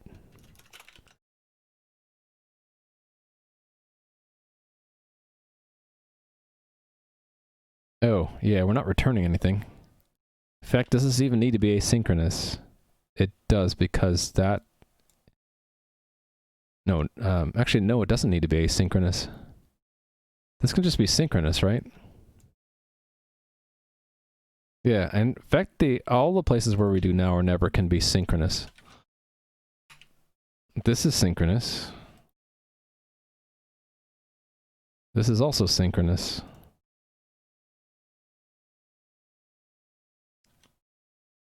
Yeah, all right.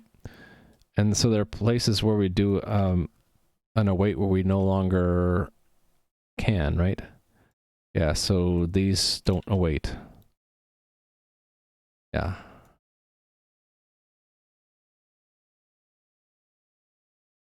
Yep. Only if it's doing an await or if it's returning a future, yeah. All right.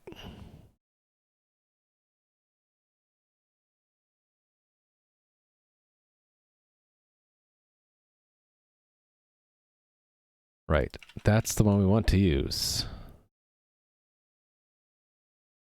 So it's this. Am I in the right? I don't think I'm in the right one. I'm not in the right one. I need to go up here. Right here. I need to add it. We only expect one total after that, right? Because we get one more when it becomes the candidate. But as soon as it becomes a leader, it should cancel that one.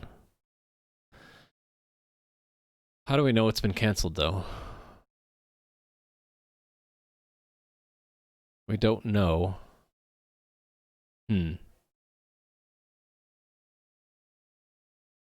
I could signal it.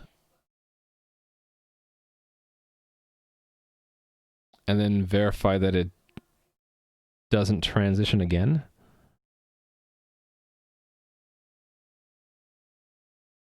Back to being a candidate. Yeah. So maybe that's better.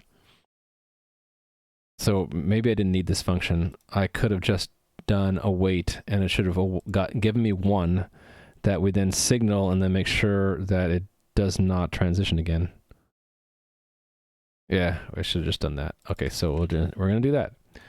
Await one, and then I need to give it, yeah, this thing, unfortunately. This collection that we're not going to do anything with. Wait a minute, do I never use this? Oh, not directly. I use it here.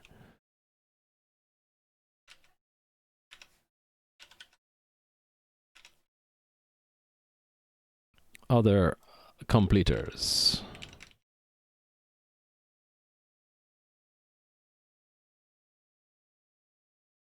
I need to get rid of that too. Essentially, it's so that we don't accidentally, like, drop other timers and cause them to fire. Yes, await that. And then we should get back something. This... Well, it's right here.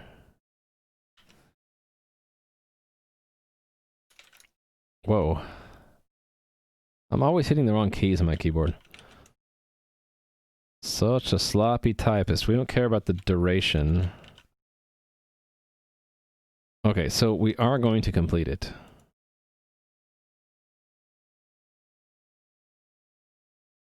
In fact, I can actually call the other one here. Fixture dot expect no more. We're going to complete it here now. Other election timer completers pop.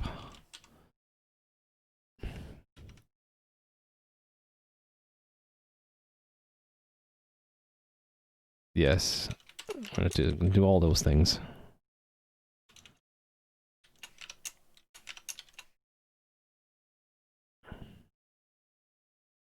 Yes, we're going to do all that. Okay. Kind of tempted to give Russ a shot, but you can't think of a project to do. Hey, Clayman, do I have a project for you? You can join me tonight or later today, depending on your time zone, and do Advent of Code 2020. In little less than 8 hours from now. Yes, it is the legendary Clayman 666. Yeah, in little less than 8 hours now, you too can work on programming puzzles. You can choose whatever programming language you like. I'm going to choose Rust. Haven't yet decided, but I'm leaning towards not doing it at exactly 7 hours, 57 minutes from now, but waiting until tomorrow and then doing it first thing before my normal work. Oh yeah, totally going to stream it, Raimi. Pretty sure that I'm not going to compete, though. I'll just do it tomorrow. Hey there, Joe Mega. How are you doing? Premier search engine to use? I use Bing. Yeah, so I'm going to be doing this probably tomorrow. The first few puzzles are always really quick, so maybe I'll wait until I know people are starting, because I usually just jump right into my stream. I don't have a getting started screen, so I'll probably wait until enough people are around, and then I'll say, hey, let's go do the first 2 puzzles of Advent of Code. You didn't get past 4? I got stuck at 20 and a half, I think. How do you get that? /2019? Oh, I'm not logged in here. I have to go to my other window. I don't want to put my credential into that window. I'll do it here.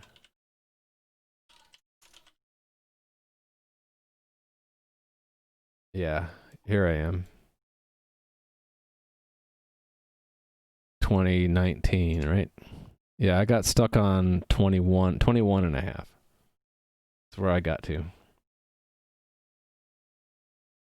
And there is a way to get my own personal stats. Here we go. Yeah, see, I was not competitive. I didn't even start until like day 12 or something, and then I finally caught up on day 17. And so I don't know how quickly I actually got the first 16 of them, but yeah, I got number 19 pretty quickly. And 18, I guess was a more challenging one because I got a better rank, even though it took me almost 3 hours. Yeah, 19 must have been easy, right? 19 wasn't easy. Sometimes they give you a break. They give you a day where the puzzle's easy. But yeah, when you get up to like it being a 2-hour, 4-hour puzzle, that's a hard one. The only way I know that that's how long it really took me is that I got a pretty good rank, relatively speaking. These other ones indicate that I didn't start when the puzzle unlocked. I maybe did it the next day. This one I probably did it the same day, but then I got stuck, I think, on part 2. Yeah, I kind of remember that. Anyway. Thinking about no semicolons or maybe tuple only. Only a single expression per day. Been doing the 2015 puzzles. All was good up to 19 part 2. Yeah, it's like, in general, they're organized from easy to hard, but sometimes you get a really hard one right away, and sometimes also you get a really easy one late in the month. So I don't know.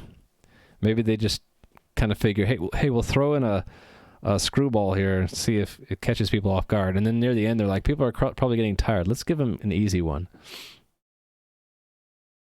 Just trying to do them in weird ways. Yeah, that sounds like fun. You do need some math.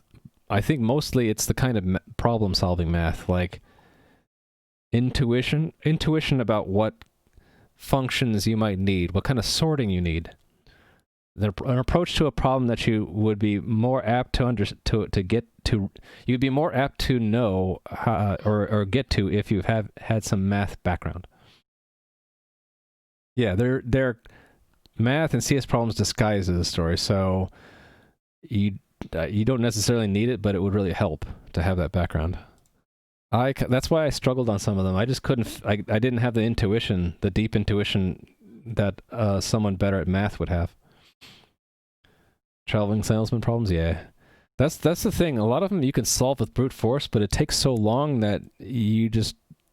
in fact, one of them I solved with brute force just by letting it run overnight. And I figure, if I feel dirty submitting it even though I got the right answer, because it took so long, because I did the brute force solution. Okay, this is correct.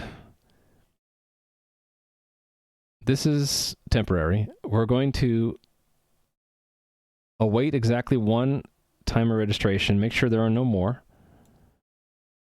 and then complete it. Right, and then we should expect no state change to candidate. So this expect no election state changes is what I want right here.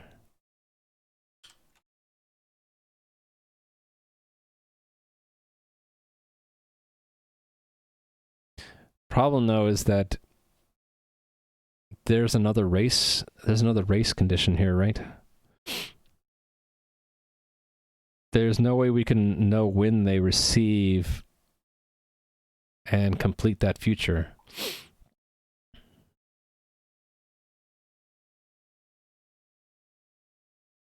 So if I did something more,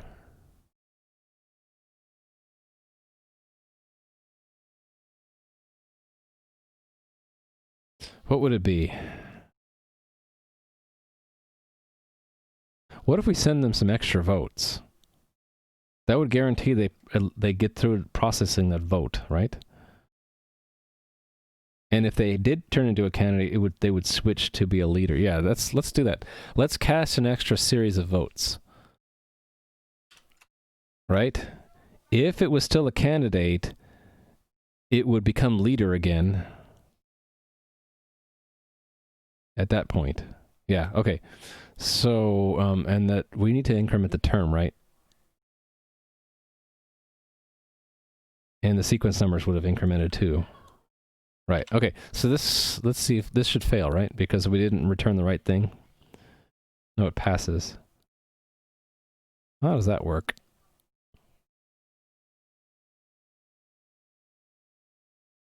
Okay, became the leader here. We got 2 extra votes. Then there was an election timeout.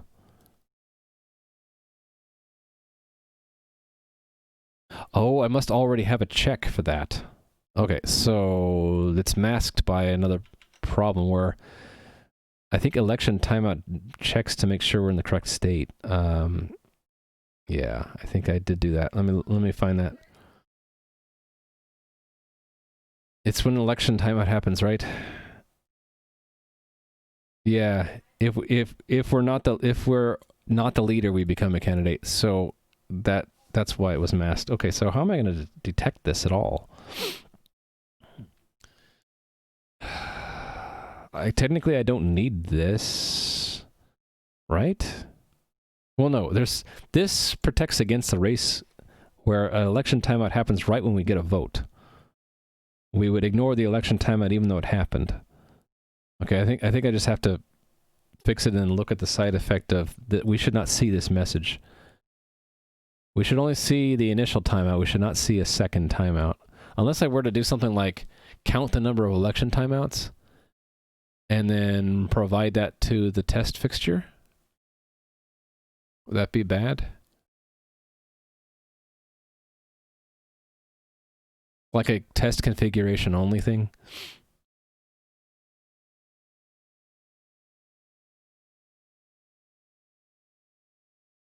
Rosetta code? What's that? It's a nice thing to use for flushing out your standard library language features. Really? I didn't know about that. Rosetta code, huh?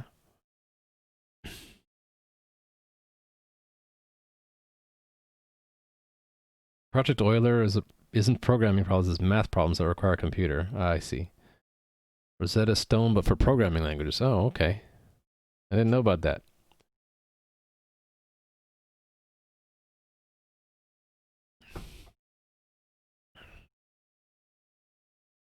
I'm thinking of having a counter visible to the tests to make sure that this doesn't happen.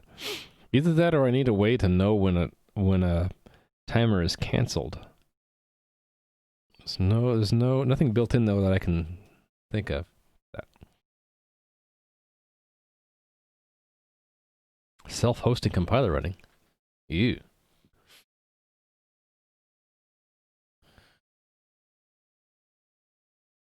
There's the link. Thank you, Sarian. Points to Musin and Sarian. Let's add that to my notebook. Hmm. Yeah, I think I will have a test visible election timeout count here. So if I envision something like there's a something oh, I don't have a self here. This is just processing futures. So what do I have? I have a state. Okay, I have access to the state here, right? So we can just do this. State dot election timeout counter plus equal 1. All right, and then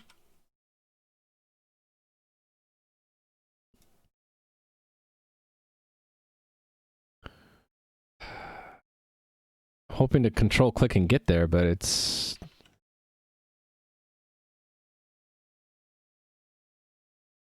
I'll just get to it through there. Okay, I'll make this explicitly test configuration only. That means when I use it down there, it also has to be guarded from that. And then I'll want to have, wait, I can't do that here? Attributes and expressions are experimental. What if I just put it in a block? That's weird. It thought that that was an expression.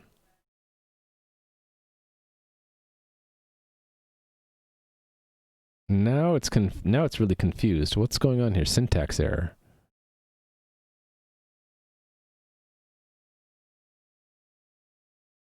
Oh, there's an extra bracket.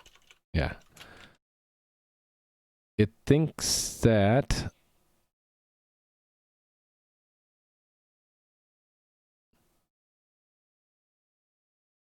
Okay, well, I'll just make it a bracket then. One that I can see. There we go.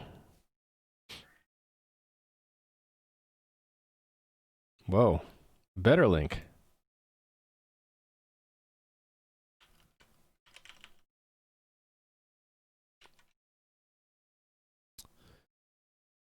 Just pick a view to see if your language can do it and compare against ones you know. Oh, neat.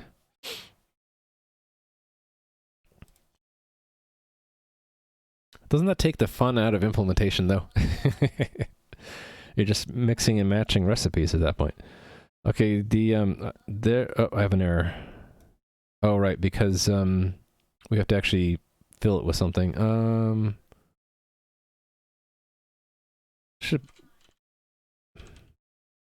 These are out of order anyway. Let's put them in order. There. Okay, and then fix the order here. Okay, and then copy that, go back, paste. Sorry, it was 0. Okay. Now I need a method to extract it.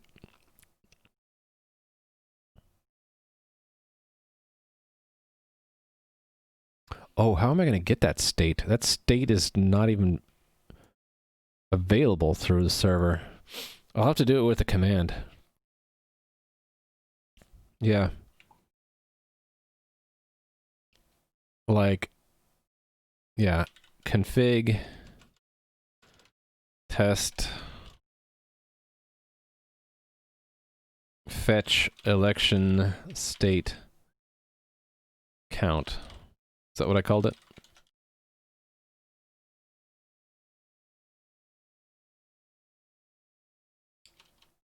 No, it wasn't election state. It was election timeout counter.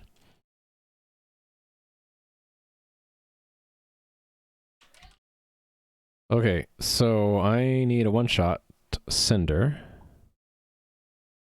with a U size in there. All right, and then we're going to have to handle that in all the right places. And that isn't even alphabetically sorted, is it? Now it is. All right. Right here. Server command fetch. Don't care. Write out the name. Just for debugging.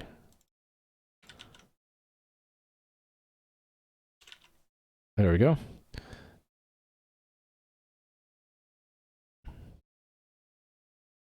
Follow the trail of errors. Here's the next place. Okay, here's where we fetch it, right?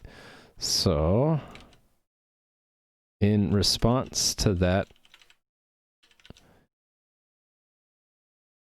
so this is, I guess, response sender.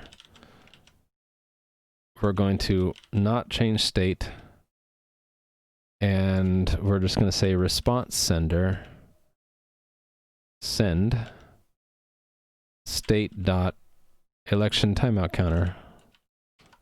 Don't care if they drop the receiver. There we go.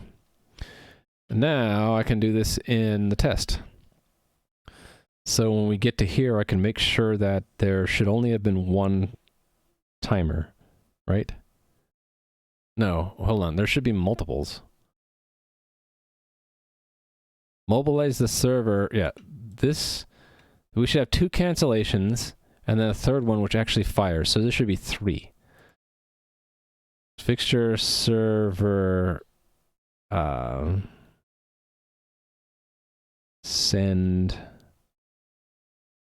No, I have a message for this, right? Send... Hold on. Do I need to watch chat?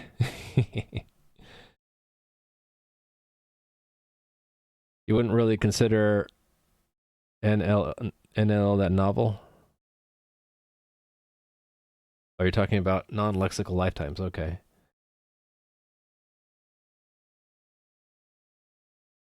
Yeah, much deeper stuff than I'm prepared to understand. How do we send... Okay, it's send server message, right?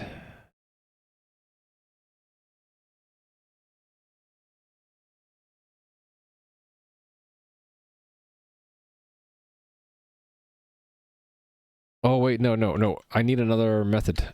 I didn't make it a sync item, did I?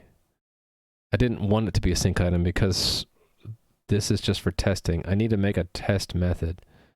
So right here, like, public function...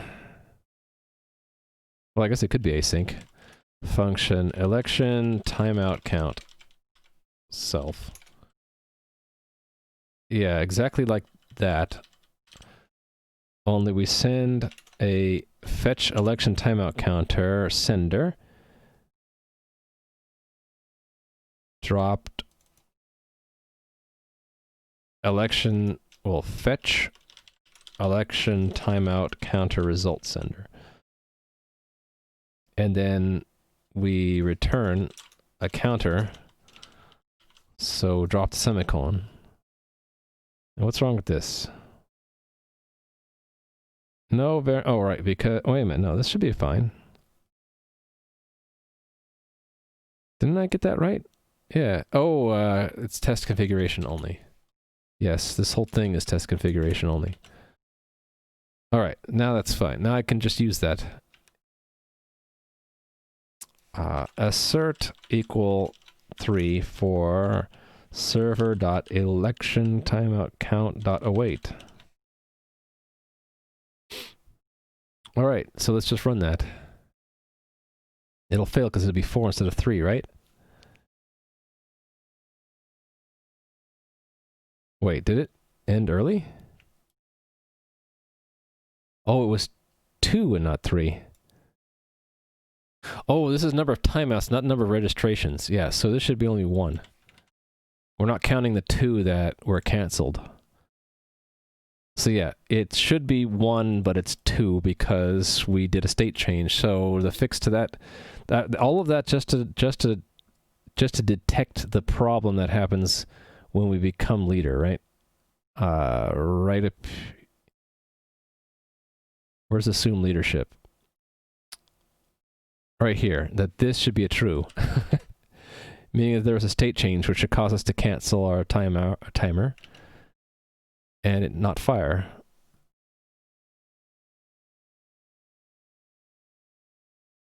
Oh, it panicked where? Too many election timers registered. Wait, what?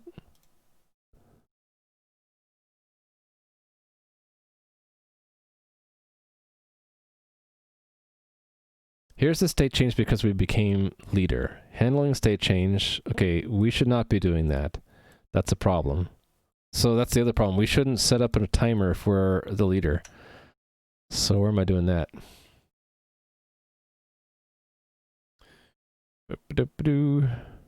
Sorry, I can't participate in chat with the current subject because I don't know anything about Lex. What was that? My phone was making noise. Non-lexical lifetimes. But you guys have fun. I'm sorry I can't participate very well. Like, I don't know Haskell, but that's okay. Where am I doing the election timer setup? In here, right? Upkeep election timeout feature. Here we go. Well, it should, if it shouldn't be leader here. What's going on? Oh, wait. Did it not become leader right away? Should have become leader, and this should immediately change it. Yeah. What the output showed was it didn't, though.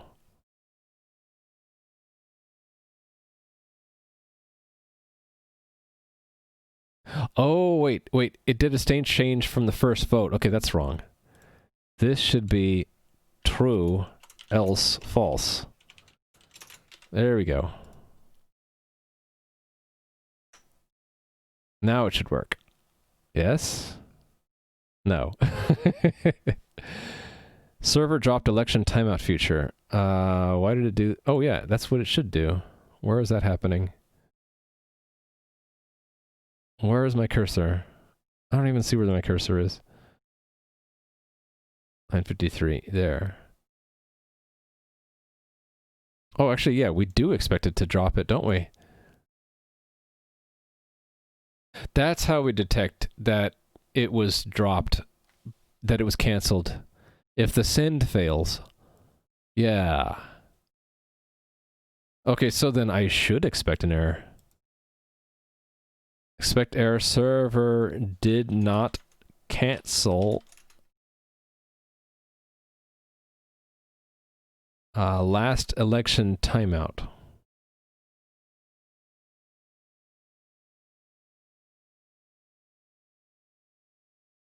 There we go. All right, now run it. Good, it passed. Good. I had so many problems with this, though. I want to read it again to make sure I did it right. So, mobilize the server. We await an election. Everyone casts their votes for it, so it becomes the leader, right? Then we wait for one more timer registration, and we expect no more after that. And then we expect the one that we did get got canceled. Then we vote again, which should do nothing, so we should expect no election state changes. And we should have exactly one election timeout that actually occurred. So I have multiple ways to verify that everything's acting like it should. I'm happy with that. Let me make sure that I didn't break any other tests. I have this bad feeling that I might have broken some other tests, though. No, they all pass. Okay, we just dropped... Oh, no, we're dropping more. We just dropped another 90 frames. So that was a good 3 seconds that just got dropped.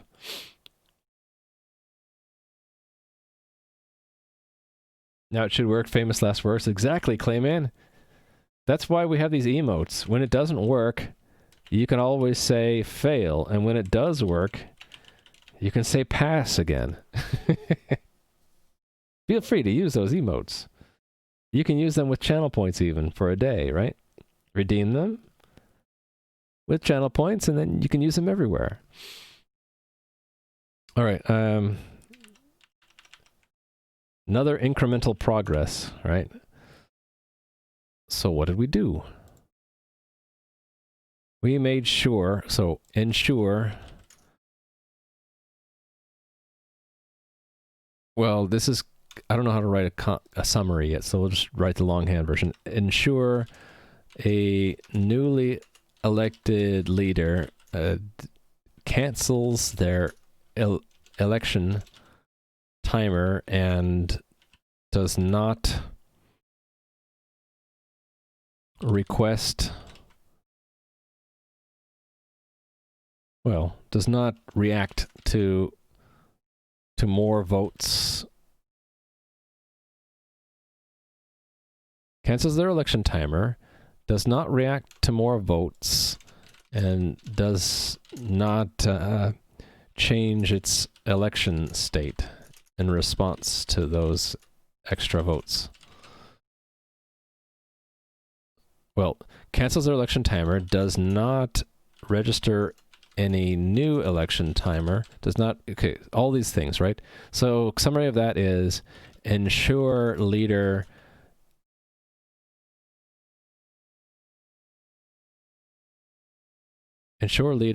does not start new elections, basically. There we go. Push. All right. You have reversed the fail. Reversing the fail becomes a success, as we all know.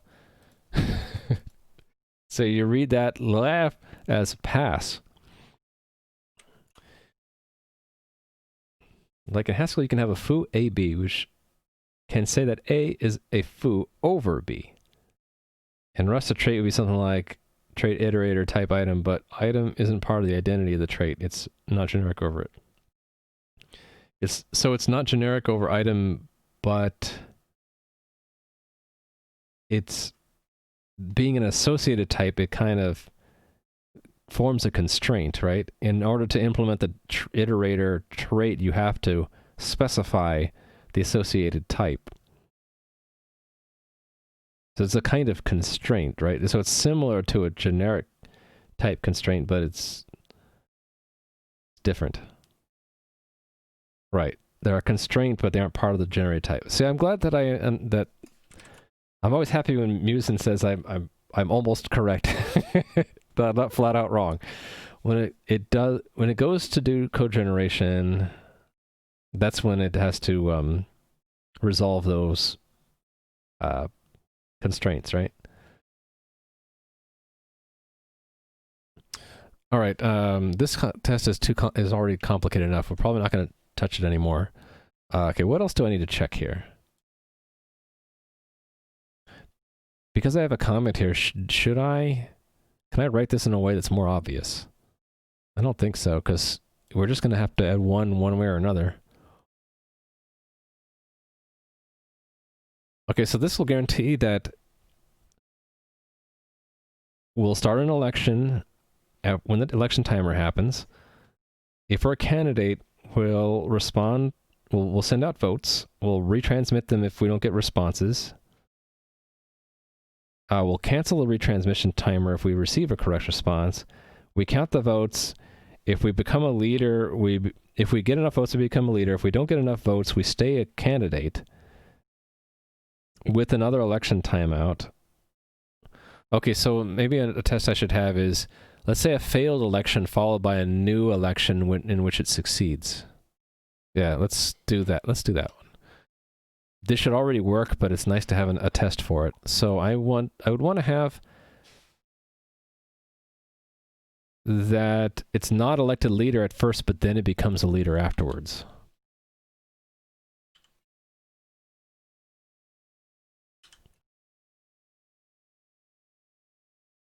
Not elected leader, well, let's say candidate raises new election after timeout. There we go. So the timeout could be anything. How about we just don't even bother voting? So mobilize, start an election, and then we just have no votes. We would want to wait for another election after that, right? Okay, I have a similar test to this, right? That we have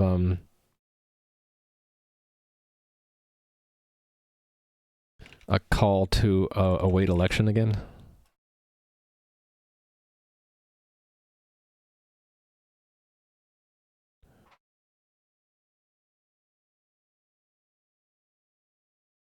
Oh, maybe not. Oh, here it is. Oh, I already had a test for this. Timeout before majority vote or a new leader heartbeat. So I just didn't finish it. It becomes a candidate. It doesn't get a majority vote. We get another timeout. And so actually, okay, so I don't need to write another test. We should just extend that test to have them vote and then become a leader in the next term. So where do I do that? The cast votes, right? Where are my cast votes?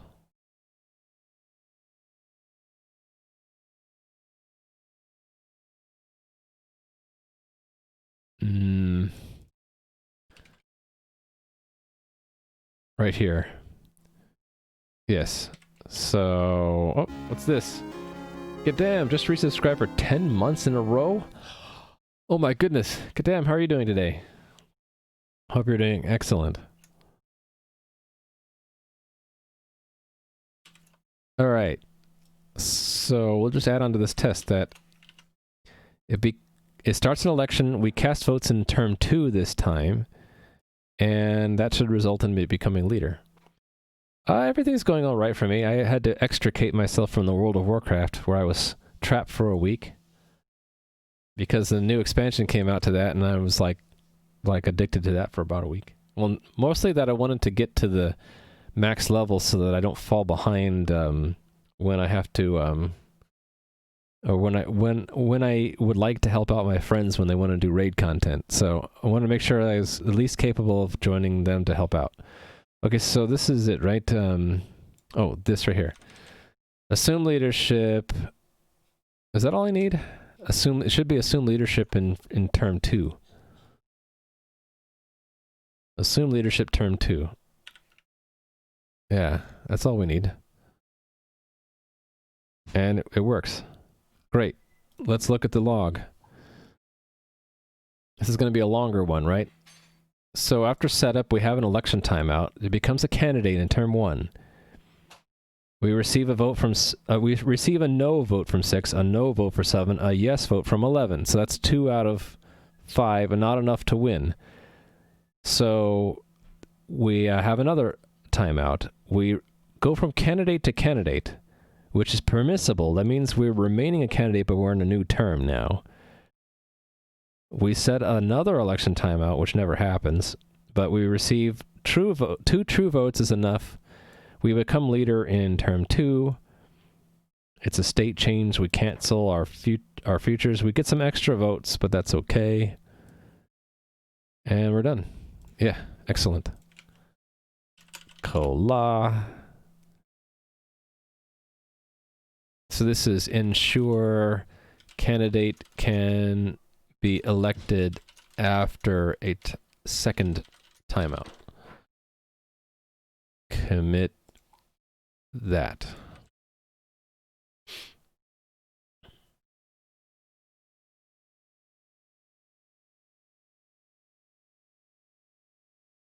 Rust's type inference is very much ad hoc? Huh. Are you saying that if I were to look into the internals of how the compiler works, I would be surprised at how a mismatch of technologies is in there? What is currently the most simple type interface inference I can have? That might explain why in some cases I had to be, in my own code, I had to be explicit in types. Where was that? I had to do that in the last week, actually. Where was that? I can't remember now. But it's probably in my fixture. I had to be explicit about a type of a vector because if I wasn't, it got it wrong.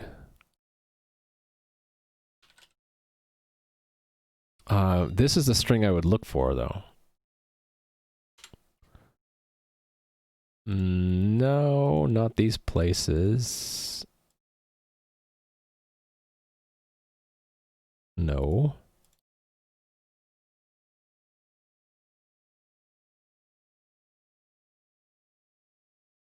Oh, I think this was it. Yeah. Check it out. So, I have a vector of pinned boxed futures, right? And this works perfectly, but if I remove the type inference there, or the type explicit, I get an error down here saying that the types don't match. And the only difference there that I can see is that one is send and the other one is not. So it baffled me. Why can't it figure out that it should be send? Why doesn't it just make futures be a vector of pinned boxes that can be sent, right? Why doesn't it just do that? And I think you're onto something when you say that sometimes they just pick the simplest that they can have, right? So I have to say that the output is future kind, which at some point maybe that was enough, but maybe it's the fact that that we say pin box that makes it send, or maybe because future kind is send, then it just works. But yeah, I've run into that a few times now where I had to be explicit about the type, not because it's ambiguous, but because the type inference gets it wrong. Like that. And again down here, actually. Like, it should know from the context of that I'm pushing boxed features into it that it needs to be sendable, but it just doesn't. It gets it almost correct, but not quite. But most of the 99% of the time I've seen it gets it right. That case was what? Specific in that it got everything right except for the fact that it needed to have an extra constraint. It couldn't figure out that this standard marker send trait was needed. And by being explicit, then we told it, yes, it is send. Getting into coercions in the magic band box is why it gets weird. So I am using box. It is a boxed trait, right? So it's within the magic of that wherein the problem lies. It's one of those cases where I got stuck for a while. I'm like, that should work. Why does it say it needs to be send but isn't? And I just couldn't figure out. I think the way I figured it out was I hovered over futures and it said that. It said error or something like that. And I'm like, wait a minute. Why is it error? And then I filled in what the type should be, and then the problem went away. Anyway, sorry, that was a little bit of a digression. I'm trying to participate with the chat as best I can. I didn't make any changes, right? Features as a type alias for that? For... where was it? Pin box.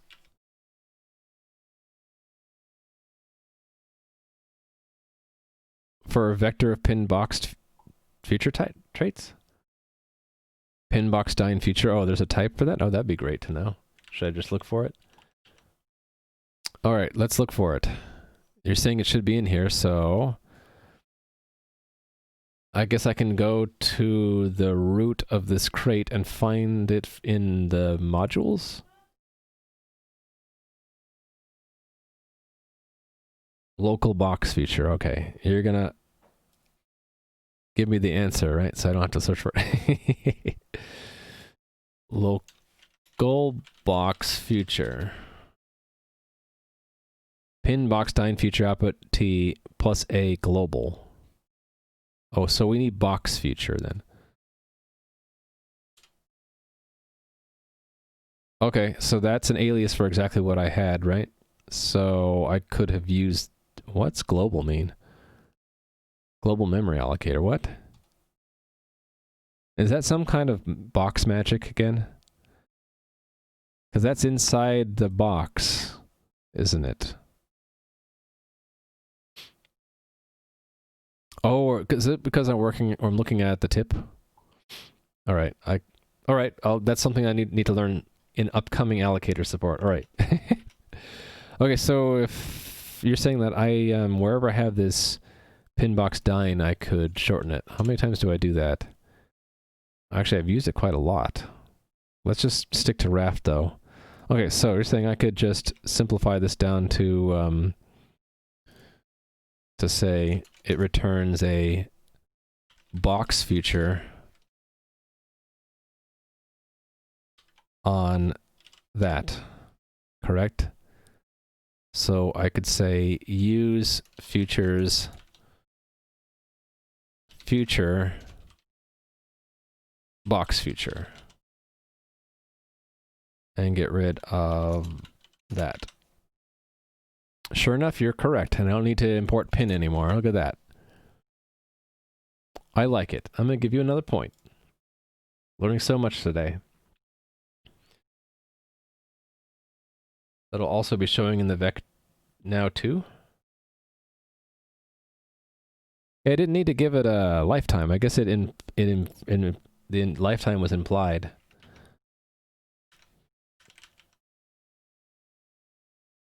This lifetime, I suppose it inferred it from what I was doing.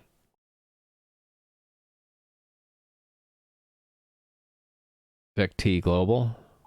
Infers its static box defaults to a static lifetime. Okay, that makes sense. All right, so then in other places where we did this in Raft here.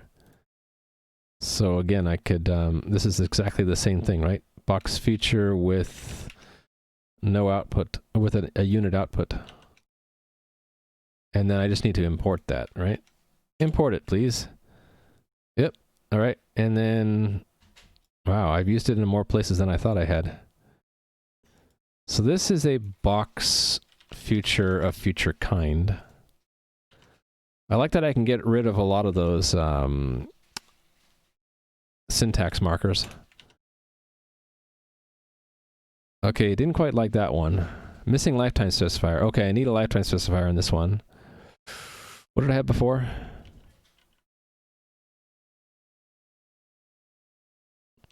Do I just need to be explicit and say it's static lifetime? Probably, right? Box feature.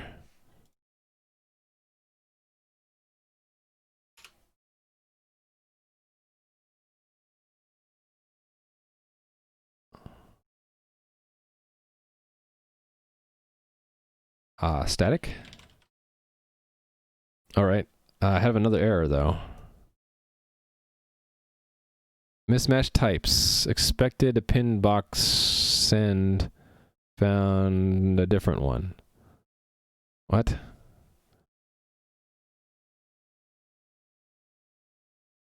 Oh, expected one was send, got one that was not send. Well, hey, hold on. That didn't work.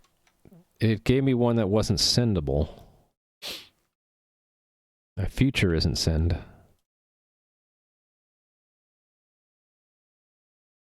Is this relating to the same problem I had with the explicit types with the vector? If I mark mine as send, why isn't this sendable? You can send an unbounded receiver. This should be send. Is it because I'm not being explicit here? That,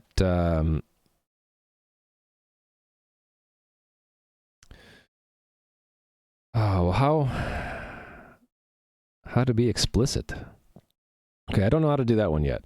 Let's undo a little bit. Oh wait, no, the problem wasn't that. The problem was the other change I had made. Uh-oh. This messed up now. This one has an anonymous lifetime. Do I need to make that static? Yeah, I think I screwed myself over by doing this. Okay. I think I might have to back up.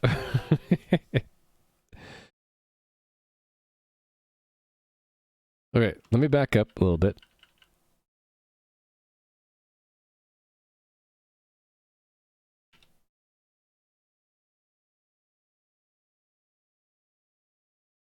Give it not a static. Oh, I see. Because it'll have the same lifetime as self, right? Or will it? Okay, I can try that. I get really hesitant about using that because I don't quite understand it. Nope, we still have a problem. It has an anonymous lifetime, but needs to satisfy a static lifetime requirement. It is required to be static for some other reason. It's required to be static here.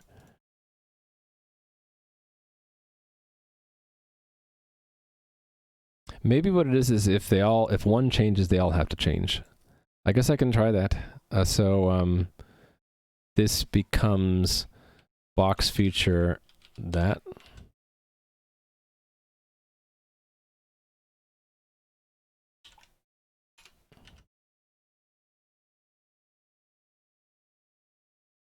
A lighted lifetime not allowed. Okay. And then here again. This is box future kind. Is it gonna want me to give a lifetime for that one? I don't know.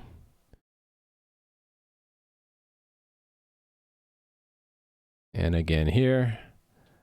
Box future kind.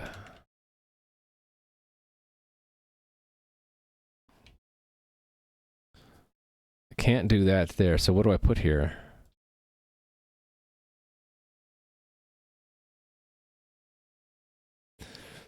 Do I have to name? Do I have to do that? Too many markers. See I dive down into these rabbit holes mostly because I don't quite understand what I'm doing.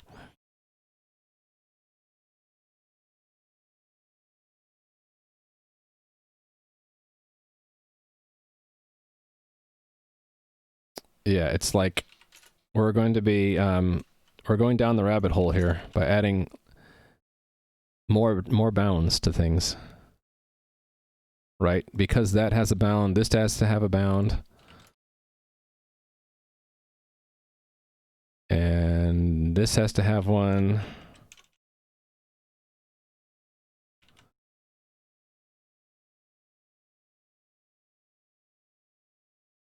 Lifetime mismatch. Different lifetimes. Oh no. Okay. You don't see why it needs an A? Okay, then we're gonna undo the A's. Because, yeah, it said that the lifetime didn't match anyway.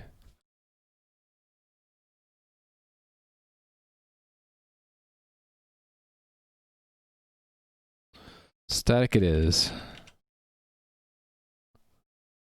Alright, this is still a problem, though. Explicit lifetime required in the type of scheduler. Lifetime static required. Add explicit lifetime to the type of scheduler. Okay. But that's... requires that.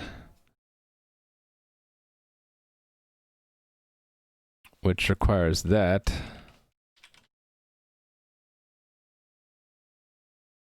Yeah.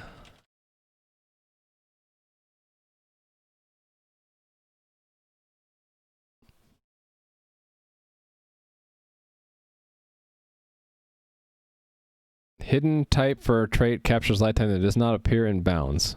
Okay, I'm gonna back up. Yeah, I don't want to do that, but I don't know how to solve that problem any other way. See, I run into these, I jump down the rabbit hole, and then I don't quite understand what I'm doing. Oops. Yeah, and then I reach these roadblocks. Explicit lifetime required. Lifetime static required. Add explicit lifetime static to type of scheduler. But if we're saying that we don't want to do that, then I don't know what else I did wrong here. Show the make cancelable, this one? It's the box. Do I need to give that up? That? Maybe? Nope, that's still a problem.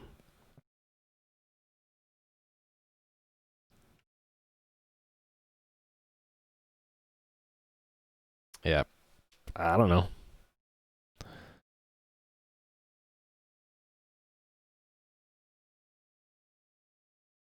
schedule, yeah, maybe it's because it's using that. So you might understand why it wasn't send, but I don't. So I'm going to abandon all of these changes for now. Borrowing it and then storing it in a boxed future. What we're saving is this receiver, though. That's what I'm returning. That receiver is a channel. It has nothing to do with the scheduler. So I think we've somehow, by using box future, we're somehow tricking the compiler into thinking that the future has the same lifetime as the scheduler because we use the scheduler to, well, we borrowed self, right? When in turn, the box future I'm returning has nothing to do with self. It is a one-shot receiver.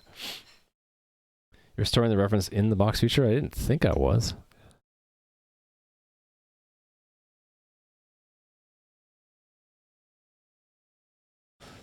You mean this feature? Await cancelable timeout? This doesn't use the scheduler at all, though. We use the scheduler to get the timeout, but that is independent of the scheduler, right? This is just dependent on, this only captures the receiver. Yeah, it's only the one-shot receiver. It should be independent. I want it to be independent of the scheduler, really. So give that one static? I see. Basically, we're saying that this is static, it's independent of the self. Okay, I understand that. Good. It seems like you might be rescuing me from the rabbit hole, but I still have problems here. Schedule as an anonymous lifetime, but needs to satisfy static lifetime captured where? At 562. I don't know why it's telling me that.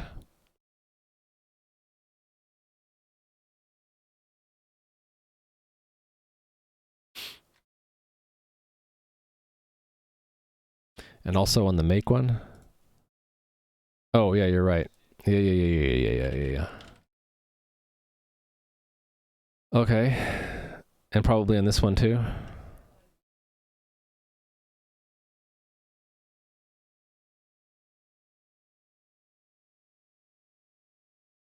And that one is static. What's wrong with this one now? Oh, yeah, that was static. What's wrong with this one?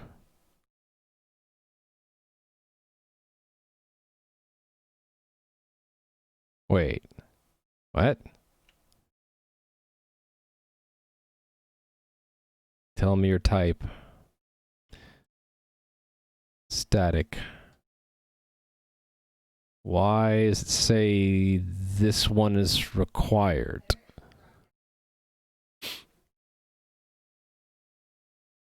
Same lifetime as, yeah, that's what I haven't quite internalized yet. It's the same lifetime as the only other borrow in the signature, which would be self. But here we're not using that implied lifetime. We're saying it's static. It still doesn't like. We say it needs to be static.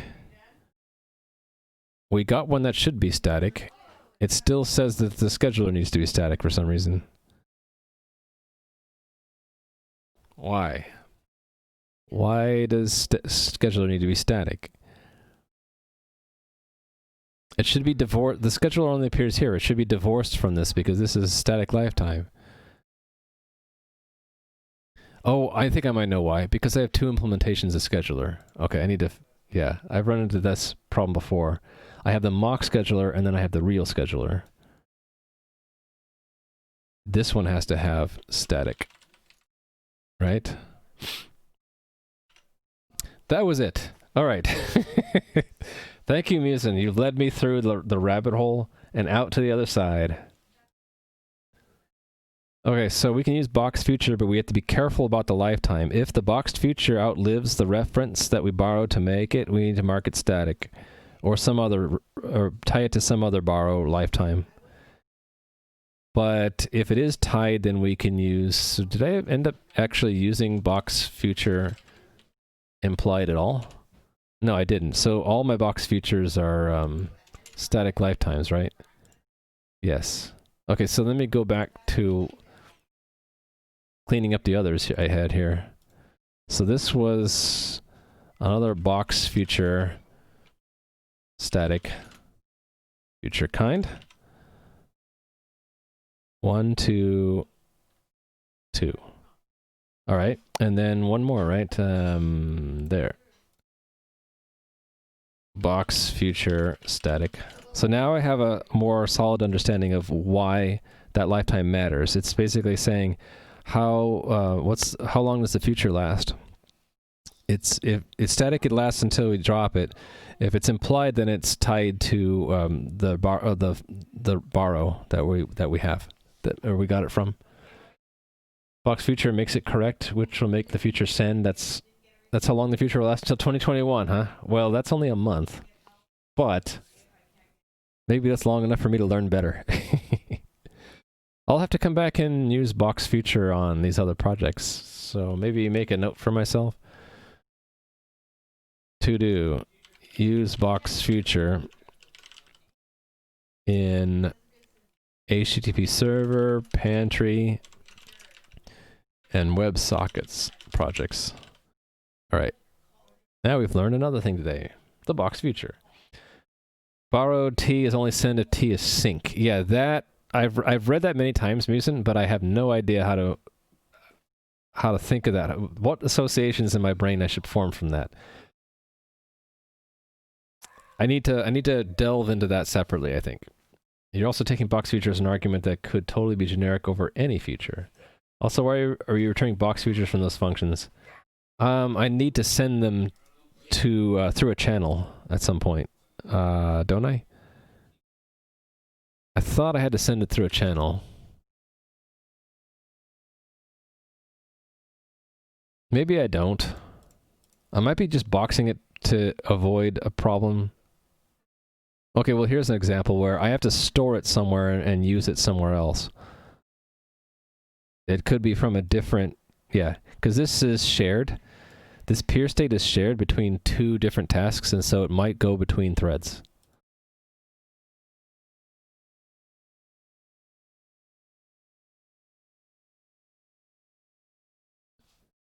Yes. I think that was it. I think it was, I think it's when we have to store these features and reuse them from other tasks. When you make the peer state, you can box it up. So wait until I need to store it here and then box it, and until then don't even need to box it, you're saying? So I could just have this return a future and don't bother boxing it.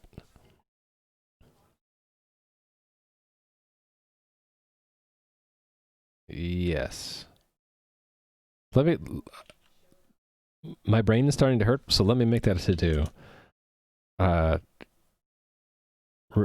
Relax constraints in Raft. Relax constraints on futures in Raft. Use now box them only when really necessary. So yeah, right now I'm sort of, because I have some cognitive load understanding it, I'm leveraging the fact that when you box and pin something, that it becomes more portable, even if I don't really need it to be. So I'm just avoiding the problem. Yeah, so I understand that if I knew how to relax the constraint, that it doesn't have to be pinned and boxed, that it would be more efficient, right? Why box and pin something when you don't need to? But I just right now can't get my brain all the way around it. But maybe in the future. Impl feature plus unpin plus send. But you can use generic simple trace and then box at the end of the line. Okay, let me grab that for later. Really, that goes with this one, right? Thank you again. All right, so yeah, my brain hurts. I literally have a slight headache now. What did I? Okay, I changed stuff, right? I should run the tests again. Now I have a failure. Oh, was that the test I was working on? hold on. Let me look at the changes. Did I change a test? I did not change a test, so I broke something with this. This broke a test apparently, or let me run the tests again. Let me see. Okay, I don't want to lose it if... Actually, this is in the terminal, right? I just run it again. Uh-oh. So we have a race somewhere. It failed once and now it's passing without me changing anything. That's not good.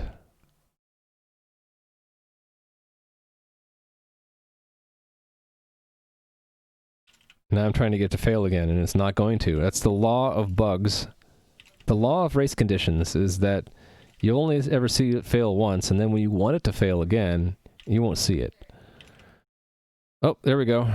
Actually, we've got 3 failures that time. Could be just future. F future, self future F. Ah, yeah. So pushing the constraint to the left. So, oh, I see what you're saying. Instead of making it generic in its argument, making the whole function generic over the type of the future. Yeah. All right. That's a good point. Good point. You know what I mean, 75209. I mean 2 threads racing each other that I didn't expect them to.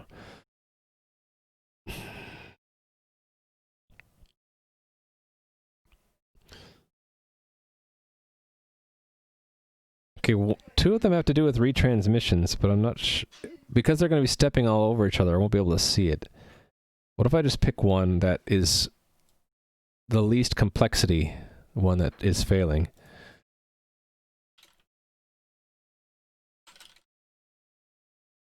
Is this one low complexity? This is actually reasonably low complexity, right? Yes, so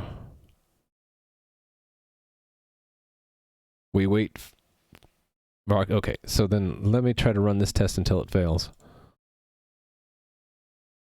It might not, though.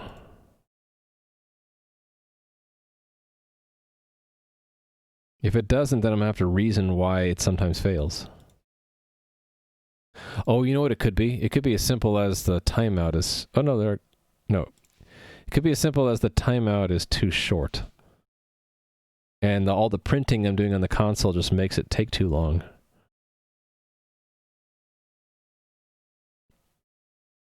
I could verify that by increasing the timeout I have to something ridiculously large, because this should never happen, right? That would be this one. If I increase that to like 20 seconds and then run the tests again.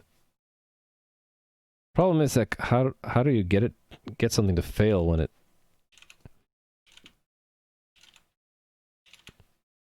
I think it might just be the terminal barf that I have is tripping that 200 millisecond timer sometimes when I run the tests in parallel. I need to learn how to use the tracing stuff so I can turn it off easily. I'm just doing old school print lines right now. Okay, I think I'm about to chalk it up to the terminal being slowing it down enough to trip my my timeout. Otherwise, I would have gotten a fail, or would have paused for 20 seconds and then failed. And it's not doing either one. It's not pausing, and it's not failing. Yeah, I could run it with test threads 1. If you print a standard error cargo won't show it until it fails. I'm still worried that just formatting alone would slow it down, so I kind of would want to either remove my debugging once I no longer need it, or use some more sophisticated tracing that I can turn on. Yeah, like you're saying, the log. I just haven't I haven't looked into it yet. Yeah, so that's a homework item, is to look into the log crate. I'm just making sure, like, it gets I really get uneasy that I might have a race condition. But see, I'm not getting it to happen again. Okay, now if I wanted to make sure that it really is that, if I made it really small, now it should always happen, right? Yeah. Now they're always failing. Especially if it's the same ones always. So some of them are failing and other ones aren't. So if I slowly back this off, it'll become more and more difficult for it to fail. Yeah, see now, sometimes it's failing a lot and sometimes it's passing. It's right on that edge, right? Okay, so that convinces me that at 200 milliseconds it should be plenty of time, but sometimes it's not because I'm printing to the console. Yeah. Alright, so then maybe for now I just double it. And I say in the check-in comments that this is temporary until I do logging properly. No, it still failed at... Okay, so I'm just going to double it. I'll make it a solid second. Yeah, we'll just make it a solid second until I clean up the logging. Yeah, okay. See, Musin, I'm just not convinced that the time is spent actually displaying it in the terminal versus in the formatting and construction of the messages, which would still happen if I redirect it to null. So, like, I don't know for sure if just redirecting it to null would be a solution. Yeah, but how do we know how much time is actually spent formatting the message, which is then discarded afterwards? Like, I'm not sure. I would want to profile that, I guess, to be confident in that. If I profiled it and it was like 99% of the time is just scrolling the terminal and displaying the characters, then sure. Redirect to null should fix it, right? Well, I guess we can test it. I can reduce this down to 20, which should be fine. Well, we are doing the debug build, though. And then what? Redirect to null? But now I won't... Is it 1 to null? Or 2 to null? I'm not getting any output now. How do we know what the test result is? We have to look at the... what was it? Last error or something? No, what was it? I forget what it is.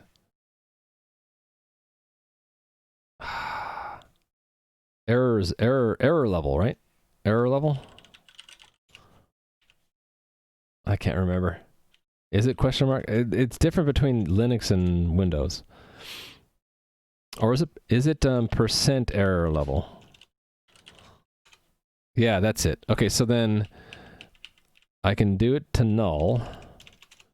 And then error... Okay, so if I make it... How do I make it fail? Just hack a test?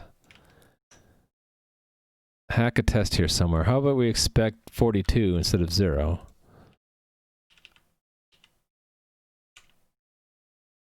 I could probably put this all in one line, right? Yeah, now I get 101. Actually, we also get error test failed. So I don't even need to look at error level. There we go. I don't need to look at error level.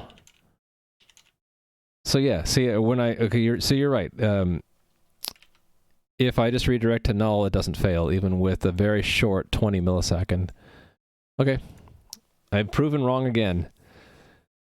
I think it's error level on Windows. On the default Windows terminal. I'm not using any of these newfangled PowerShell things. Yeah, it's just CMD. How do we... Yeah, it's CMD. Yeah, NUL and... Yep. Very old school. I got gray in my beard. I'm allowed to use these old shells and tools. I never got comfortable with PowerShell. I tried it a little bit and it was just overly verbose feeling to me. Yeah, see, this is never failing, right? Oh, no, there it failed once. So maybe it's because it's a debug build. I bet if I went it to 40, it won't fail now, right? And if I did a release build, it probably would never fail. How come sometimes we get 2 warnings emitted and sometimes 1 warning emitted? You see that? And now it's always 2. Now that I pointed it out, it's always going to be 2. Oh, we got an error that time. Anyway, let's make it a solid second for now and say we're doing this because we have a lot of print lines right now.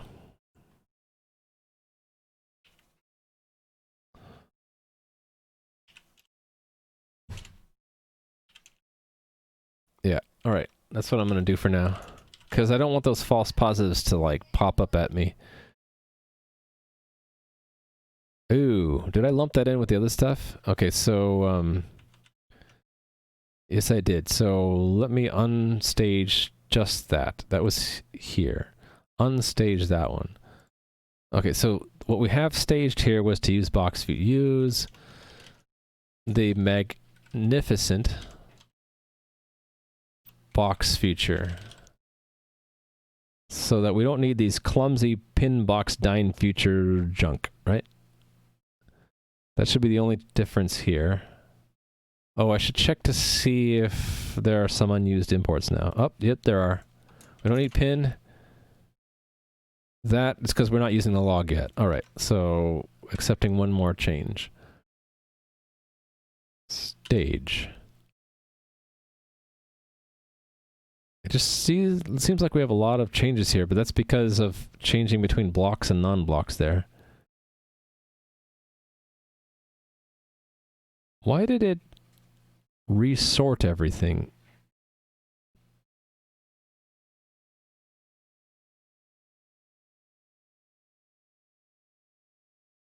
Oh, because that is being tied to the different block on both. Okay, so here's a case where the git diff gets it kind of wrong.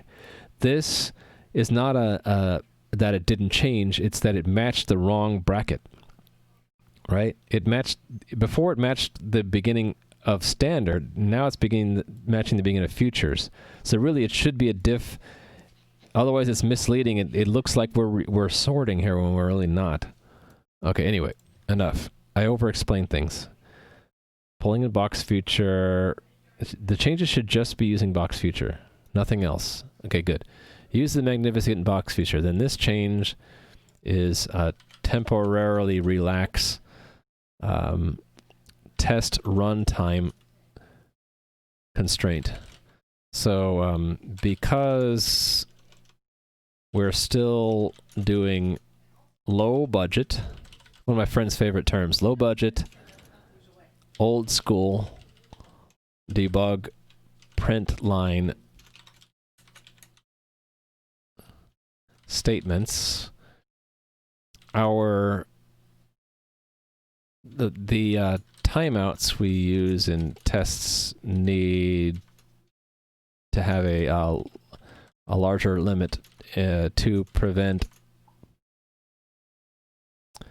timing out prematurely. Okay, I'll catch up in chat in a second. I just wanted to get that checked in. Let's catch up with chat. Cargo test release. Yeah, I could also do. There's a command I need to make a shortcut for it, but the one that runs it in release and then also times it. Log and tracing, they're lazy. Yeah, that's exactly what I wanna use a sophisticated system once I learn it. But I can only learn one thing at a time. And to me, it seemed like logging wasn't as important to learn as something like box feature, for example. Not the way to optimize debug print lines, but in general, when you do printing to standard, you want to lock the standard out manually in Rust. Yeah, because I don't lock it, I get a jumble when I run it. We can see that all over the place in my terminal, right? All my output is jumbled together because we're not locking standard out. It's stepping on standard out all over the place. You wrote a tool like Time from Linux to Windows? There's one in PowerShell that I know about. Which one's better, Musins or the one in PowerShell? I could probably find the one in PowerShell. PowerShell. Ooh. Okay, let me go off screen and search everything else.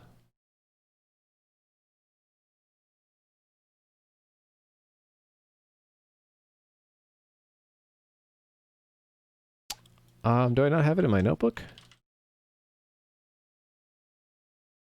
Measure time.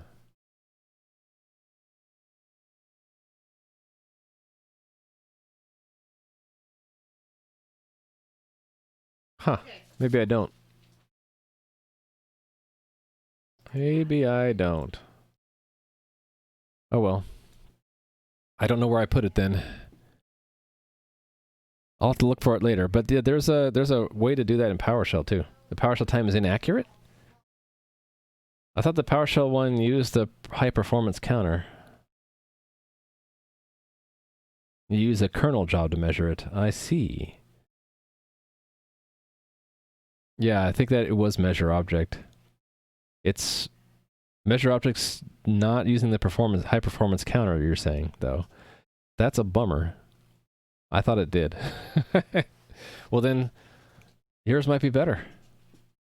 Let's give you a point. I'll have to look at that later.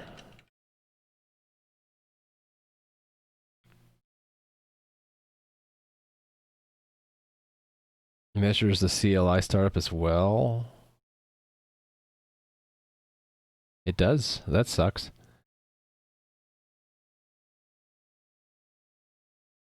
Huh, I'd be interested to see how you actually use the kernel directly to measure the time. Alright, anyway, getting sidetracked. The last thing I did was check in, right? So we should be up to date, and this is sort of like a diversion to use the box feature, right? I think I just need to drink some water now. That's what I need to do.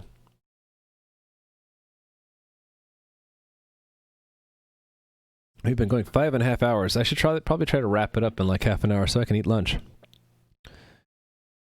Let's vote if vote had the wrong sequence.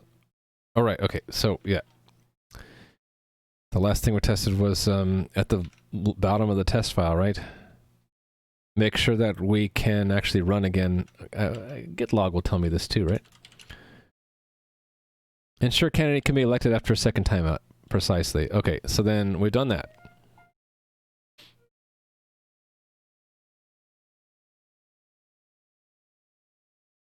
Don't worry, LumaCode, I would be back. And if you hear a flute in the background sometimes while I'm talking, that's my son who's playing the flute.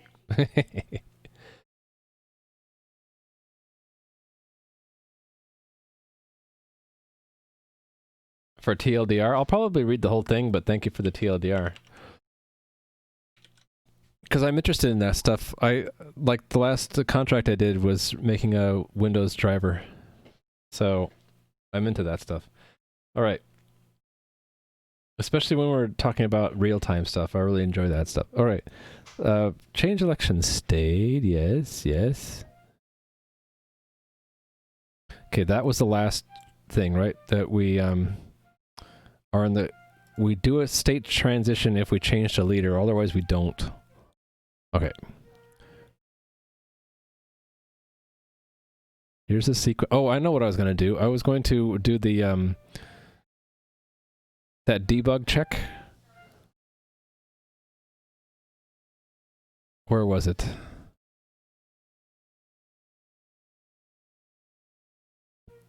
This one. I was going to push that one up to all of sync item, wasn't I? Because I might use it for... I don't have any other sync items, but when I do, it'll be handy. Yeah, so let me do that. Let's push it up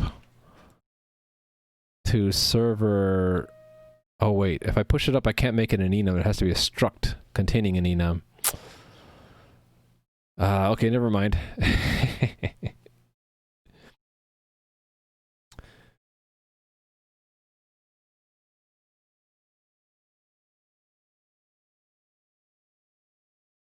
Oh yeah, why bother making it run as admin for no reason? Yeah.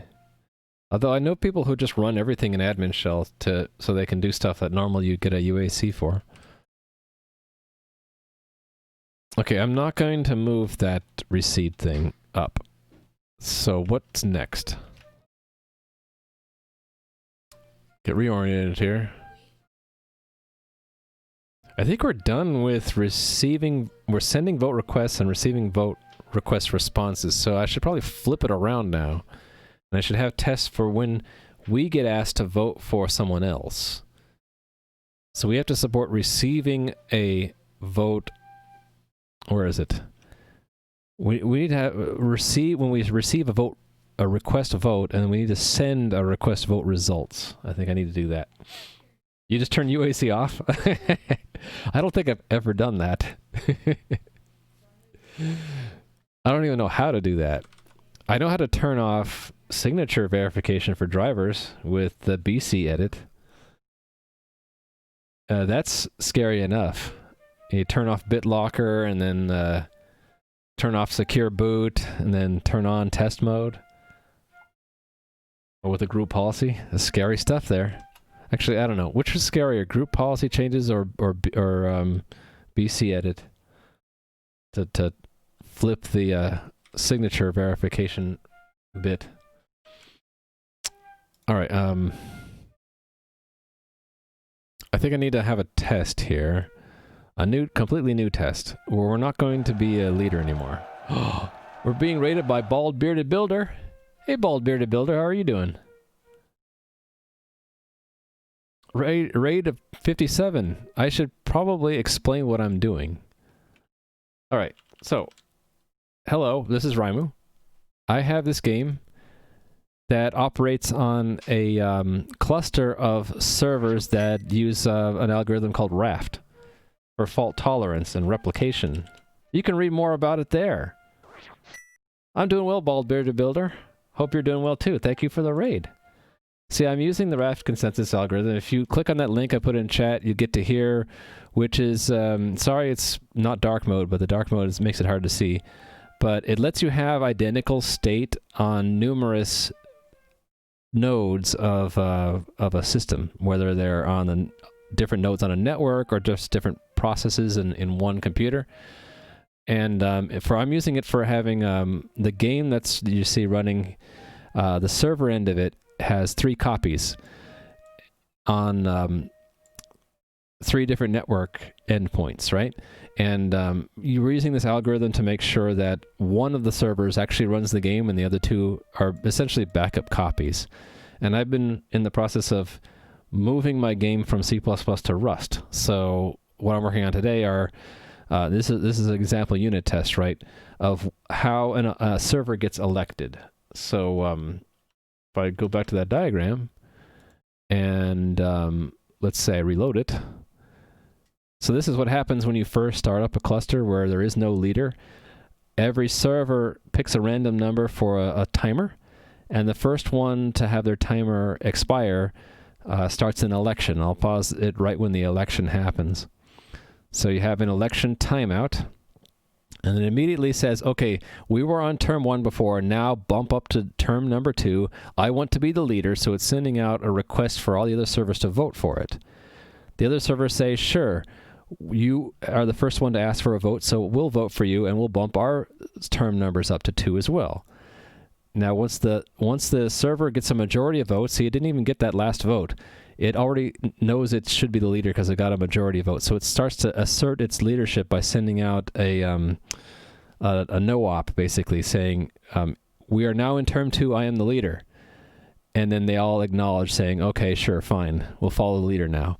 So in this example unit test, we're doing this in Rust, in my implementation of that algorithm. So the log is what's recording here. So I'm not using it. We don't need the log actually for the election process. So it's mostly just sitting here to make sure that with some details here, we get the same details back out when the election happens. The other thing is the persistent storage, and that's where we store the term number and whether or not we voted. And set up some example defaults, and then mobilize the server, and then we have in our test fixture a function to say, make the election happen. Await the election. And then make sure that the term number got incremented. So it was at 9 before, now it's 10. Before we hadn't voted for everyone, now we're voting for ourselves, right? The election process is first we trigger that election timeout to happen. So I don't want to actually have real time elapse in my test framework, so I mock time. I have in the production build, there is a component that will set up actual timers. So that looks like this. When you schedule something to happen after a certain duration of time, it sets up a delay future, boxes that up and returns it. This is all Rust, by the way. And but for the mock, instead, what we do is you ask to schedule something. There's actual extra information for debugging, but anyway, we take that duration and we just print it out, and we will make a channel, bundle the receiver end into a future that waits for it, and with the sender we give it to the test fixture, and so that the test fixture says, okay, when I want this to time out, I'll just send to that one shot, and it will wake up this future and complete it. So that's what we're doing in here, is this will wait for that one shot to come through and then fire it. So say, okay, the election should time out now. And then it says, okay, now we should expect the server to start an election. And like that diagram is showing, what we expect to happen is the server should be sending out vote requests. We're going to loop until we receive all of the ones we expect, right? We expect a vote request to go out to everyone in the cluster except the server that's running as a candidate. And we're going to wait to expect a vote request, and when we get it back out, that receiver ID, we're going to remove it from the set that we're waiting on and make sure it was actually removed, so we don't get a double, or we don't get one that was outside our set. And then we continue until they're all gone. And that's basically it. There are some other tests that also check to make sure that the server doesn't cause another timeout or doesn't fail to transition to the leader state and all that.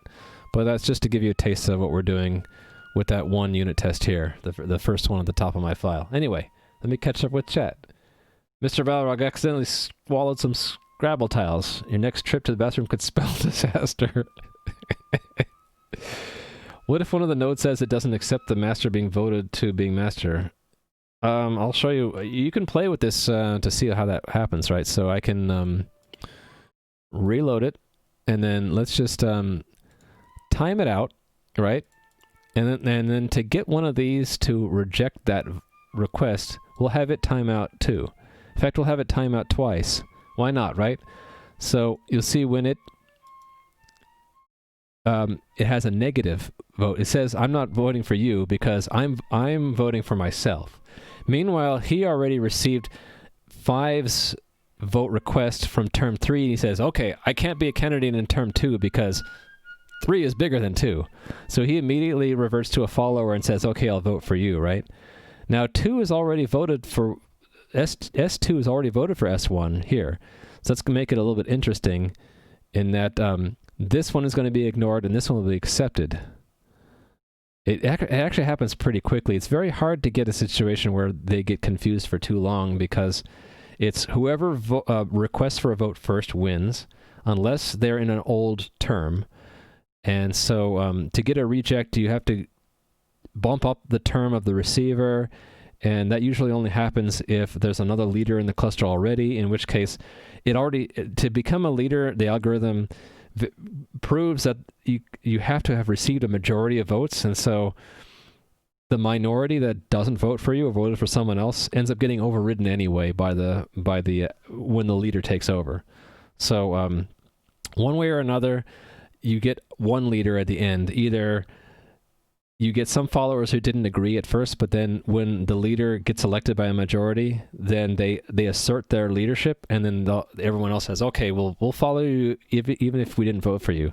The other case is if you get two things simultaneously thinking that they should be the leader, but neither one can get a majority, right? Because out of 5, a majority is 3. You can only have one ever get a majority. You can have 2 that get a minority, but you can never have more than one with a majority. So mathematically, it's impossible to have 2 nodes that think they can be leader.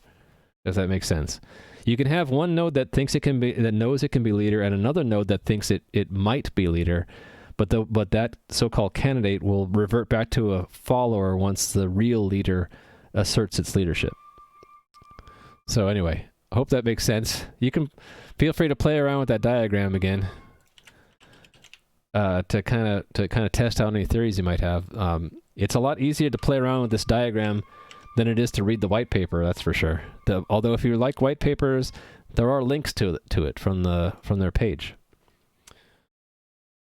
Yeah, so in general, it's a new term starts whenever there's any kind of disagreement about who should be leader or if the leader dies.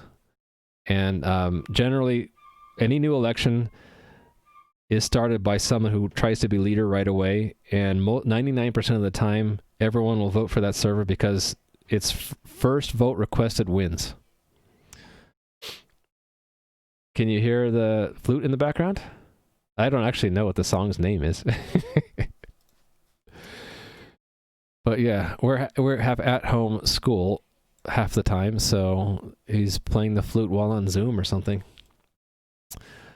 All right. So, yeah, thank you again for the raid, Ball Bearded Builder. If you guys have any questions, let me know. Otherwise, I'm going to continue work.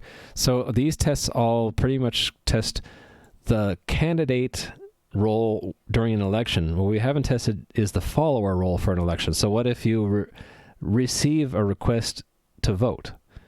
We need to make sure that you actually vote for that. And if you receive one that's like an old term, you should reject it. If you receive 2 requests to vote, that you accept the first and reject the second, that kind of thing.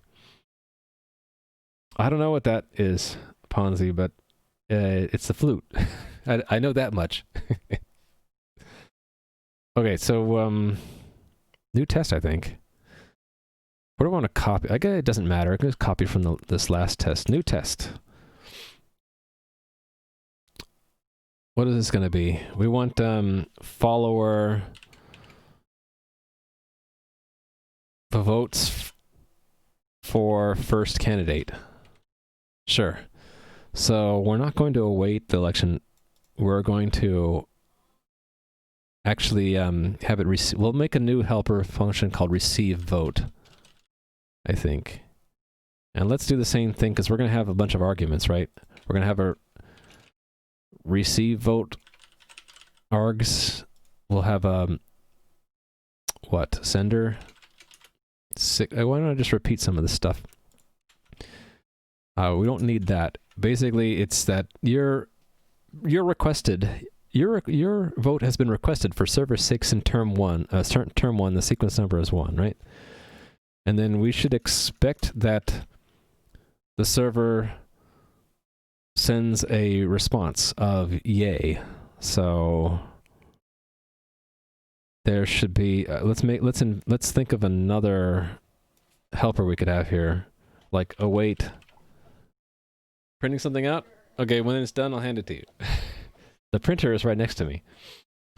What if there's segmented network connectivity issues that wants to be leader keep bumping into the same number all the time? Well, if it's mathematically impossible, again, to become the leader unless you have a majority. So if the worst you could do is fragment it into maybe one set of 3 and the other set of 2. In that case, the set of 3 can continue, but the set of 2 can never make progress until they reconnect to the actual leader, and then they'll revert to followers. It's sheet music. All right. So if you have a more fragmented where no fragment has 3 or more, then you basically are stalled. You can't make progress. So a severe network connectivity issue would cause the whole cluster to stall. And you have to wait for the to get an island of at least 3 to make progress.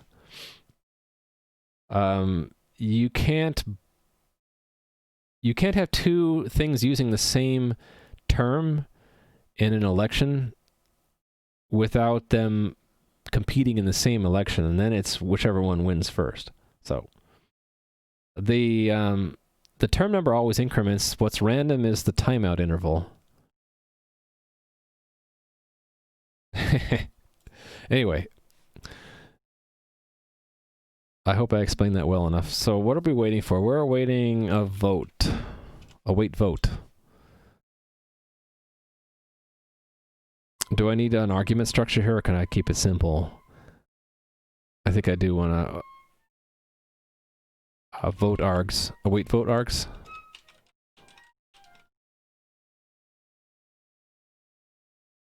It's gonna be the same thing, right? Well, slightly different.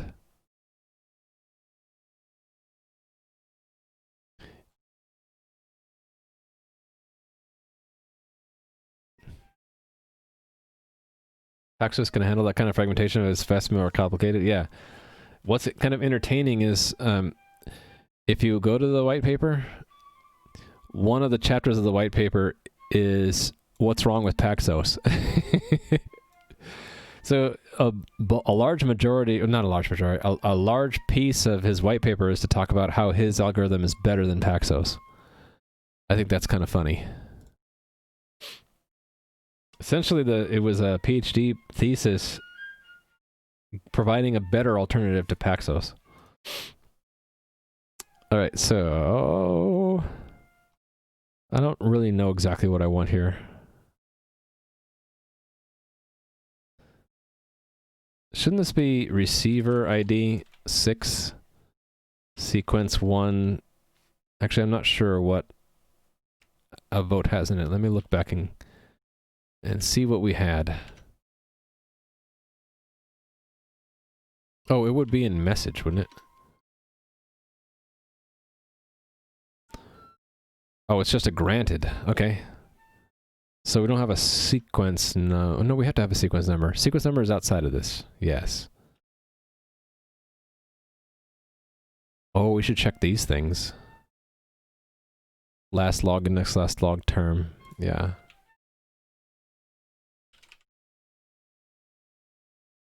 0. To make it non-zero, I'd have to initialize. Yeah, let's do a custom initialization. Do I have to do it with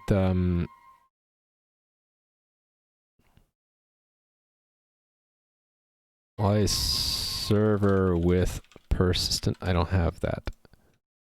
I have it here. Okay, we'll do that. So I can get the term number different. Oh, no, I want this one, actually.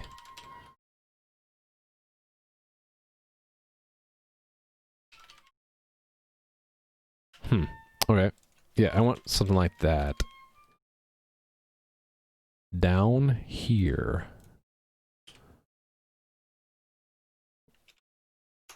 With log. Mock log.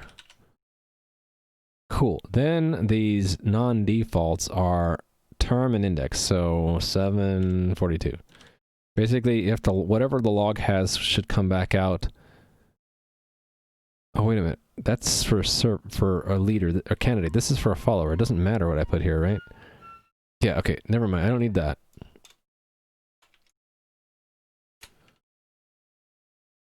I don't need that. It doesn't matter what I put there, actually. Why then is it included? Oh, I remember why.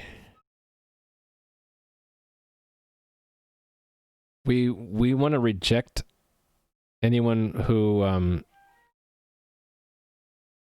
tries to become elected with a log that's not as complete, right, as our own. So this does need to have some non-defaults. We want to be clear that we have old information. Actually, it doesn't matter. I can just leave it like that, because then we know it's zeros, right? Something that's more complete than ours will be accepted. Is it better than Paxos? I hope you believe it is. It definitely doesn't handle heavy fragmentation or really bad faults, yeah. Basically, progress stops. But then, I guess you leverage the fact that 99.9% of the time, you don't have a fragmented cluster. You just don't have it most of the time.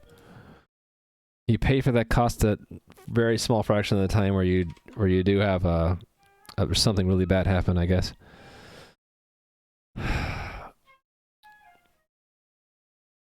Getting hungry. I think I'm just gonna get this test going and call it. Came for the code state for the animation? You mean this animation? Look at that animation. Look at that animation. Ooh. New leader. Receiver 6. The sequence number should match, and, right, the vote request, right? What does it look like? Vote granted. This should be a true, right?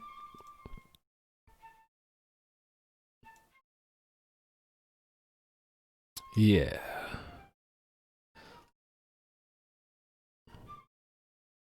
So actually then we should make sure that the state is correct, right?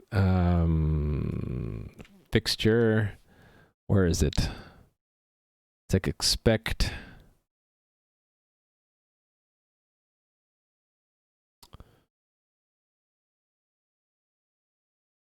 Expect election state follower, right?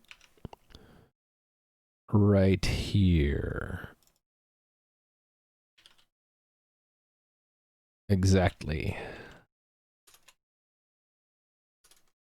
That's probably good enough, right? And this is not asynchronous.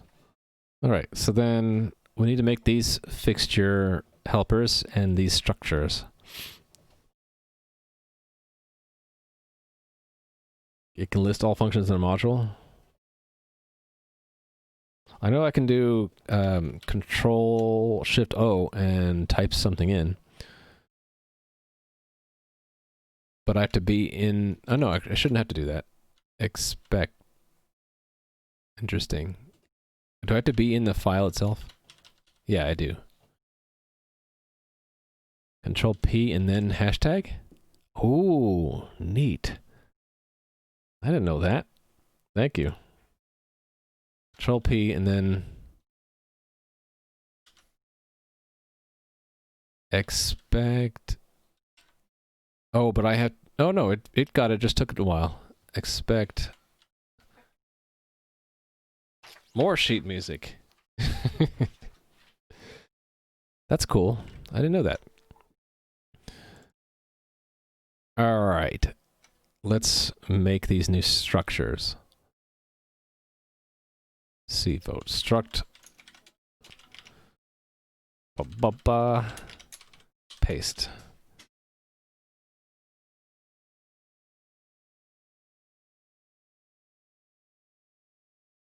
Use size, right? Yep. Okay, and then this one. Struct. Wait, vote args. A size, and a bool. Go to symbol and workspace.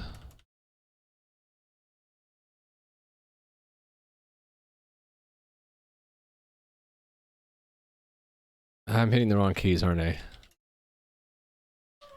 Control T. There we go, Control T. I don't know if that's default or something I said at one point and then forgot. Control T it is. Okay, I need receive vote and await vote. Well, this should be a wait vote. This should just be a wait, receive vote request. All right. So this should be similar to cast vote, right? Yeah, I think it should be.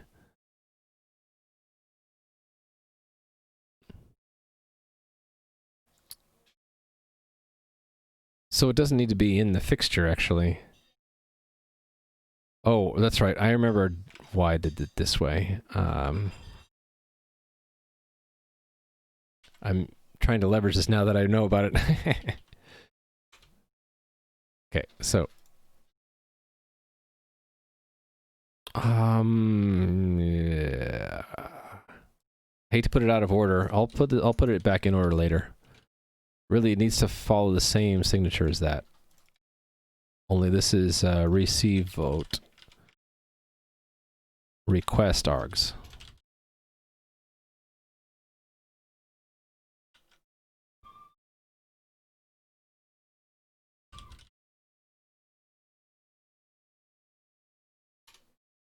Very handy, actually. Okay, so then a similar thing for cast vote, right?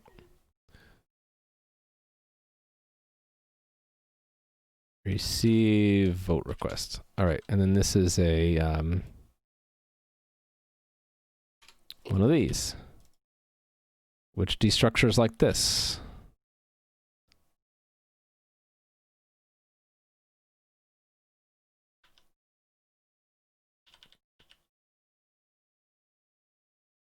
Like that. Send request vote. A request vote has these things in it. Candidate is sender. These we already know. Sequence terms, sender ID. Perfect.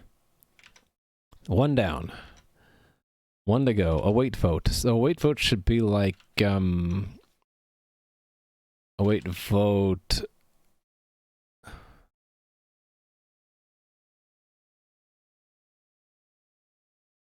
Should be like await election, right?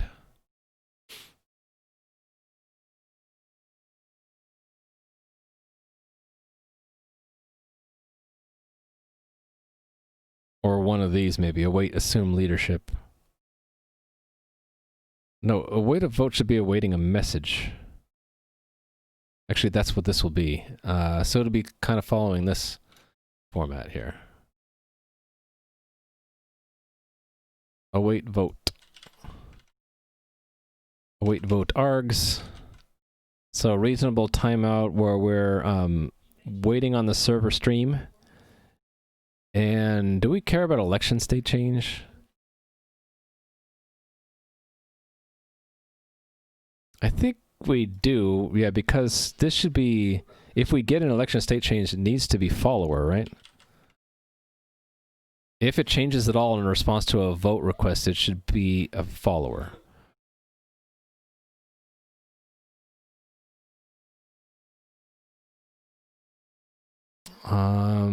Yeah. Do I put the term in there too? I guess so.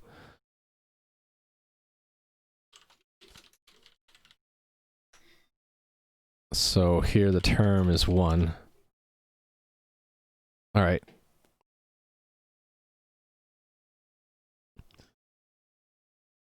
This is different though, right? Who should that be? That should be receiver ID. Oh, wait.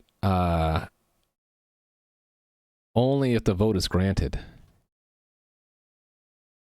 Yeah, so it should be if args.vote granted, else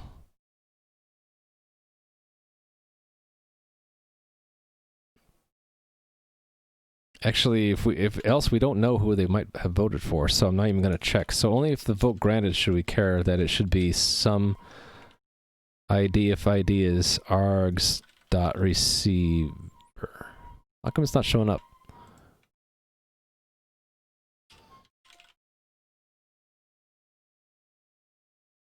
Not the receiver.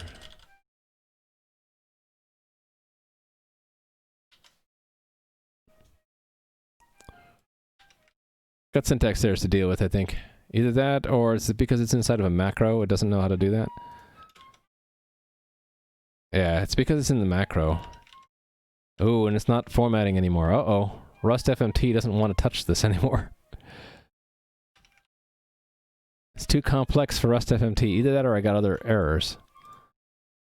I don't see any other errors. Okay, just this is too complex. It's past the complexity threshold. Bummer. So this should be timeout waiting for vote. So then I need to add another, oh, I can't use an if let. I need to do a match, don't I? Because there's two things we might be waiting for. If it is this, then do that. Comma. If it is server event send message, then do something else.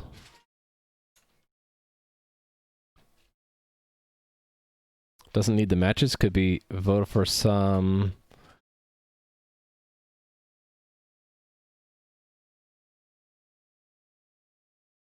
I wonder why I did it that way then. I did it that way, I thought, because I tried putting that in there and didn't work. You're saying that should work though, and I think you're right. No.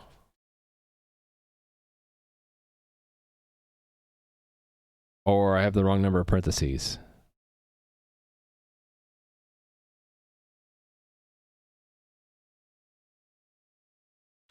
Wrong number of parentheses. No, there's something still wrong here. Yeah, it doesn't like that. Oh, but not you're saying not using the matches. Okay, yeah, you're right. Yeah, assert equal. I don't know why I had the matches in there, to tell you the truth, but you are correct. There we go, fixed it.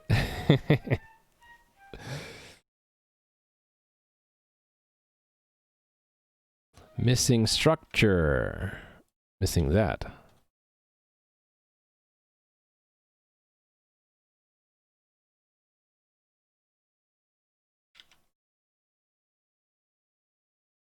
It's abandoned me on formatting.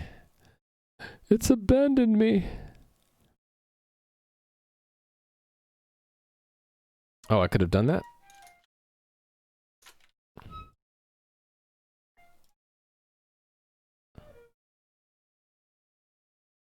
No quick fixes available. No, probably because I'm not on the latest nightly.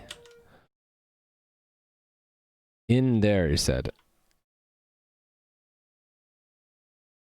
No code actions available.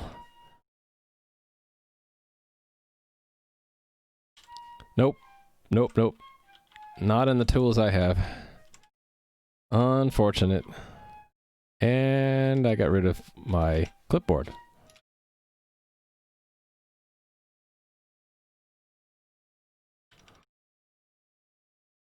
Yeah, I don't know why it didn't work for me.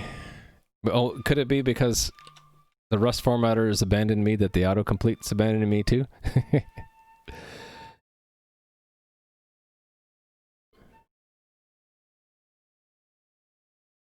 Okay. I've done that similar match somewhere else. Oh, right here. Here's where it was. And this one did format, right? Okay.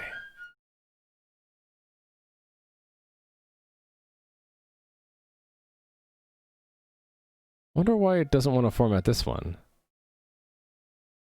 I don't know.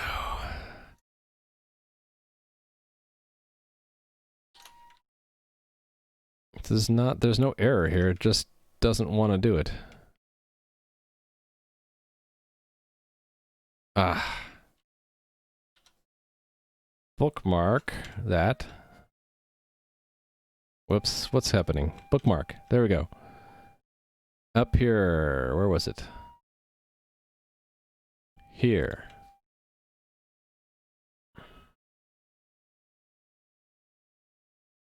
I just want to compare these two. That's a match inside a loop. Oh, you're right. This one... yeah, you're right. This one I extracted, and this one I haven't yet extracted the loop. Right. It was expect... vote, right?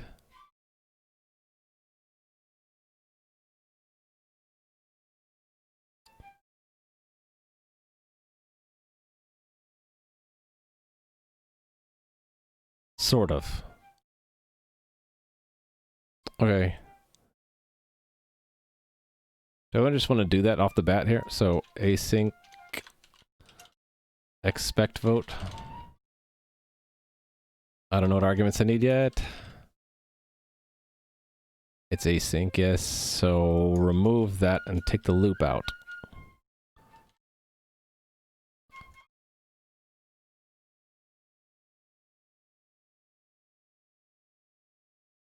It's still not formatting this one. Oh, because I have an error. Right. So the error is what? This should be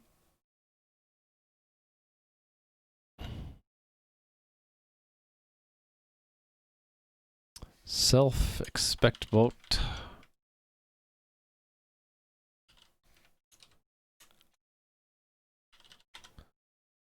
Okay, that's gonna need to be mutable. We need the argument, the term argument. Do I just want to pass all the arguments?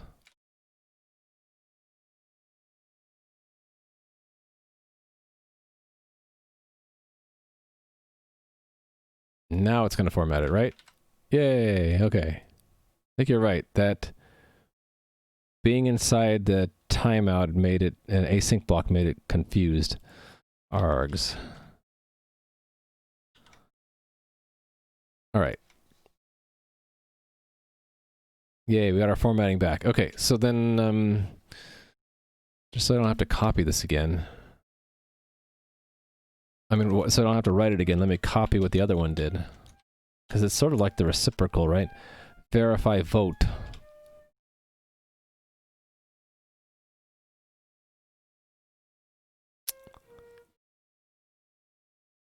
Do I need another structure here, or could I pass that?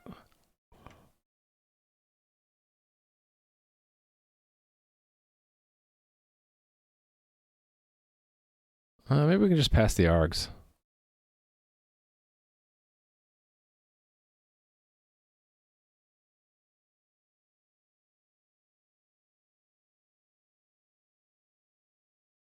Oh, wait, the args included the receiver ID.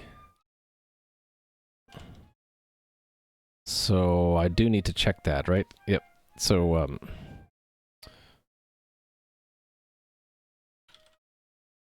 args, receiver ID. Otherwise,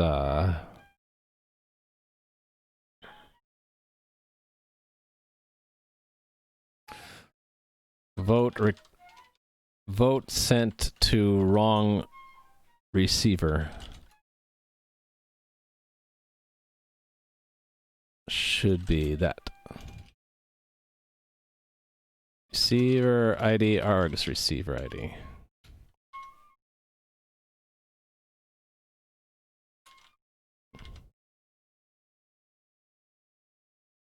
What bookmark extension do I use? I use Bookmarks by Alessandro Fragnani.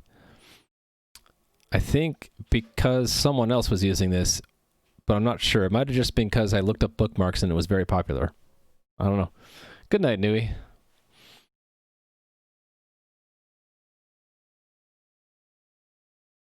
When you tried was bad. This one's okay. Sometimes it messes up though.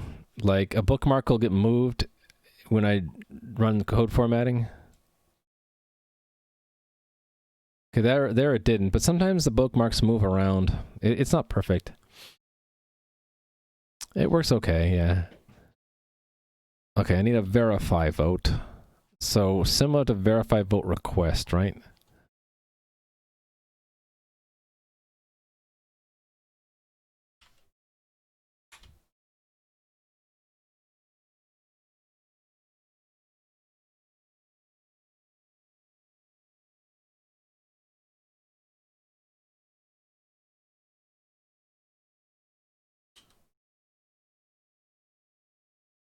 Okay, so we have verify vote, expect vote, and await vote. So this is...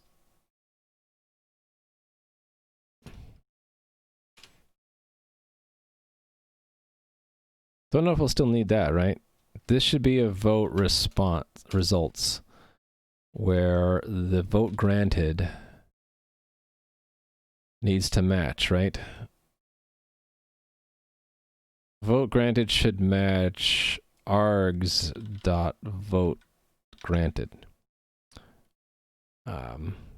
bad unexpected vote.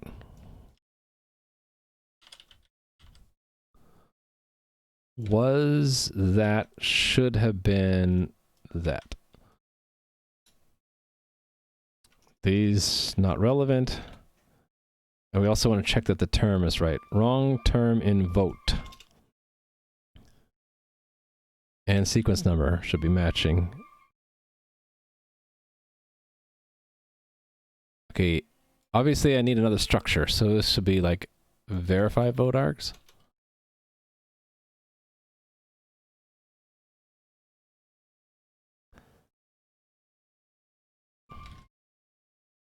Don't know what I need there yet.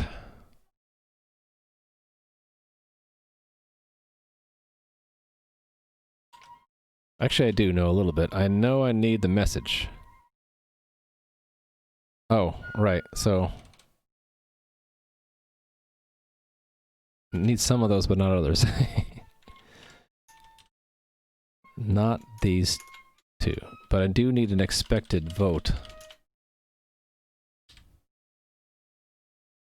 This is not optional. This is required.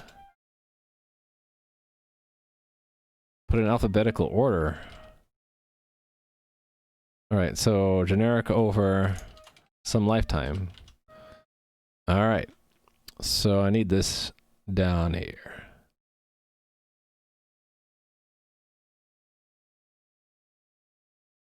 Okay, the message, where do we get the message? That is right here. Expected sequence number was args.sequence number. args.term and args.vote granted. Okay, that's good for that. Now here.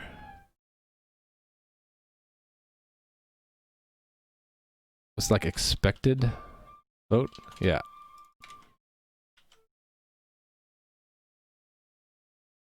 And no if let. This one's always required.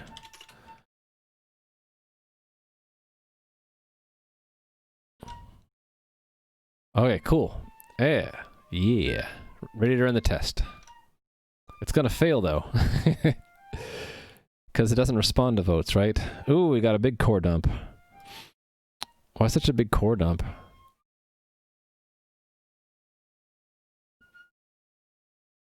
Unexpected end of server events. Oh, not yet implemented. There we go. Server panicked in the worker thread. Yeah, right here. So when it received a request to vote, it bailed here. So obviously I need that, right? I need to do something. So we have these things there.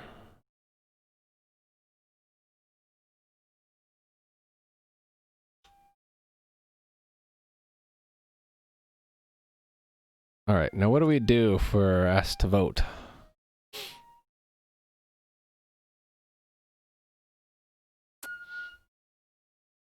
I think we're just passing it on to someone else to figure it out, right? Process, request vote.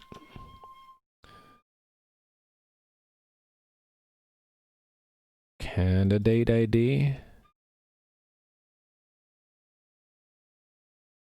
Actually, I need to pass all these things. Now that I think about it, why are we... Oh, I see. This shouldn't actually be candidate ID, it should be sender ID. Why is that present? Oh, I think it goes back to the fact that the white paper says it's in the message, even though we don't really need it to be in the message. They should be the same number, though. Do I just ignore it for now?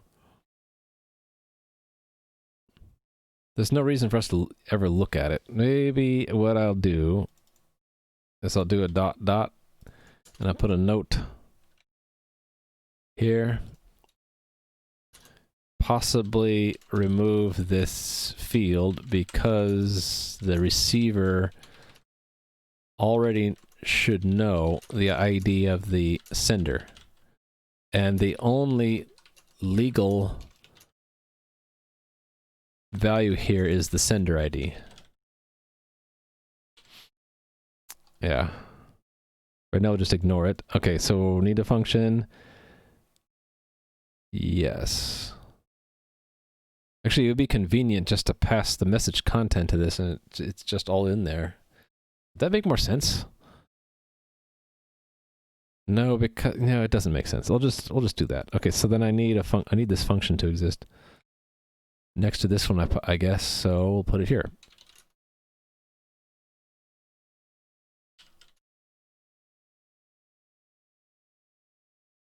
Mute self, sender. All of these are integers of indeterminate length. And this is the state change, right? So we'll just say false for now. All right, so what do we actually have to do? To minimum to get the test to pass, what do we do?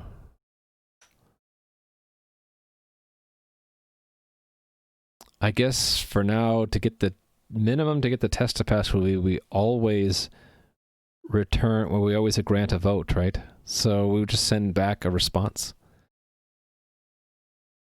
Yeah, so self dot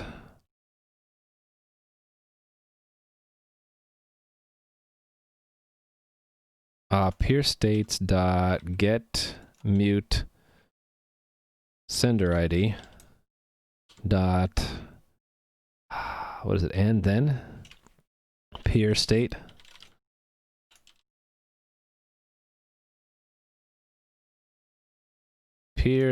dot what am I doing with the peer state? I don't need anything in the peer state. I don't need this. I don't need the peer state. This is all. I don't need it.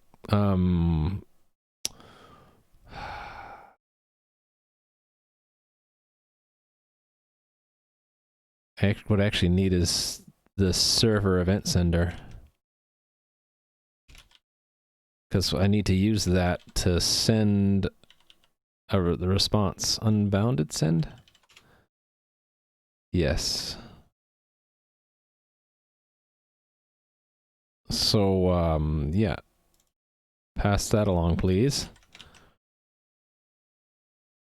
Yeah, similar to that, right? Where is that used? Right here. Yes, this kind of thing.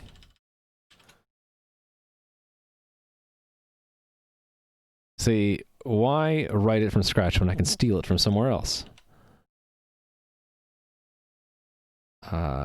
Okay, no comma there? No comma there. Yay, okay. So then we don't want an election state change. We want a send message. I've done this before, right? There we go. Right, so it... Oh, do we need to handle retransmissions for responses? No, we don't. We only do it for requests. So I don't need to clone a message and then set these up. I just need to make the message. Who calls send request? Ah, here we go. I probably don't need this T here either, do I? Yeah, I put those in there because I felt like they should be in there, but I don't really need them there. All right. Back down. Here. Form the message. It is a request vote results, and vote granted is always true for now. The sequence number is whatever we were given. Oh, we're not given it. Shoot, I need it. Sequence number, please. We also need to know the term.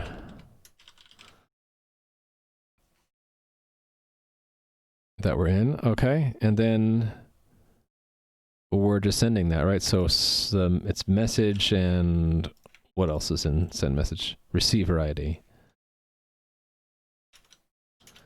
is the sender ID. Basically return to sender. There we go. All right, I got an error.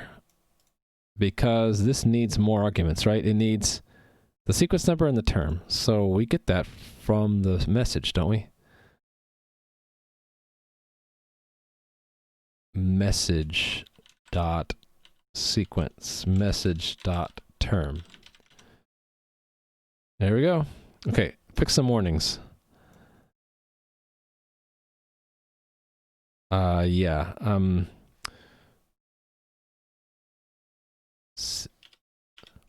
Send request just ignores. Why am I ignoring here?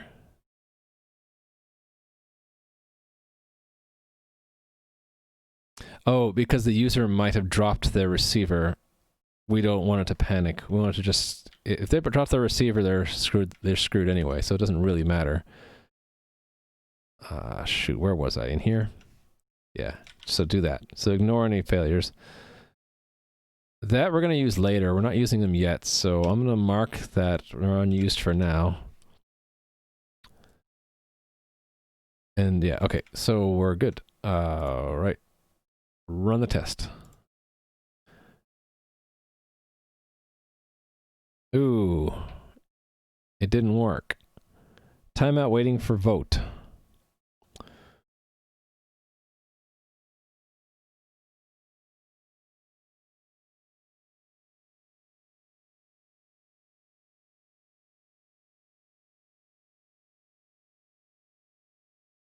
Oh, wait. We're supposed to break if we get the vote, right?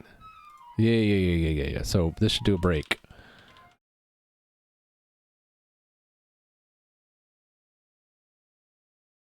There we go. Pass. Right. Do I keep going, or I'm getting tired and hungry? I think maybe I'll stop right now and continue tomorrow. Obviously, I didn't do the implementation correct. It's just minimal. The rest of what we have to do in that where am I? In here, this is minimal. Is to say yes if you want to vote. Here it is. But what more things we have to do is we have to remember that we voted for that server.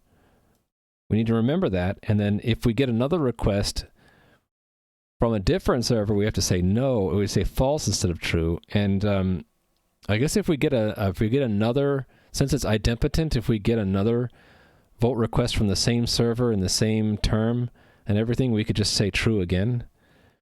And then we also need to check the last term and index and compare it to our own. There's a special rule in the algorithm that says you have to reject the vote if the candidate has an older log than you do. So we would need to compare this to what is in our own log. So that's all going to be tomorrow, I think. Yeah. Let me make sure I check this in. Oh, before I do that, run all my tests. Cargo test. 30 tests. And that's a nice round number. 30 tests, which all pass. Nice. Gola.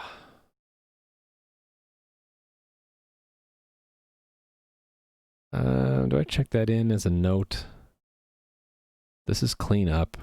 What is this? Okay, so add basic vote response logic. Okay, so I'll say the server will vote for anyone who asks to do. Remember who we voted for. Reject vote requests in the same term from other candidates. And reject vote requests if their log is older than ours. Reject vote requests if their term is the same or older than ours.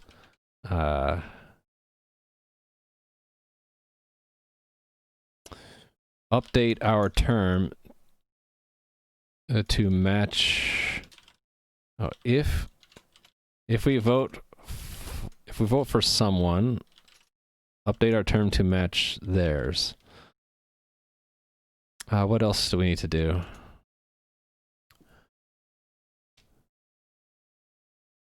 Oh yeah, revert to follower if we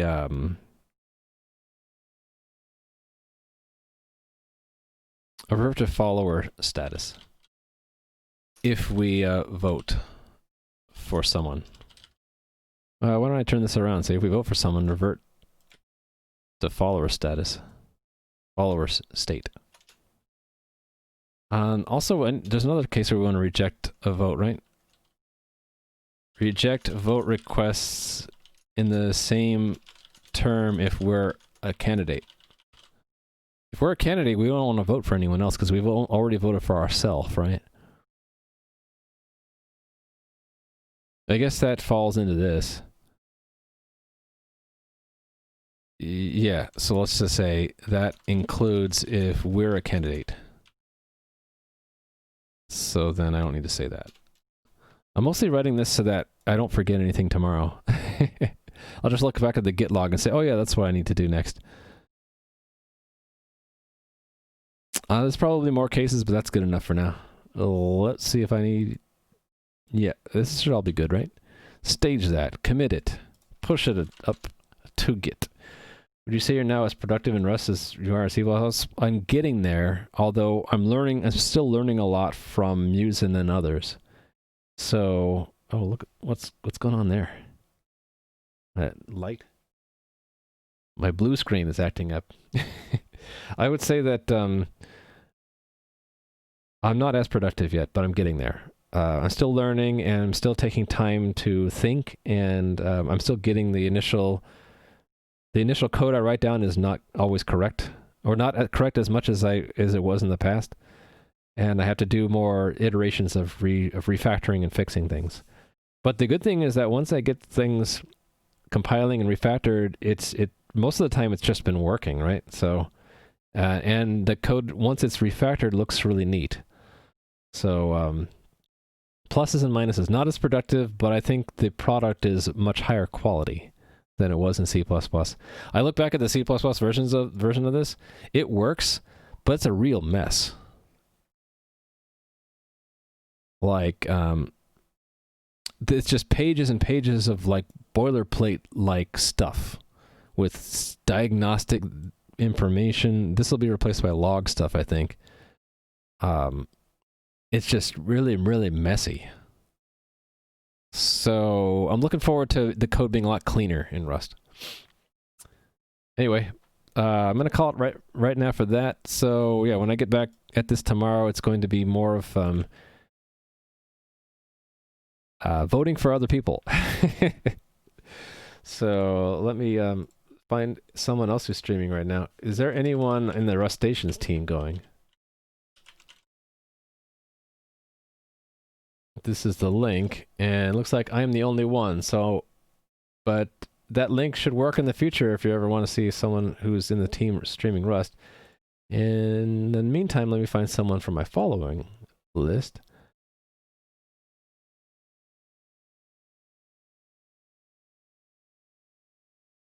Okay. I have a few options.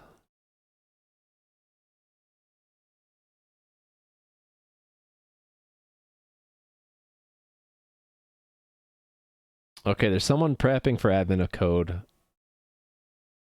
Anthony writes code, or maybe CM Griffing or Simuleos. Simuleos is why you can't play games on supercomputers. That might be interesting. I can't decide. Who do I feel like rating? CM Griffing is on a break, so maybe not.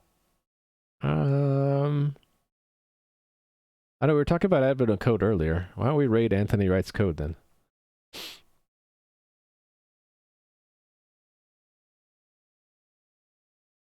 Let's get this set up. Okay, here's who we're rating. Anthony writes code. He's getting set up to work on admin of code in Python. I'll probably be doing this later, but in Rust. Well, thank you, Nomad Pixel. It was great to see you here. We're gonna be rating Anthony Wright's code, so there's a link if you don't you don't get brought over to there, and I'm going to start the raid now. And I should be back tomorrow. I might, if I decide to do admin of code right when it unleashes, then I will be streaming right before midnight Eastern time, 9 p.m. my time. I don't know. Was that like, what did we say? It was 5 a.m. UTC? I might be on later. If not, then I'll probably be starting tomorrow with today's admin of code problems, which should be easy. I hope that they're easy. Anyway, I will see you guys tomorrow, I hope, or tonight. Take it easy and stay safe and all that. And see ya. Bye. Bye-bye.